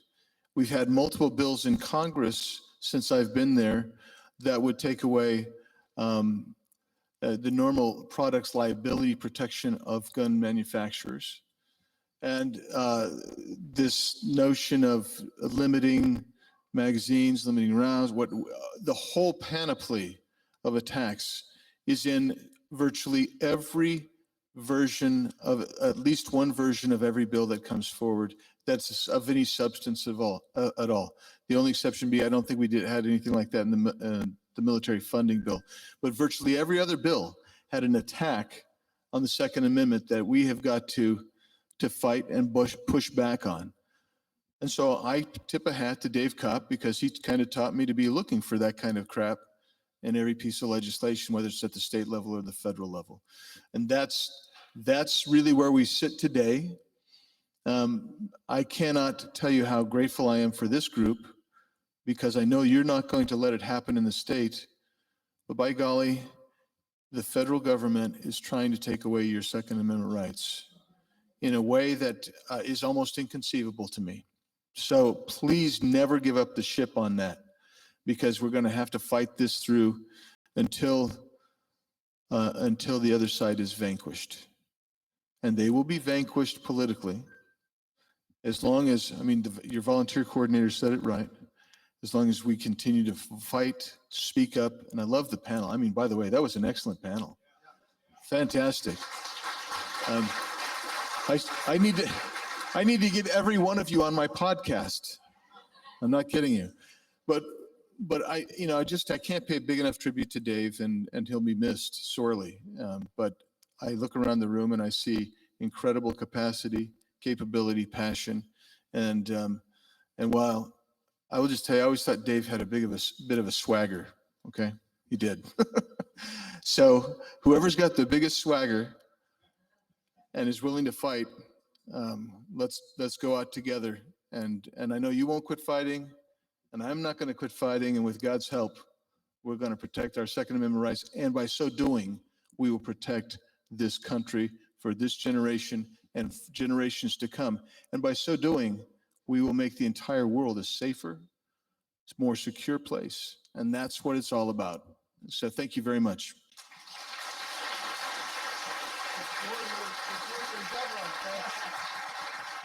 Yeah, get up. That's good. Yeah.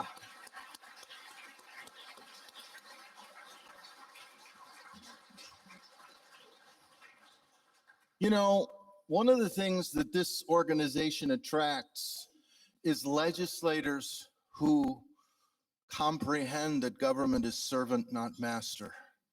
It's very much true for people here at this table. It's true for Congressman Biggs. And that's the kind of people that we tend to bring to us. And it's a real blessing for, not just for us, we always want to talk about us. How about for freedom? And that's what it does. Okay, we're going to take a brief break. First, I'm going to do another raffle, and everybody get your tickets handy.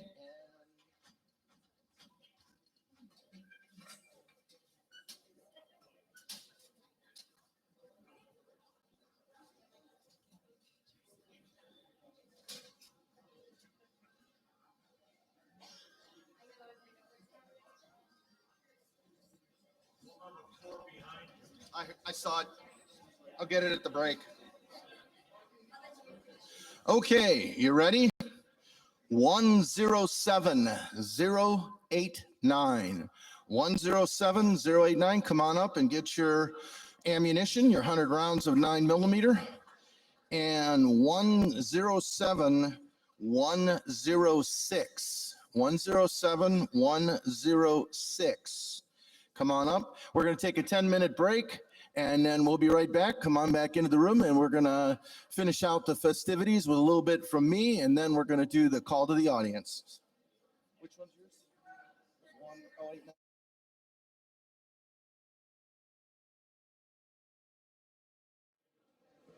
All right, ladies and gentlemen, while we're on this break, we're going to take advantage of this moment and talk to one of my favorite people. I'm going to mess up your last name, but I'm going to go for it. Mike Infanzon. Infanzon. Infanzon. Okay, so it's the A. Okay, that's the part I got to work on. It's pronounced the way it's spelled. Just, hey, don't hesitate. Just call it out there, man. Yeah. Call it out there. How you doing, Mike? Good, man. Thanks for having me on.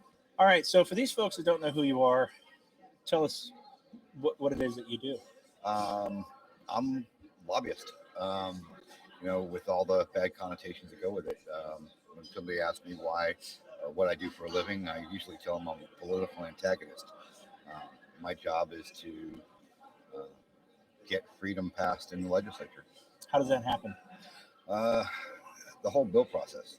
Everything from. Let's pretend that today's children didn't pay attention in history and government class. I'm just a bill on Capitol Hill type thing. Yeah. There you go. Well, usually it goes from researching. We'll start on the state level. Okay. Arizona revised statute. What is going on within an Arizona revised statute that hinders our freedoms, right, or hinders the growth of freedom in Arizona? So we research that and try to figure out a strategy to get that passed, or to find a solution. Right. And that's the best way I can put it. We're finding solutions through all this. It goes from research to language. Yeah.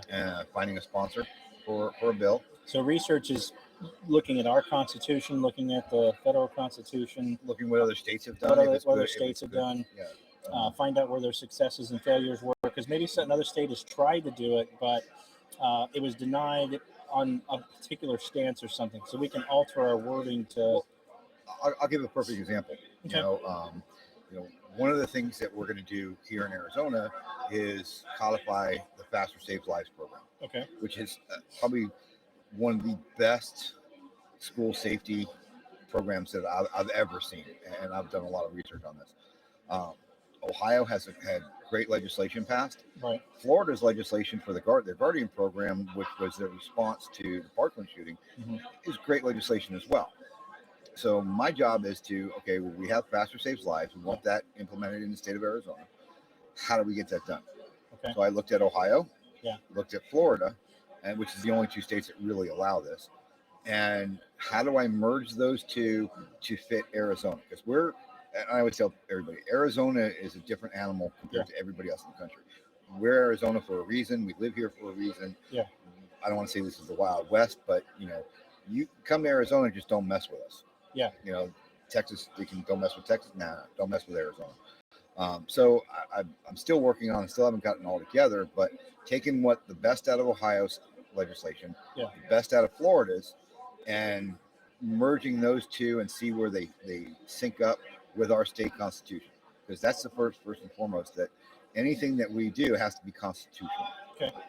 First and foremost. Well, then you can look at what it took to get it passed, what the arguments were, what their defense was of those arguments, etc. I mean, you're forming your battle plan essentially for that one piece, and then you have to find someone to sponsor it. Yes. Okay. So I liken it to we're playing chess while everybody else is playing checkers. Okay. That's the best way I can put it. It's we need to be 5 steps ahead, and I agree. In a whole different game. I agree. So what's the name of your organization? I'm the managing partner for Epic Policy Group. Okay. I'm a life member of AzCDL. Okay. I'm a member of multi-state organizations for motorcycle rights, firearms rights and protections. Yeah. So it's free. It's all about freedom, you know. Okay. Do you ever have anybody help you with your research? I have 2 employees Okay. on staff, 2 associate lobbyists. I usually do most of the lobbying end of things. I like doing my own research for any legislation that I put through. I want to know what I'm talking about. Okay. I need to be. Well, that makes sense. I mean, I understand. Like, I read a book and you read a book, and you told me like the synopsis of your book. You like having all the details like I do. It's like that. Well, okay, that got me interested in the book, but I still want to read the book. Military background thing, you know. It's like I want to know all the intricacies of everything, and I want to be the subject matter expert on it. If I have to stand in front of a committee or just an individual legislator and give them the elevator pitch on why this bill is good or bad, then I need to know everything from, okay, this is why it was written. Here's what our side wants. Here's what the other side is going to come back to. Here's our opponents. So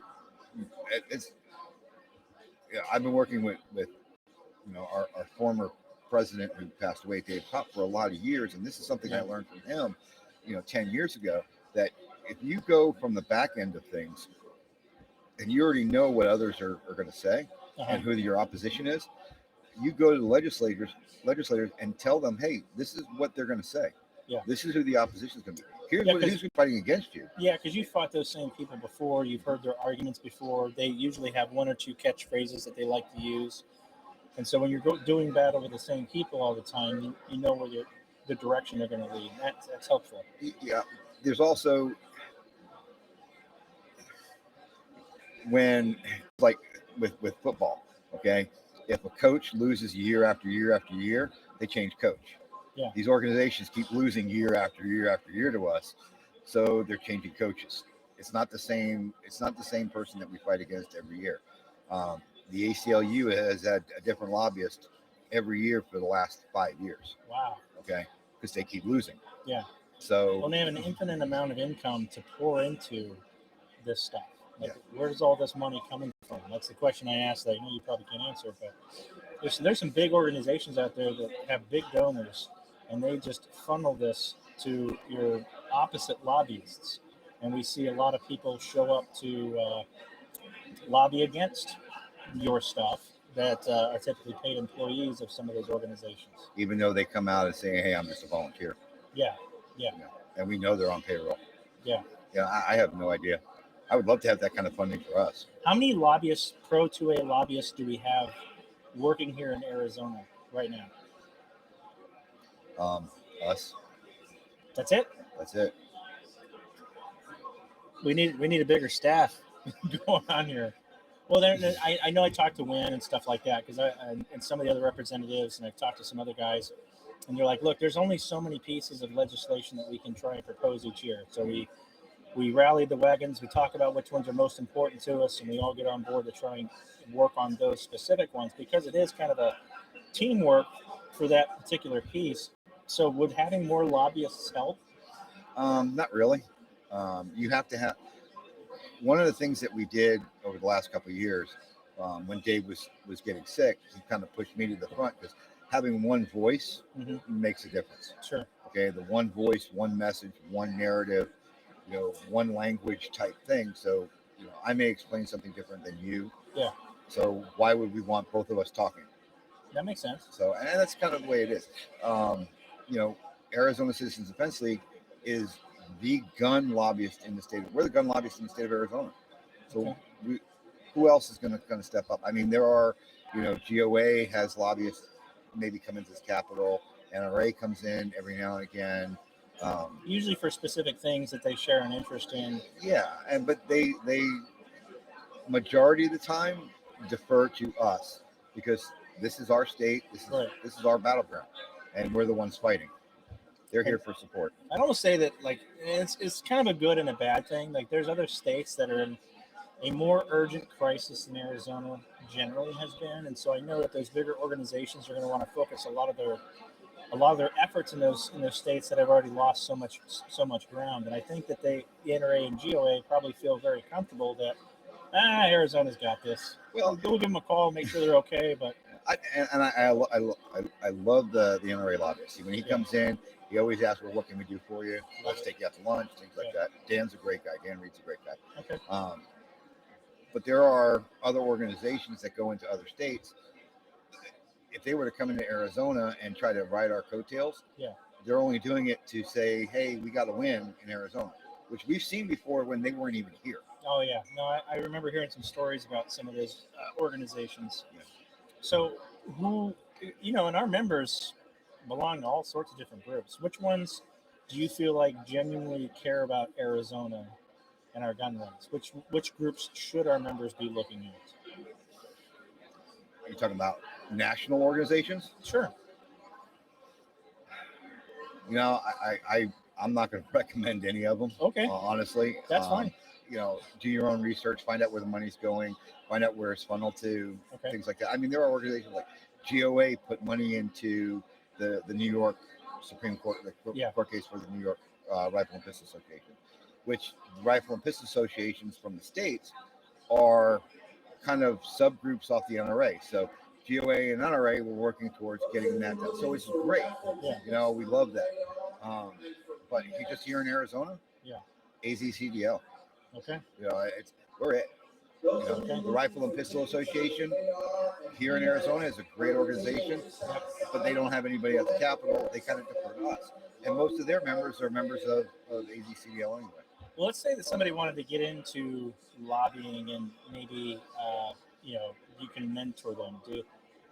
Is that a possibility? Like, how do you get into being a lobbyist? Go to law school and don't want to be a lawyer. You wing it? Yeah, pretty much. No, go to law school and don't want to be a lawyer. That's pretty much how I did it. Okay. It's kind of semi-retired when I started lobbying. Found a policy issue that I was passionate about, and realized I was good at it. I'm good with people, so. So maybe there's an attorney out there that's getting close to retirement who's done doing attorney stuff. Call me. And he loves guns and is interested in maybe learning this, and maybe he can help our own local Rifle and Pistol Association and lobby for them, so that we don't just have your voice but his voice as well. That'd be another great organization to help support, and so he can reach out to you. And how would he go about doing that? Go through the AzCDL. Okay. First all, and I would try to vet somebody. Are you a member of AzCDL first? But it's epicpolicygroup.com. You just email me through the website there. Wonderful. And man, I don't know. I can't think of anything else to ask you. You're a fascinating person. You tell us about your career, where you started out, how you ended up here being a lobbyist. Your prior service, right? I spent 2 enlistments in the Marine Corps, combat veteran. Well, we won't hold that against you. Yeah, well, it's crayons. I ate the crayons. But went to college, finished college, and I was a pastor of a church for almost 10 years. Okay. Loved the freedom aspect of things. I got into politics before Y2K. I realized what people were trying to do to our religious freedoms. Yeah. So I started helping with campaigns and started getting into realizing more and more on the local level. And I love local politics. Yeah. Because you can make a big difference from electing a school board member to city council to whatever. Yeah. And just kind of grew from there. And worked for the university here locally for almost 15 years as a military college advisor, and kind of semi-retired, and kind of worked my way into this way. I almost forgot the most important question. I've been dying to ask you all day. I've talked about it a couple of times. There's a website that folks can go to and look at the voting track record that right? Where it actually says this is how many times they voted yes or no and all that sort of stuff. I know we have kind of a scorecard. Yeah. Okay. That's what I'm talking about. It's on the AzCDL website. It should be on the legislative page. Okay. On the website, and it should be. I put it together after this last session, but it tells you the bills that we were supporting, and fighting against, and where the different legislators voted. It's a great way to start doing your research on who to vote for November 8th. Yeah, because this election, in my humble opinion, this election is like super, super important. We have to take control of the House and the Senate. We need more seats than just one. We need to make sure we have the governorship. And alrighty, where would we find this at on the website? I have no idea. I'm not the webmaster. Oh my goodness. My apologies. No, that's totally fine. So I'm gonna find this. I'm gonna make sure I find where the link's at. I'm gonna type the link into the description. Awesome. But Mike, it was good talking to you. I appreciate you David. getting on here. We appreciate everything you do for AzCDL. You know what? You have no idea how much I appreciate you and all the training that you do for folks. You know, even after 2 enlistments in the Marine Corps and expert in the pistol, I still couldn't hold a candle. So I need to come out and do some shooting with you. Anytime you want to go shooting, you just let me know. We'll throw you out there in the range. You'll have a blast. Cool. We can go down to South Phoenix. There's a range down there. There's a range down there. Yeah, we know about the range. So, all right, thanks, so it looks I like appreciate it. Charles probably going to introduce the faster stuff. We'll jump over there, you guys. Here we go. Thanks.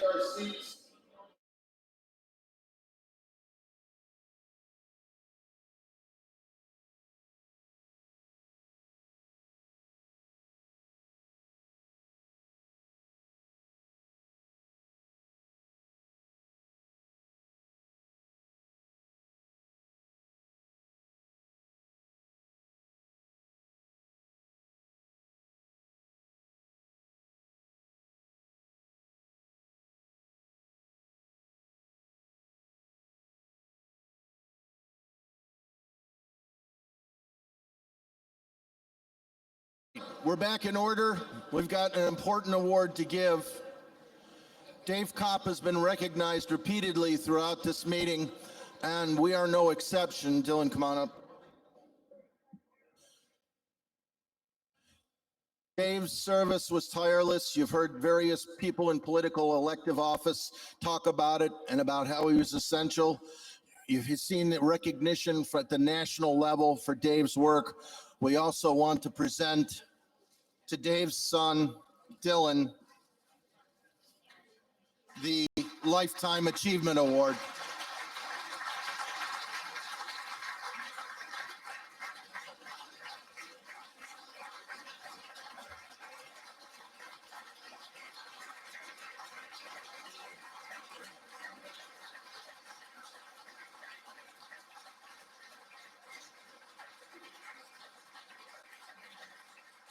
Thanks.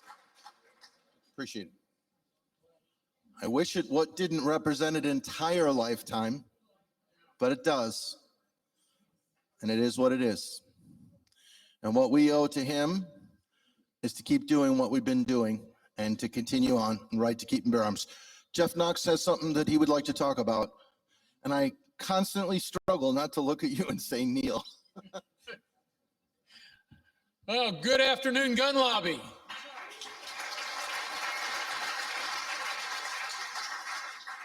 Never forget that that's who you are. That's who the gun lobby is. It's you. And it's always been you, and it always will be you.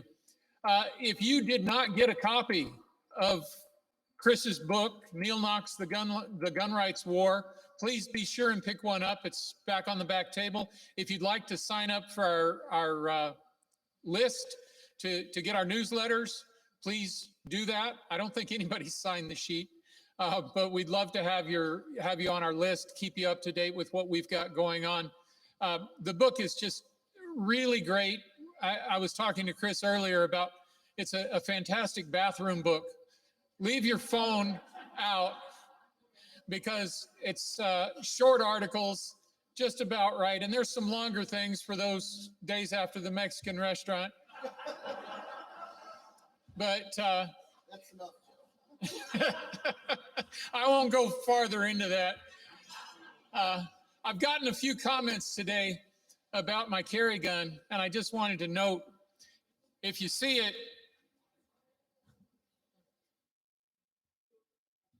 I was working at J&G Sales up in Prescott while I was going to college back in the early 80s, and the first time I got to vote in person, I had just purchased this pistol used at J&G, and I went up to the armory up in Prescott, and I voted in person for the first time because I had been in the Army before that and had always voted by mail. And as I was leaving, a nice lady gave me this little sticker that said I voted. And of course, I didn't have my pistol on me at the time, but as I got into my 1966 El Camino and pulled the pistol out from underneath the seat and put it back on my hip. Of course, we didn't have concealed carry in Arizona at that time, so you had to carry it open. And I put the gun on my hip, and I looked at it, and I and I pulled that sticker off of my shirt and I put the sticker on the stock of my pistol, and I wore it that way until the sticker wore off. And I've been doing that every election since then, since I think 1982, 83, must have been 83. I've had an I voted sticker on the stocks of my pistol ever since, and I would encourage everyone to do that. But anyway, if you didn't get a copy of the book, please be sure and stop by the table. Chris is over here. Wave, Chris. Say hi. And if you want him to sign it or me to sign it, you just let us know. Thank you. Had a slight addition to the schedule. Representative Quan Nguyen is going to talk to us a little bit about two very important bills that he worked with Dave on, and it's just no. Do you? Quan, come on up. Thank you, sir. Welcome. You know, I actually had to skip a water debate this morning and rescue with a bunch of liberals to be here, and so I chose to be here. I appreciate it. You know, I got to work with Dave Kopp. He testified on 4 bills or 3 bills of mine, and was very much wonderful to be able to work with him and talk to him about how, you know, I even asked him, how do we get this across the line? And Dave was always there to support the idea of not expanding the Second Amendment rights, but so much reclaiming the rights, our rights that we've lost so far. So this year I'm coming back hard, CCW on campus. Hopefully it'll you know, we lost it, Dave, due to David Cook. Right? So we lost that one. We also lost the provisional CCW bill from Representative Wilmith here, and hopefully we'll come back and be strong. But we need you to help us. We really do need you to get on the RTS system and fight for us, support us, and continue to do so. And I hope to be able to come back in November and keep the fight and honor Dave. Thank you. You're right, 90 seconds. He said 90 seconds, kept his word. I want to tell you briefly a little bit about the founding of AzCDL. And I do want to be brief. I was going to do 5 minutes. I'll try and keep it to 2. There were 4 founders of AzCDL. Of course, Dave Kopp, John Wentling, Fred Dank, and myself, Charles Heller. And we met over a series of a couple months at the Five and Diner on Ray Road in Chandler. There was nothing special about it, with the exception that it is more or less, it's a little beyond the midpoint of where people at the north end of Phoenix go to the south end of Phoenix, and people from Tucson who don't want to drive all the way to Phoenix can meet. And that's what we did. We hammered out. There were a number of activists that started an email chain back and forth. I ended up in it. And what ended up 6 people narrowed down to 4. Dave, John, Fred, and myself each threw in $300, and that was the initializing capital of AzCDL. We started the organization with $1,200. I provided the banners, which I still do. Some of them need to be replaced. They're looking a little tired. And I did our business cards, and I did our bumper stickers. Of course, it cost for the organization. I owned an ad specialty company. And when we showed up at the tables, we had banners in the front. We didn't have AzCDL tablecloths we have now, but we had AzCDL banners posted above the table, and we had our business cards to give out, and we had some bumper stickers to attract people to the table. And we looked like a real organization because we were. Fred had gotten our 501c4, and that's what I want to talk to you about. AzCDL is a 501c4. You know the difference between C4 and C3? The C4 makes bigger explosions. No, you know, it kind of reminds. Yeah, no, that's later. Actually, he brings up a good point. It kind of reminds me of the great firearms designer, you know, John Moses Browning. There you go. Now, I do that for a reason, not just to be funny. I do that for a reason because it doesn't matter what our politics are, our beliefs are, or who we care about, or how. It matters that we have a common point, that we all respect the talent of the designer of the 1911 and the P35, the high power, and the BMG, 50 BMG, and all that. And it brings us all together, and it reminds us that we are all one. And as Jeff said, we are the gun lobby. So AzCDL was formed to do two things. Number one, get good laws on guns and self-defense at the Arizona legislature. And two, reinforce the idea of Article 2, Section 2 of Arizona's Constitution. Now, is there anybody in this room under 30? 30 or less? Of those people who are 30 or less, and I don't care if you cheat and look it up, what is the stated purpose of government according to Arizona's Constitution? For anybody under 30, what is the stated purpose of government according to Article 2, Section 2 of Arizona's Constitution? Can any of you who is under 30 tell me what that is? Come on up. Come on. Get up here.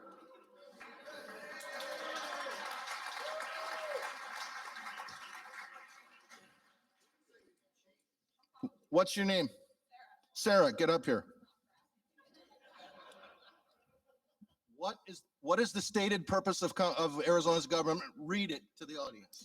Okay, so all political power is inherent in the people, and governments derive their just powers from the consent of the governed and are established to protect and maintain individual rights. Again, established to protect and maintain individual rights. Knowledge is power, and occasionally it's profitable. Appreciate you're getting the answer right. $50.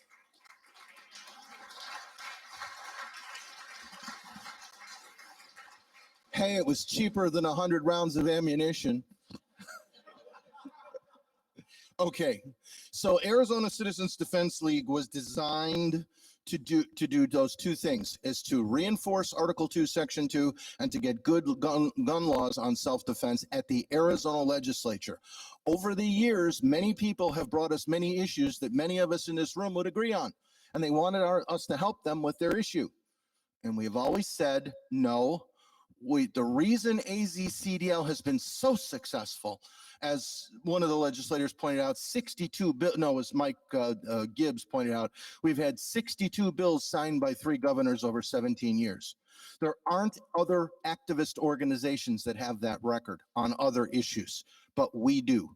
The reason is because we've stayed in our lane, and we've stayed fairly pure to the cause. We don't do political endorsements. We are nonpartisan. Now, you might ask, why is it important that you be nonpartisan? Probably most of the people in this room are fairly conservative. I won't ask for a show of hands. But the point is that we have to remain nonpartisan. Let me explain to you why that's so important. Dave Kopp was roaming the legislature, the halls of the legislature, and one day he went past Senator at the time, Kyrsten Sinema's office when she was a state senator. And she said, "Hi, Dave, what do you got?" And Dave said, "Oh, hi, Senator. This was in 2005 when we were first formed." And he said to her, "We have got a bill that says that if you use physical force or deadly force in self-defense, you're presumed innocent, that you have the right to the presumption of reasonableness for your acts." She says, "Well, that's in the Constitution." He goes, "It's not an Arizona law. We got rid of that in 1996. She said, "What?" You gotta remember, she's a defense attorney. This is before she was a college professor too, still is, but in between Senate terms, but she's a defense attorney. And Dave pointed out to her that from 1996 on, the affirmative defenses had been removed from the self-defense defense in Arizona. And a lot of people went to jail for ag assault for simply putting their hand on their gun when they were scared. That there was needed to be a presumption of reasonableness. And someone who does not agree with our issue almost at all actually championed the cause. Not only that, but she helped cause Governor at the time Napolitano to sign the bill. This is why it's essential that AzCDL remain nonpartisan, with all due respect to the people. You know, shall we not ignore the elephants in the room, right? Okay. But the point is, that's why we're nonpartisan. And it's why it's so important that we maintain our core function at AzCDL and not stray off in some other directions. Now, I'm going to tell you something. We have heard recently some brilliant ideas. First of all, I think what Cheryl Todd did is brilliant with that panel. Okay, and it's different than what we usually do. Yeah, go ahead.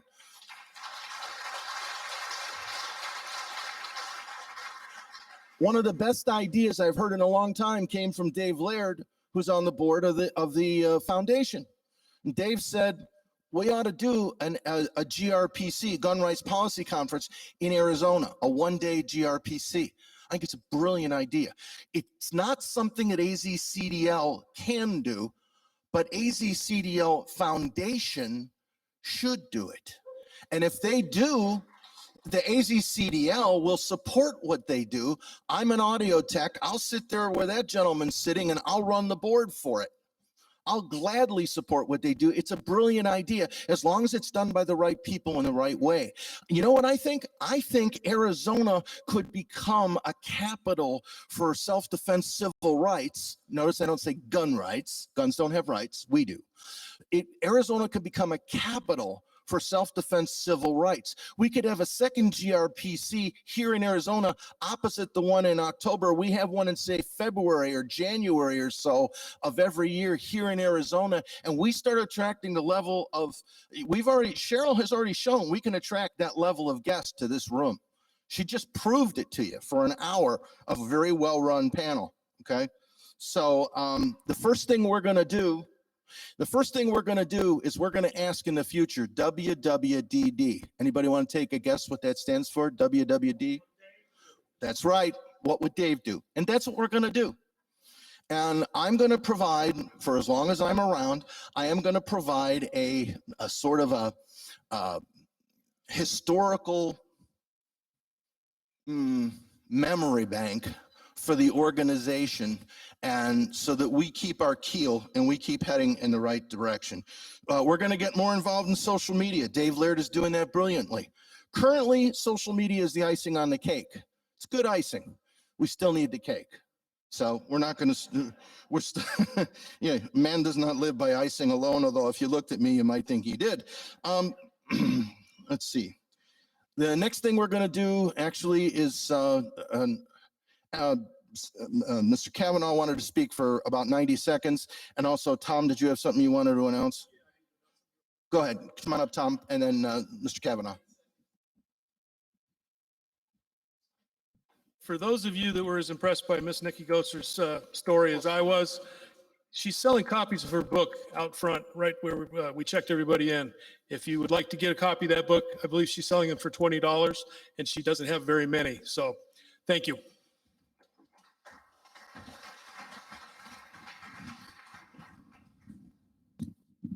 You were close. I actually wanted to speak for 90 minutes, but that's all right. State Representative John Kavanaugh, as Senator Gowan mentioned, I've served in both the House and the Senate, so I am trans-chambered, which means that my preferred pronouns are rep and sen. I first came to the legislature. I was first elected in 2005. I got there in 2006. For the first week, I thought Dave Kopp and John Wetterling were staff because they were there so much. Then I realized they were there more than staff, so they couldn't be staff. And I found out that they were the great lobbyists that they were. And John, if you're listening on the internet, God bless you. I hope to see you back at the Capitol soon. The other thing I would mention is to Lauren. The bill that you mentioned that the Democrats dissed you on was my bill, Guns in Public Buildings. Thanks in part to your testimony, it passed out of that committee, it passed out of Senate rules. It was held on the floor because we had some finos, which are what we call First Amendment in name only members. They have been culled from the herd.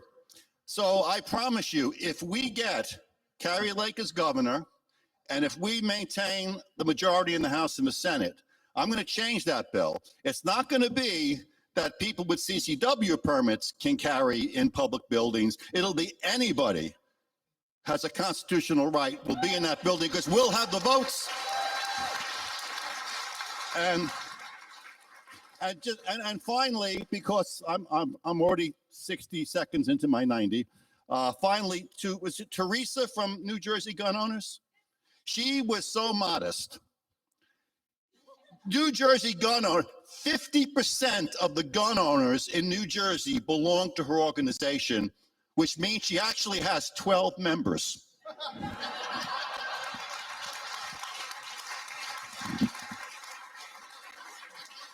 I'll join and make it an even 13. Okay. Charles, do you have What? one more minute? Can I Oh, make one more sure, for announcement? you, of course. What, am I going to cut you short? Heck no.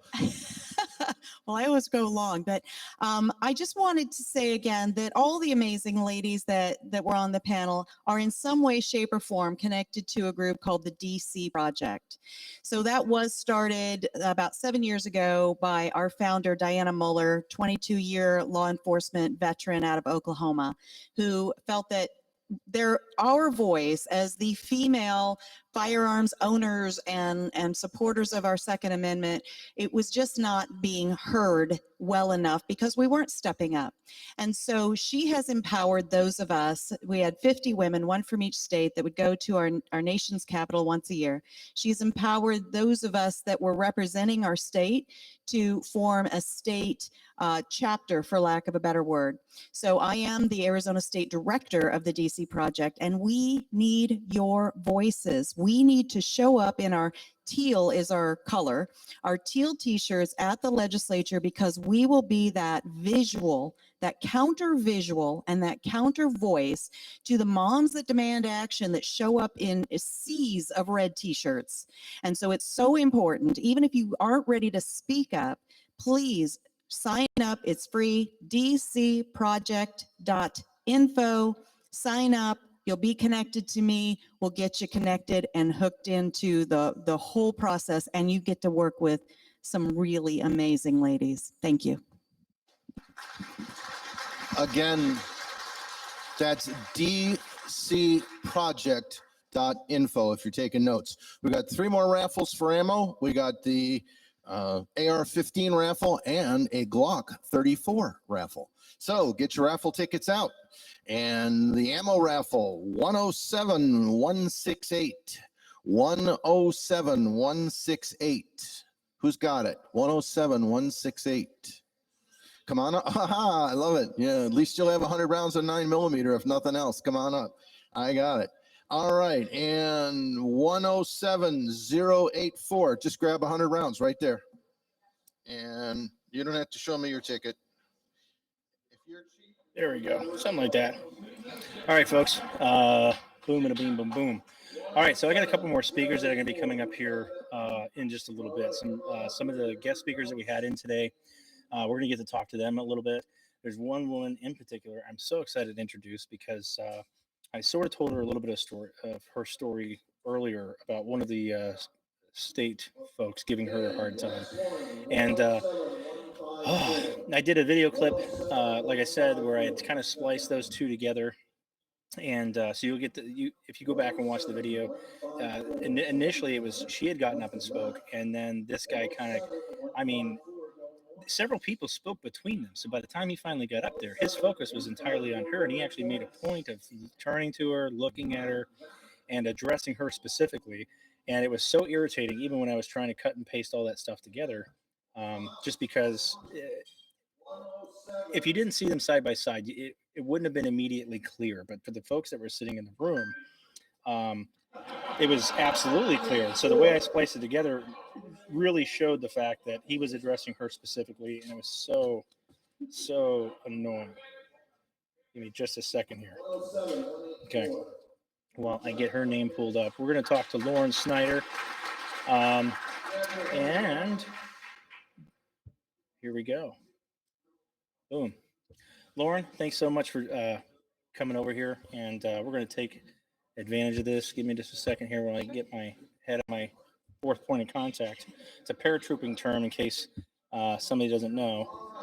How you doing? I'm good. How are you?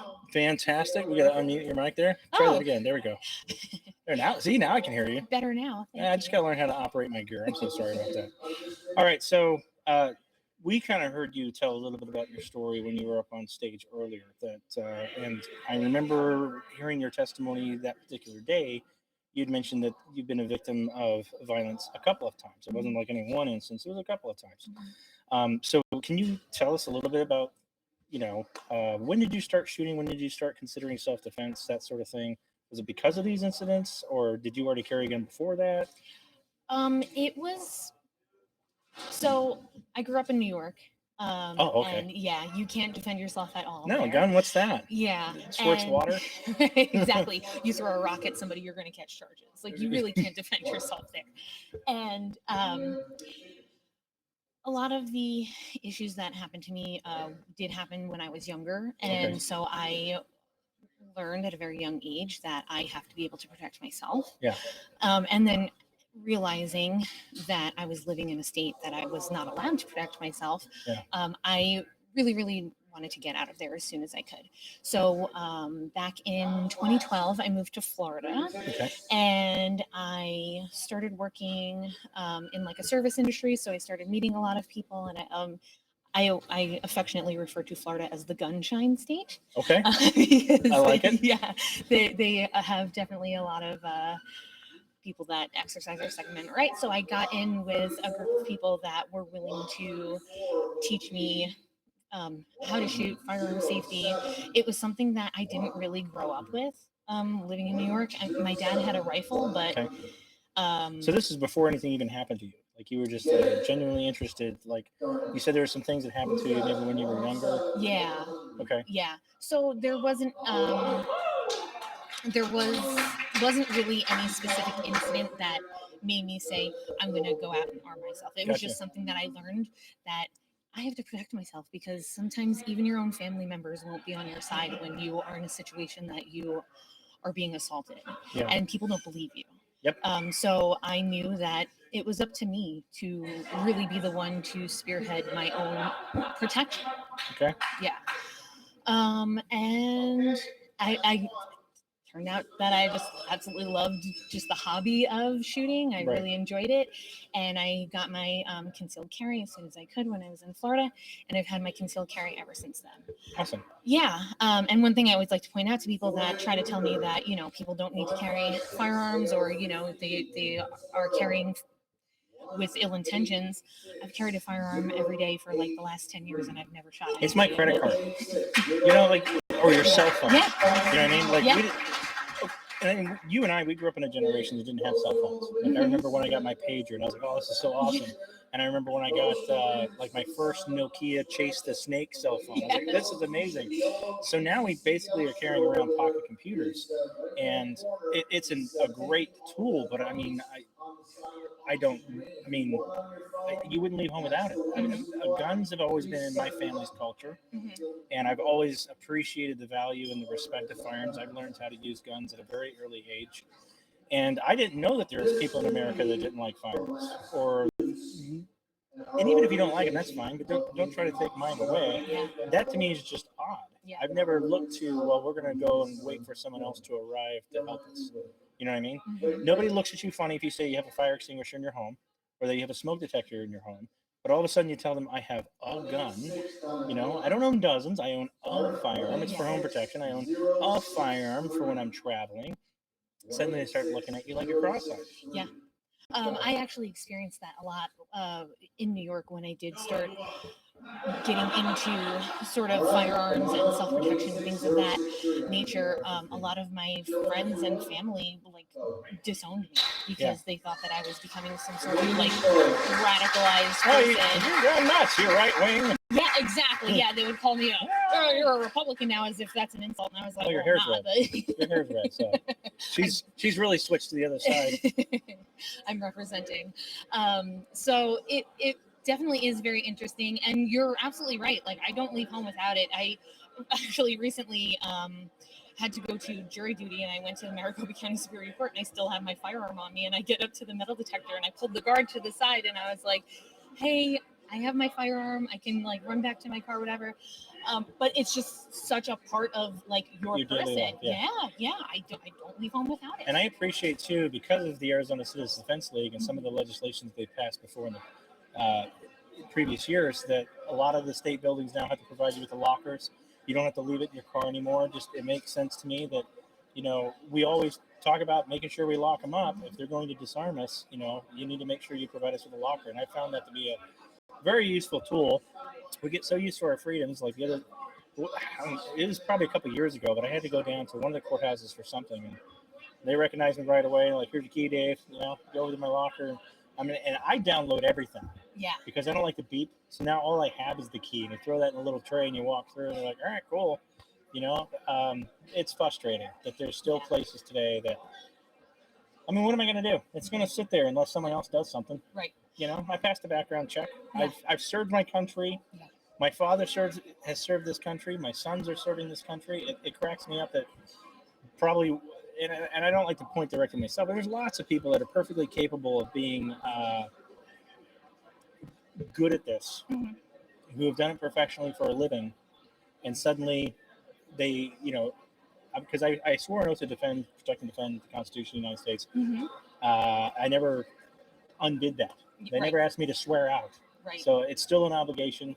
And I know many military folks feel the same way. Yes. But unless you're prior law enforcement, there's nothing in place for us. Yeah, absolutely.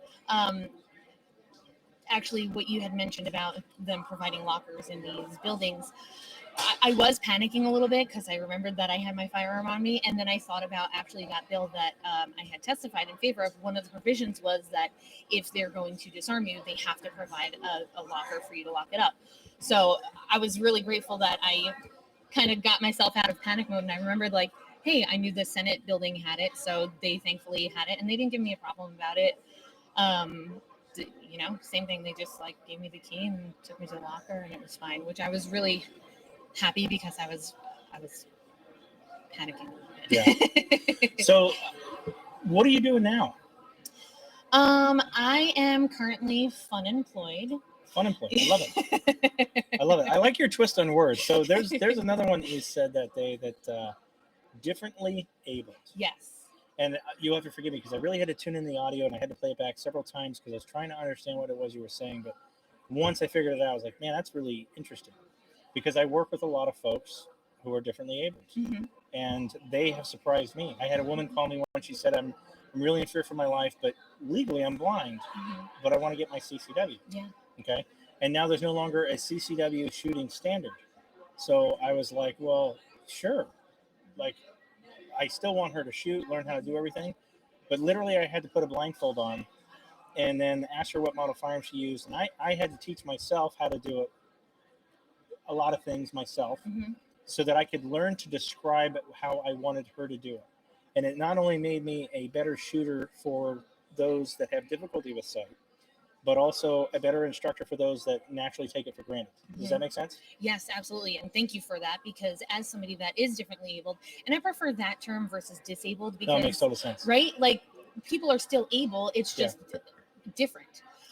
So as somebody that does deal with that, it means a lot for somebody that doesn't have those issues to even take it into consideration, because I mean, there are times where I have to use a wheelchair, and just how rude people are to somebody in a wheelchair. It's like you don't even exist, and it's very, very frustrating. And or talk down to you, or treat you down, like, because you're in a wheelchair, you're automatically stupid. Yeah, right? yeah, absolutely.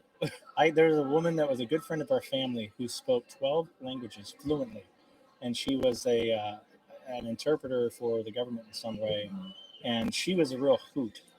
And she had several things going on, but she was one of the most capable people. I was involved in a competition once against another prior service soldier. He actually got wounded in his right hand, so he lost 2 of his fingers. So he had to learn how to draw and shoot with his left hand, but he still uses this for his reloads. And that bastard shoots better than me to this day. I was like, wait a second. Like, so you lost part of your hand, you relearned how to do everything with the other hand, and you're out shooting me right now in this competition. I had some choice words for that SOB up there in he worked at one of the shooting ranges, Blue Ridge or something like that, out of Denver, Colorado. Great guy.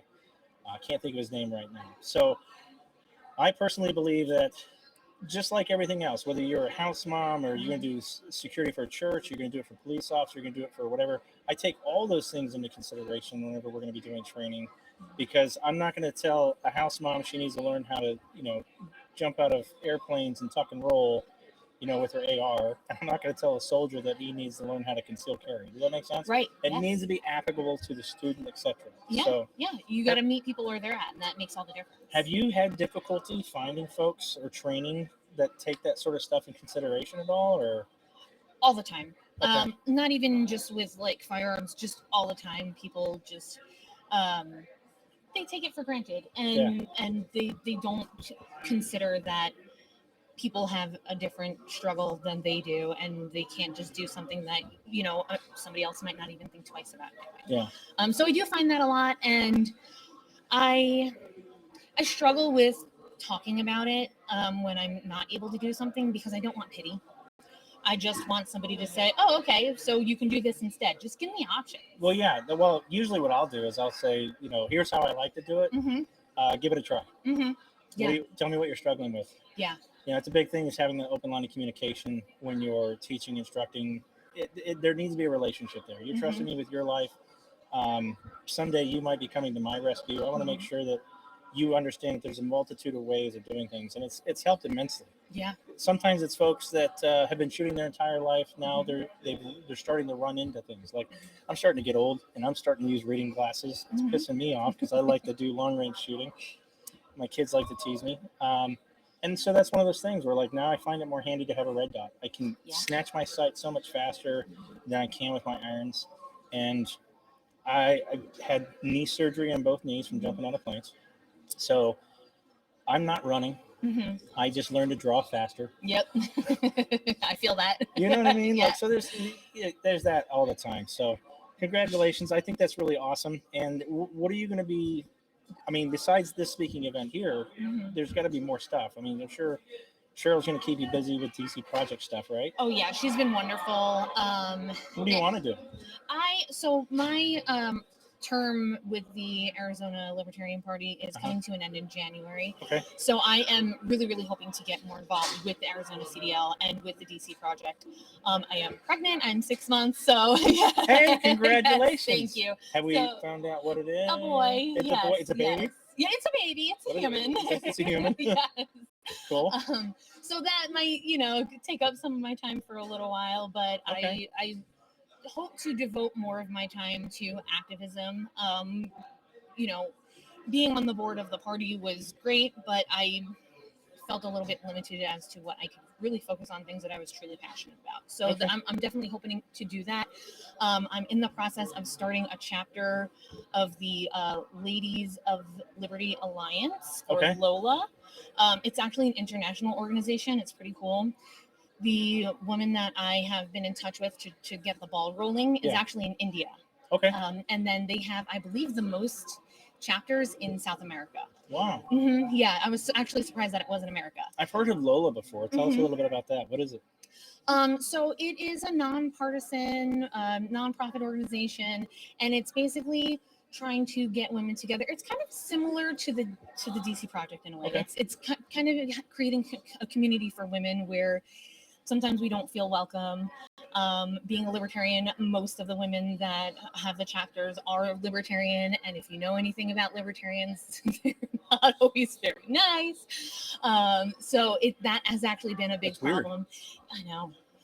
It's a libertarian party. A friend of mine, attorney Mark Victor, was the first one to tell me that there was another party. Mm-hmm. And told me about the libertarian views, and I'm like, that sounds pretty chill. Like, I agree with a lot of those points. I'm totally down for a lot of that stuff. Like, what's wrong with that? Yeah, and there are a lot that are surprisingly not very chill. That's so weird. It's very weird. So we have had I over the last few years, I've been a libertarian since like 2008. So since then, it was like the boys' club. It really, really was, Okay. which is fine. I have no problem with that. But a lot of women don't feel comfortable in that type of environment. Of So course not. yeah, and I understand. It's not There's still a lot of Second Amendment groups, in my humble opinion, that are still very male focused. Mhm. And it's unfortunate because we know that women are one of the fastest growing and has been for, I don't know, it's been like 10 years now. I've been doing this for over 12 long years. And there's still a lot of stuff in this industry as it pertains to women that just irritates the crap out of me. Like, I'm more interested in the girl that knows her stuff, that shoots. And then I don't like the whole gun bunny stuff. I think it's just taking, because I have a daughter. Yeah. Okay. I don't want anybody doing that stuff, and that stuff sells and it irritates the crap out of me. It's like, if she happens to be that but can shoot or is knowledgeable, I don't care. It's, you know what I mean? It needs to be focused in the right direction. Yeah. And our industry really needs to change, because the next generation of mothers who are going to control households, who's going to introduce children and help keep this safe moving forward, we need to make sure that we're reaching that demographic. Yes. You know, and the more we start acting like, you know, male chauvinists, etc., the less of that we're going to have, and we're going to destroy the next generation. Yes, absolutely. Gatekeeping, it's a huge problem. Yeah. And that is why the Lola popped up, because we want some space where women feel comfortable, and to just further nurture those ideas of promoting liberty.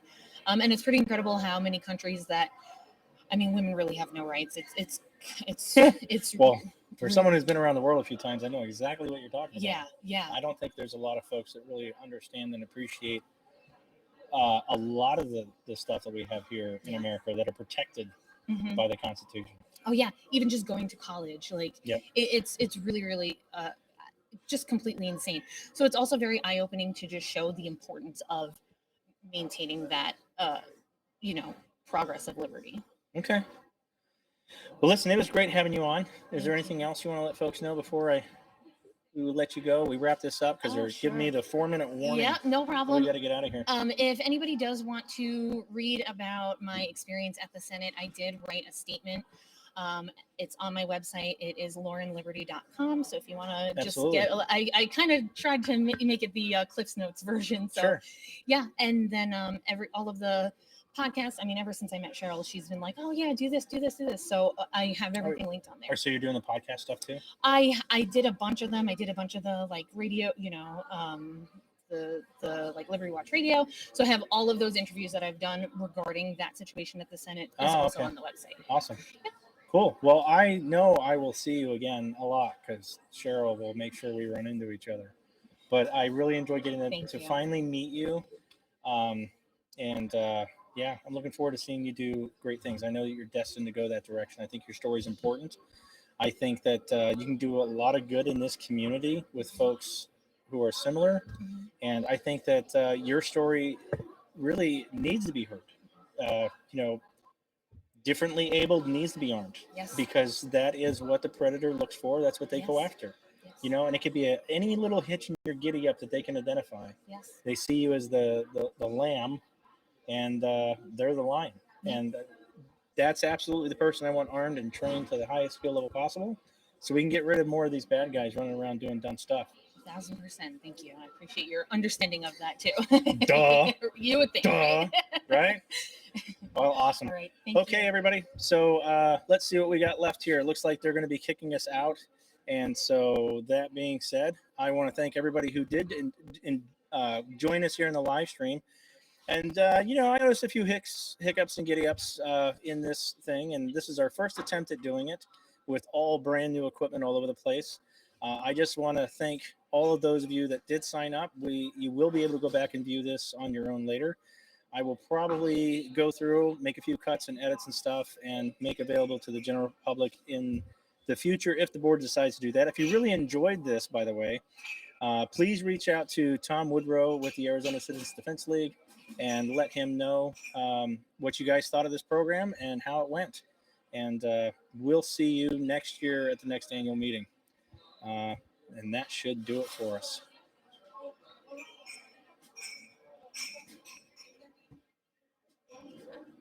Love it. All right, damn it, we're live, finally. All right, Teresa Inniker, and you're with the Coalition of New Jersey Firearm Owners. Yes. That's a lot of words. It is. And you were a guest speaker here at our annual meeting. Tell us a little bit about yourself. I'm from New Jersey. I'm an attorney. I'm admitted to practice in New York and New Jersey and the Supreme Court. Okay. And I'm a trustee of CNJFO. I'm the DC Project State Director for New Jersey. Okay. So that's why I'm here. Cheryl Todd invited me, and I'm so honored to be here. What a fabulous group of people. Yeah, Cheryl's a pretty awesome. Arizona's pretty awesome. The people that we had here today are pretty awesome. So an attorney, what kind of practice? What kind of law practice? I'm in a government practice now. I'm not doing private practice. Okay. So as soon as I retire from that job, I'll probably do Second Amendment type work for money. But right now I'm a volunteer. So That's a horrible job. it's good. It's a horrible job. You know, I'm a single parent, and so it's a 40-hour, a 9 to 5 kind of job with flexibility and benefits that suits my lifestyle. So Okay. it's a good thing for me. Well, and I know I might have goofed on your message bar earlier with your name and title. Oh, that's okay. No, I mean when you were up there doing your public speaking thing. Oh. Because I had everybody's name in numerical order of appearance, and Cheryl called y'all up in a different order. I was like, woman, stick to this. So by the time I found it, and I realized I had the wrong person, and anyway. That's okay. So it's even better that we get to sit and talk now. New Jersey. New Jersey. What are you thinking liking guns in New Jersey? I know, I have a lot of nerve. It's very interesting. There's a culture there that's against guns, not just our laws. Yeah, well, clearly if you have those laws, there's a big culture. Because once those laws come into place, everybody who enjoys that flees the state, and then you're left kind of defenseless because you don't even have the member numbers needed to try and change the laws. Right. Like once they get a grip in a state, you just say goodbye almost, you know? Yes, it's definitely a cautionary tale for people who have rights like you guys to hold on to them because it's harder to gain them back when you lose them. Yep. It is an uphill battle, politically speaking, for us there. But because of the Bruin decision from the Supreme Court, now that they've recognized that we have a right to carry outside the home, New Jersey has struggled to keep up with the permits to carry. The superintendent of state police said publicly they expected 200,000 permits requests, applications for permits. And so that might be shocking for people. I know New Jersey's the brunt of a lot of jokes, but we have 1 million gun owners in the state. Do you know what your population is? I think we have 8 million people. That's crazy. So 1/8 of the population is gun owners. Right. I think the number's higher now. Oh, yeah. A lot of people don't say the G word. Right. Since the times of the shutdowns and a lot of the riots, people were very concerned. And the percentage of people who applied for first-time gun ownership, our permission slips, we have a couple levels of permission slips in New Jersey, but even to buy a long gun, you are required to have what's called a firearms purchase ID card. And so that number increased more than 100% during the times of the shutdowns and the riots. Yeah. People are concerned for their safety. They realize the government can't protect them. And so there was a really great increase. So kind of like Illinois has a FOID card. You guys have that too. Yes. And there's one for rifles. There's another one for pistols. Correct. You'd have to get what we call permits to purchase handguns, Okay. and you are only allowed one gun a month, one every 30 days. So it's called, one gun a month. Like, okay. The criminals in the alley, that's what they're doing, right? I bought 10 when I started my business. Right. In a single day. I know I jumped on some watch lists that day. I'm sure, yes. Now they want, we can talk about pending legislation. We had one filed last week that would require a home inspection and a psychological investigation if you just want to purchase a firearm. And so these are the kinds of things, a home inspection and a psychological evaluation at the government's decision who's going to conduct that. And so It's a lot like Canada. I got some friends that are national competitors that live in Canada, and they come out and inspect your home. They have to look at you have the ability to lock it up. Like what they're looking for is a safe, not just like a lock or a padded box. Like they want a big stand-up safe that you're able to bolt down. You have to be registered at a local range and keep your membership valid so you can transport to and from the range. You have to notify them when you're going to be, what days you're going to the range. Like there's a bunch of odd stuff like letters of recommendation. And like what psychological doctor wants to sign something saying, oh yeah, that person's sane. Right. I'll put because you're going to lose their license if you ever do anything. You know what I mean? Right. You would think it doesn't happen here in the States, but it does. Even for the application for a permit to carry, I needed to get 3 personal references. Those references get interviewed by the police department. We're subject to mental health background check. We're subject to, fingerprinting check again, even though my fingerprints didn't change from when I got my FID card, and then subsequent, you change your name or you change addresses, they throw you in the system again. And so it's death by paperwork, that sort of thing. Oh, yeah. Death by 1,000 paper cuts And fees, because you're fees. reapplying. You're paying for these guys to make your life hard to get the thing that you're just supposed to have. Right. And It's wild. even private sales, New Jersey is sort of like the Petri dish. They try all kinds of infringements and then and they see how they work. And I think then it spreads to other states. So you just have to, people kind of make fun of us, but it'd be worthy to pay attention in case somebody gets the idea and say, oh, look at what they're doing there. They're trying to do micro stamping of ammunition. They want smart guns. Just so you know, our NICS we're not a direct report state. So the state police is involved in that, and they can slow walk it. Essentially, you have, a 7-day delay or even more sometimes in getting a NICS check done at a store. They try everything that they can. So That's wild. yeah, we're down a 10-round mag limit now. And again, people think we don't fight, or people like me don't exist, but we actually file lawsuits the next day. There was a ton of people that came to testify against that 10-round magazine capacity. There's a young Olympic shooter. I mean, she was young. I want to say she was like 10. Yes, her name is Emily, and I have to Emily Cuts. Amazing young lady to get up there and be able to speak in front of all those adults, which the scowls that she's getting. Yes. And she was able to stand. I am so proud of that girl to get up there and stand in front of all those adults and speak her mind, knowing she'd have to return to school at some point and see teachers and see fellow students, like just being outed like that, and just passionate about a sport that she enjoys. Yes. Like when you pass these laws, it affects so many different things. Right. It only affects the people who are the type to follow the law. If someone has ill intent to commit a murder, a mag limit is not going to stop them. They don't care about the number of rounds, and so they're gonna carry a 30-round magazine. We've seen them do it. They do it, and they do it in New Jersey. It was like within a week of them passing the 10-round mag limit, somebody was caught shooting up an art show with like 30-round magazines. Because there's no one there with more than 10 rounds to stop them. Right.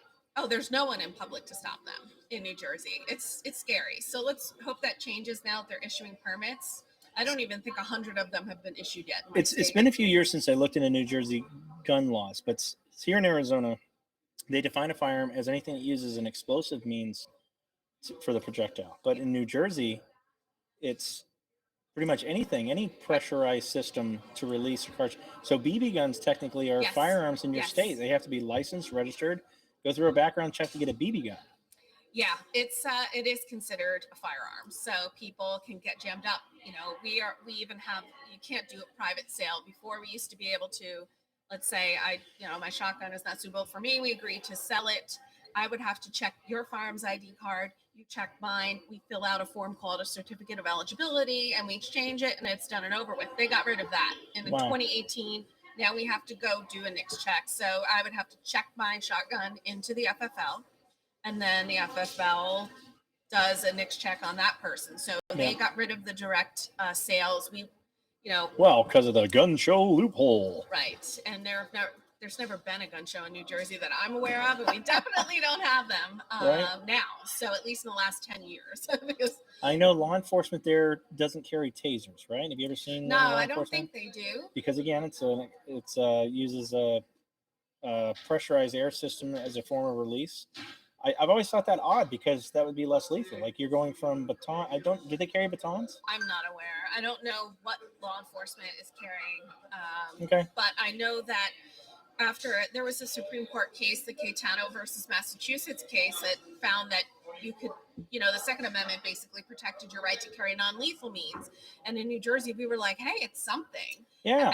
And it turned into much more of an issue that they said, well, we don't recognize self-defense as a valid purpose. And I know that sounds, probably people watching are going, what? That is the primary purpose, at least one of them. Right. But they didn't recognize self-defense as a valid or lawful purpose. And so if you were carrying the taser for any other, if you're carrying it for self-defense, they wouldn't consider that a lawful purpose. And so I'm like, what am I supposed to say? I'm carrying it because it matches my outfit. I mean, this is ridiculous. You're going to teach the church how to use it. It's really incredible and unbelievable. So the things that maybe some people take for granted, that self-defense is a lawful purpose. It's like, we literally have to fight for that. So, What other use is there? Right. Because you're going to go target practice. That's the only lawful purpose. Right. That's Hunting is the only lawful purpose. It's very frustrating. It's frustrating, and it's hard to keep the morale of the troops up. Basically, your people are volunteering and they're doing these things, and we'll knock one bill down, and then of course another ridiculous bill is filed the next day, and then we have to knock that down. So how long you been doing this attorney thing? Well, I've been an attorney for more than 20 years. I've been doing Second Amendment advocacy for about 12 years now. Wow. What got you into this? Why was it so important to you? When I first went for an FID card, they do that with an attorney. This is bullshit. You're violating your rights. Pretty much. This is criminal. Pretty much. This is anti-constitutional. I'm an attorney. I know this. Once you get into that and you go down that rabbit hole, I was like, this is ridiculous. I had no idea, because, of course, people who are your opponents will say, oh, anybody can just walk in and get a gun, and there's no background checks, and they'll say all these ridiculous things. And then when you go to actually do it, you find out what the truth is. Yeah. So that's a great argument, when you have these lefties saying this stuff, to tell them, go buy one. Exactly. Want to find out how difficult it is, go buy one, you jerk. Last time I testified in December, I was talking about that on a panel today. It was about renewal of that FID card. They wanted to renew it every 4 years, and they wanted someone to immediately, within 30 days, get an FID card if they inherited firearms. Wow. And so you had widows. You'd have a situation where a widow has inherited, rifles from her husband, and he's passed away, and you want her to get an FID card in 30 days. Well, the system doesn't even support you getting an appointment for a fingerprint in 30 days, and you want to turn her into a felon? Yeah. So, of course, I was like, do we have a widow crime problem in this state? Why are you doing this? There's so many widows out there running around shooting places up. It was the most absurd, ridiculous thing. And so, of course, I said, clean your own system up first. You don't even do them on time. Yeah, I don't think the federal government doesn't get called out enough for their failures with the background checks. Mm-hmm. So many times they let folks slip through the loopholes. The ATF got caught running guns in our state.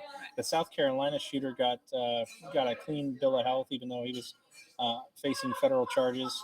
Right. So many times, Fort Hood shooter, prior domestic violence person. Right. They don't clean their own system. They don't report in their own system. They don't follow their own rules. And nobody ever holds them criminally liable. No, it's the same thing. Our statute says they have 30 days to process the firearms ID card. We had an instance where a woman, her name is Carol Bound, she was murdered in her driveway in New Jersey. She applied for FID card. She had a permanent restraining order against an ex-boyfriend. Yep. She was afraid for her life. After 30 days, she went to her police department and said, where is my FID card? I need to purchase the firearm. I need to defend myself. And they said, well, we'll get to it, because they routinely have this business of going over the 30 days. It takes a long time. Guess what? He murdered her in her driveway before she was approved. So what year was that? That was probably around, I want to say 2019. Okay, so it's fairly recent. I seem to remember. Recent. I thought that story was a little bit older. But It may be. I'm not sure right now. That's wild. It shows that delays do kill people. Yeah. And errors of the quality of their system. If you're going to have that system, let's talk about the quality of what you're doing there. So, very strange that just to strangleholds on people who are already following the law do nothing but result in the deaths of people who are trying to follow the law, and obviously not, the criminals aren't following it. So we know it doesn't work. We know a lot of these measures don't work, but they still persist in them.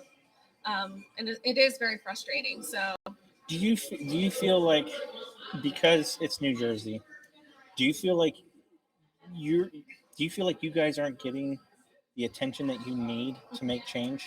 Yeah, it's a good. Like, do you feel lonely? Like they're out in that life raft over there. Hello, New Jersey. Yes, I would say this, that I think there are some national organizations that we would actually joke and say that our state is not on their map of the United States. Like, we just don't exist.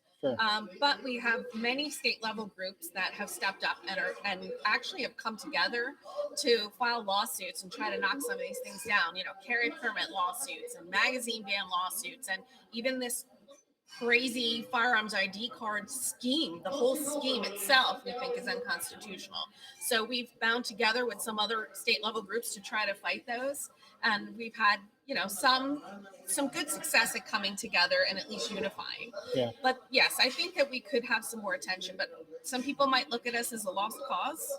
Oh well, we're never going to win there, so why bother? I think your position, being in that state at such a disadvantage, is more important than, let's say, Arizona, where we have so many freedoms and stuff.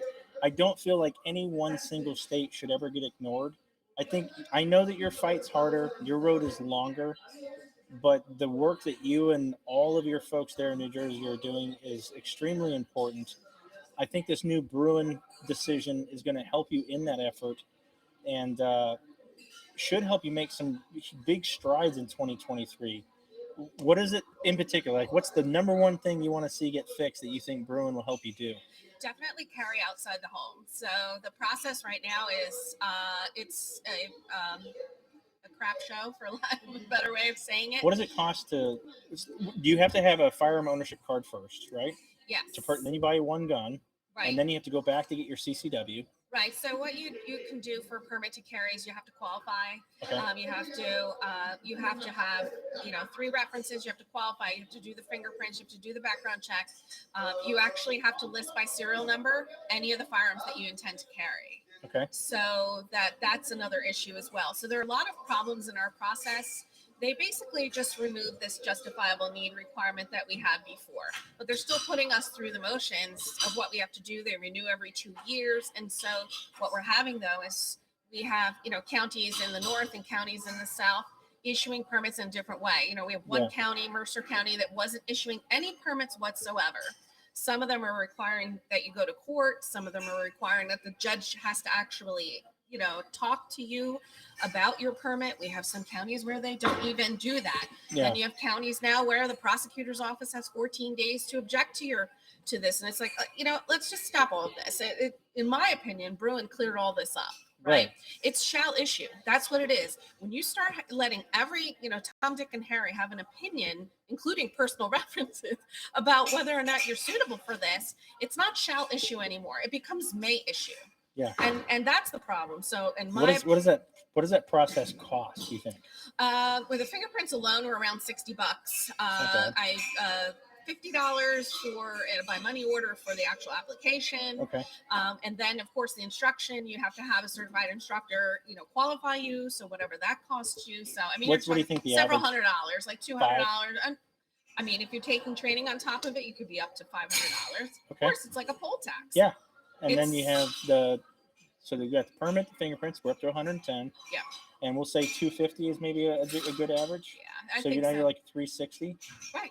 Anything else? I mean, besides actually buying the gun and getting the ammo for it. Right. Self-defense ammo being what it is. I'm Yeah. sure you guys probably have a small selection of it. Defense ammo. Let's say that the court requires you to appear before they'll approve. That's a day off from work somebody has to take to show up in yeah, court. it's your day of losing money. Right. So it's a little too complicated. And A instead little. Princess, you just described Canadian laws to me. Here in America, I know. I'm sitting here trying to figure out the math on this. Well, the next step too is we have a bill pending, and hopefully, we'll get the women of the DC project to go out and talk to these legislators and educate them. What if I just want to show up and swear? Can I do that? Dave's here I don't recommend to throw it. some F-bombs from Arizona. Welcome, Dave. Welcome. Yeah, it's the sensitive places bill that New York is trying to do. Sensitive places. Well, a sensitive place to them is any restaurant. Then it's a school. Then it's a hospital, a healthcare facility. And then they also want to have a private property owner has to opt in to allow you to carry there instead of saying, okay, the complete opposite of what the Bruin decision says. Yeah. It's the complete opposite. They When don't care. You saw the judge put a hold on those new In New York, laws, right? I did. Which is great because We're hopeful. thank God they put a pause on it. Like, hold up, let's Yeah. just pause. Because, I mean, pretty much a lot of that is exactly reverse of the Bruin. Yes. It needs to get reviewed. Yes. I don't see any of that stuff staying. Yes. And like I said, DC, I believe, is removing some of their restrictions as a preemptive thing because they know they're going to lose a lawsuit. Right. They're going to get whooped. They're going to get whooped in court. And, you know, same thing. We think that New Jersey is closely watching what New York was doing. I think When you're close to DC. Are we close to, yeah, I can drive there in like an hour. You're close to DC. So I sort of see a lot working in your favor this year. You, like I said, you got a long road, you got a hard road. Where can people get involved in your state? Because I'm sure you guys could use funding. Absolutely. Right? They could join the organization, stay involved, help any way they can. Where can they can find you? CNJFO.org. The Facebook page is very active for CNJFO. It's updated, you know, daily. DCproject.info. Okay. And we're having a New Jersey fundraiser in a couple of weeks, and people can just donate to that. Donate. As well. Help this woman in her fight. Let's put more guns in the hands of those poor New Jersey citizens. Thank you. Teresa, thank you so much for staying after. I definitely wanted to get an opportunity to speak to you because I think it's important for the other states, including Arizona, to see what this looks like, you know, what it is that you're going through. Because I don't ever want to wake up one day and have your fight. Because I imagine what New Jersey would look like if Arizona was in that condition, like where you would be. Right, it'd be even worse. But we're So we here to can't help. If you're ever going through it on something, give us a call because we've probably walked that path already. Oh, I bet you have. I bet you have, and we can share a lot of the arguments that we have for the various things. So, all right, well, everybody, thank you so much for staying for that extra edition with Teresa here, and we'll go ahead and end this now. And I will save you a copy of this. Thank you. Send it to you so you can use it in your area. Let them know that you're traveling all over the country to share New Jersey's message. Thank you.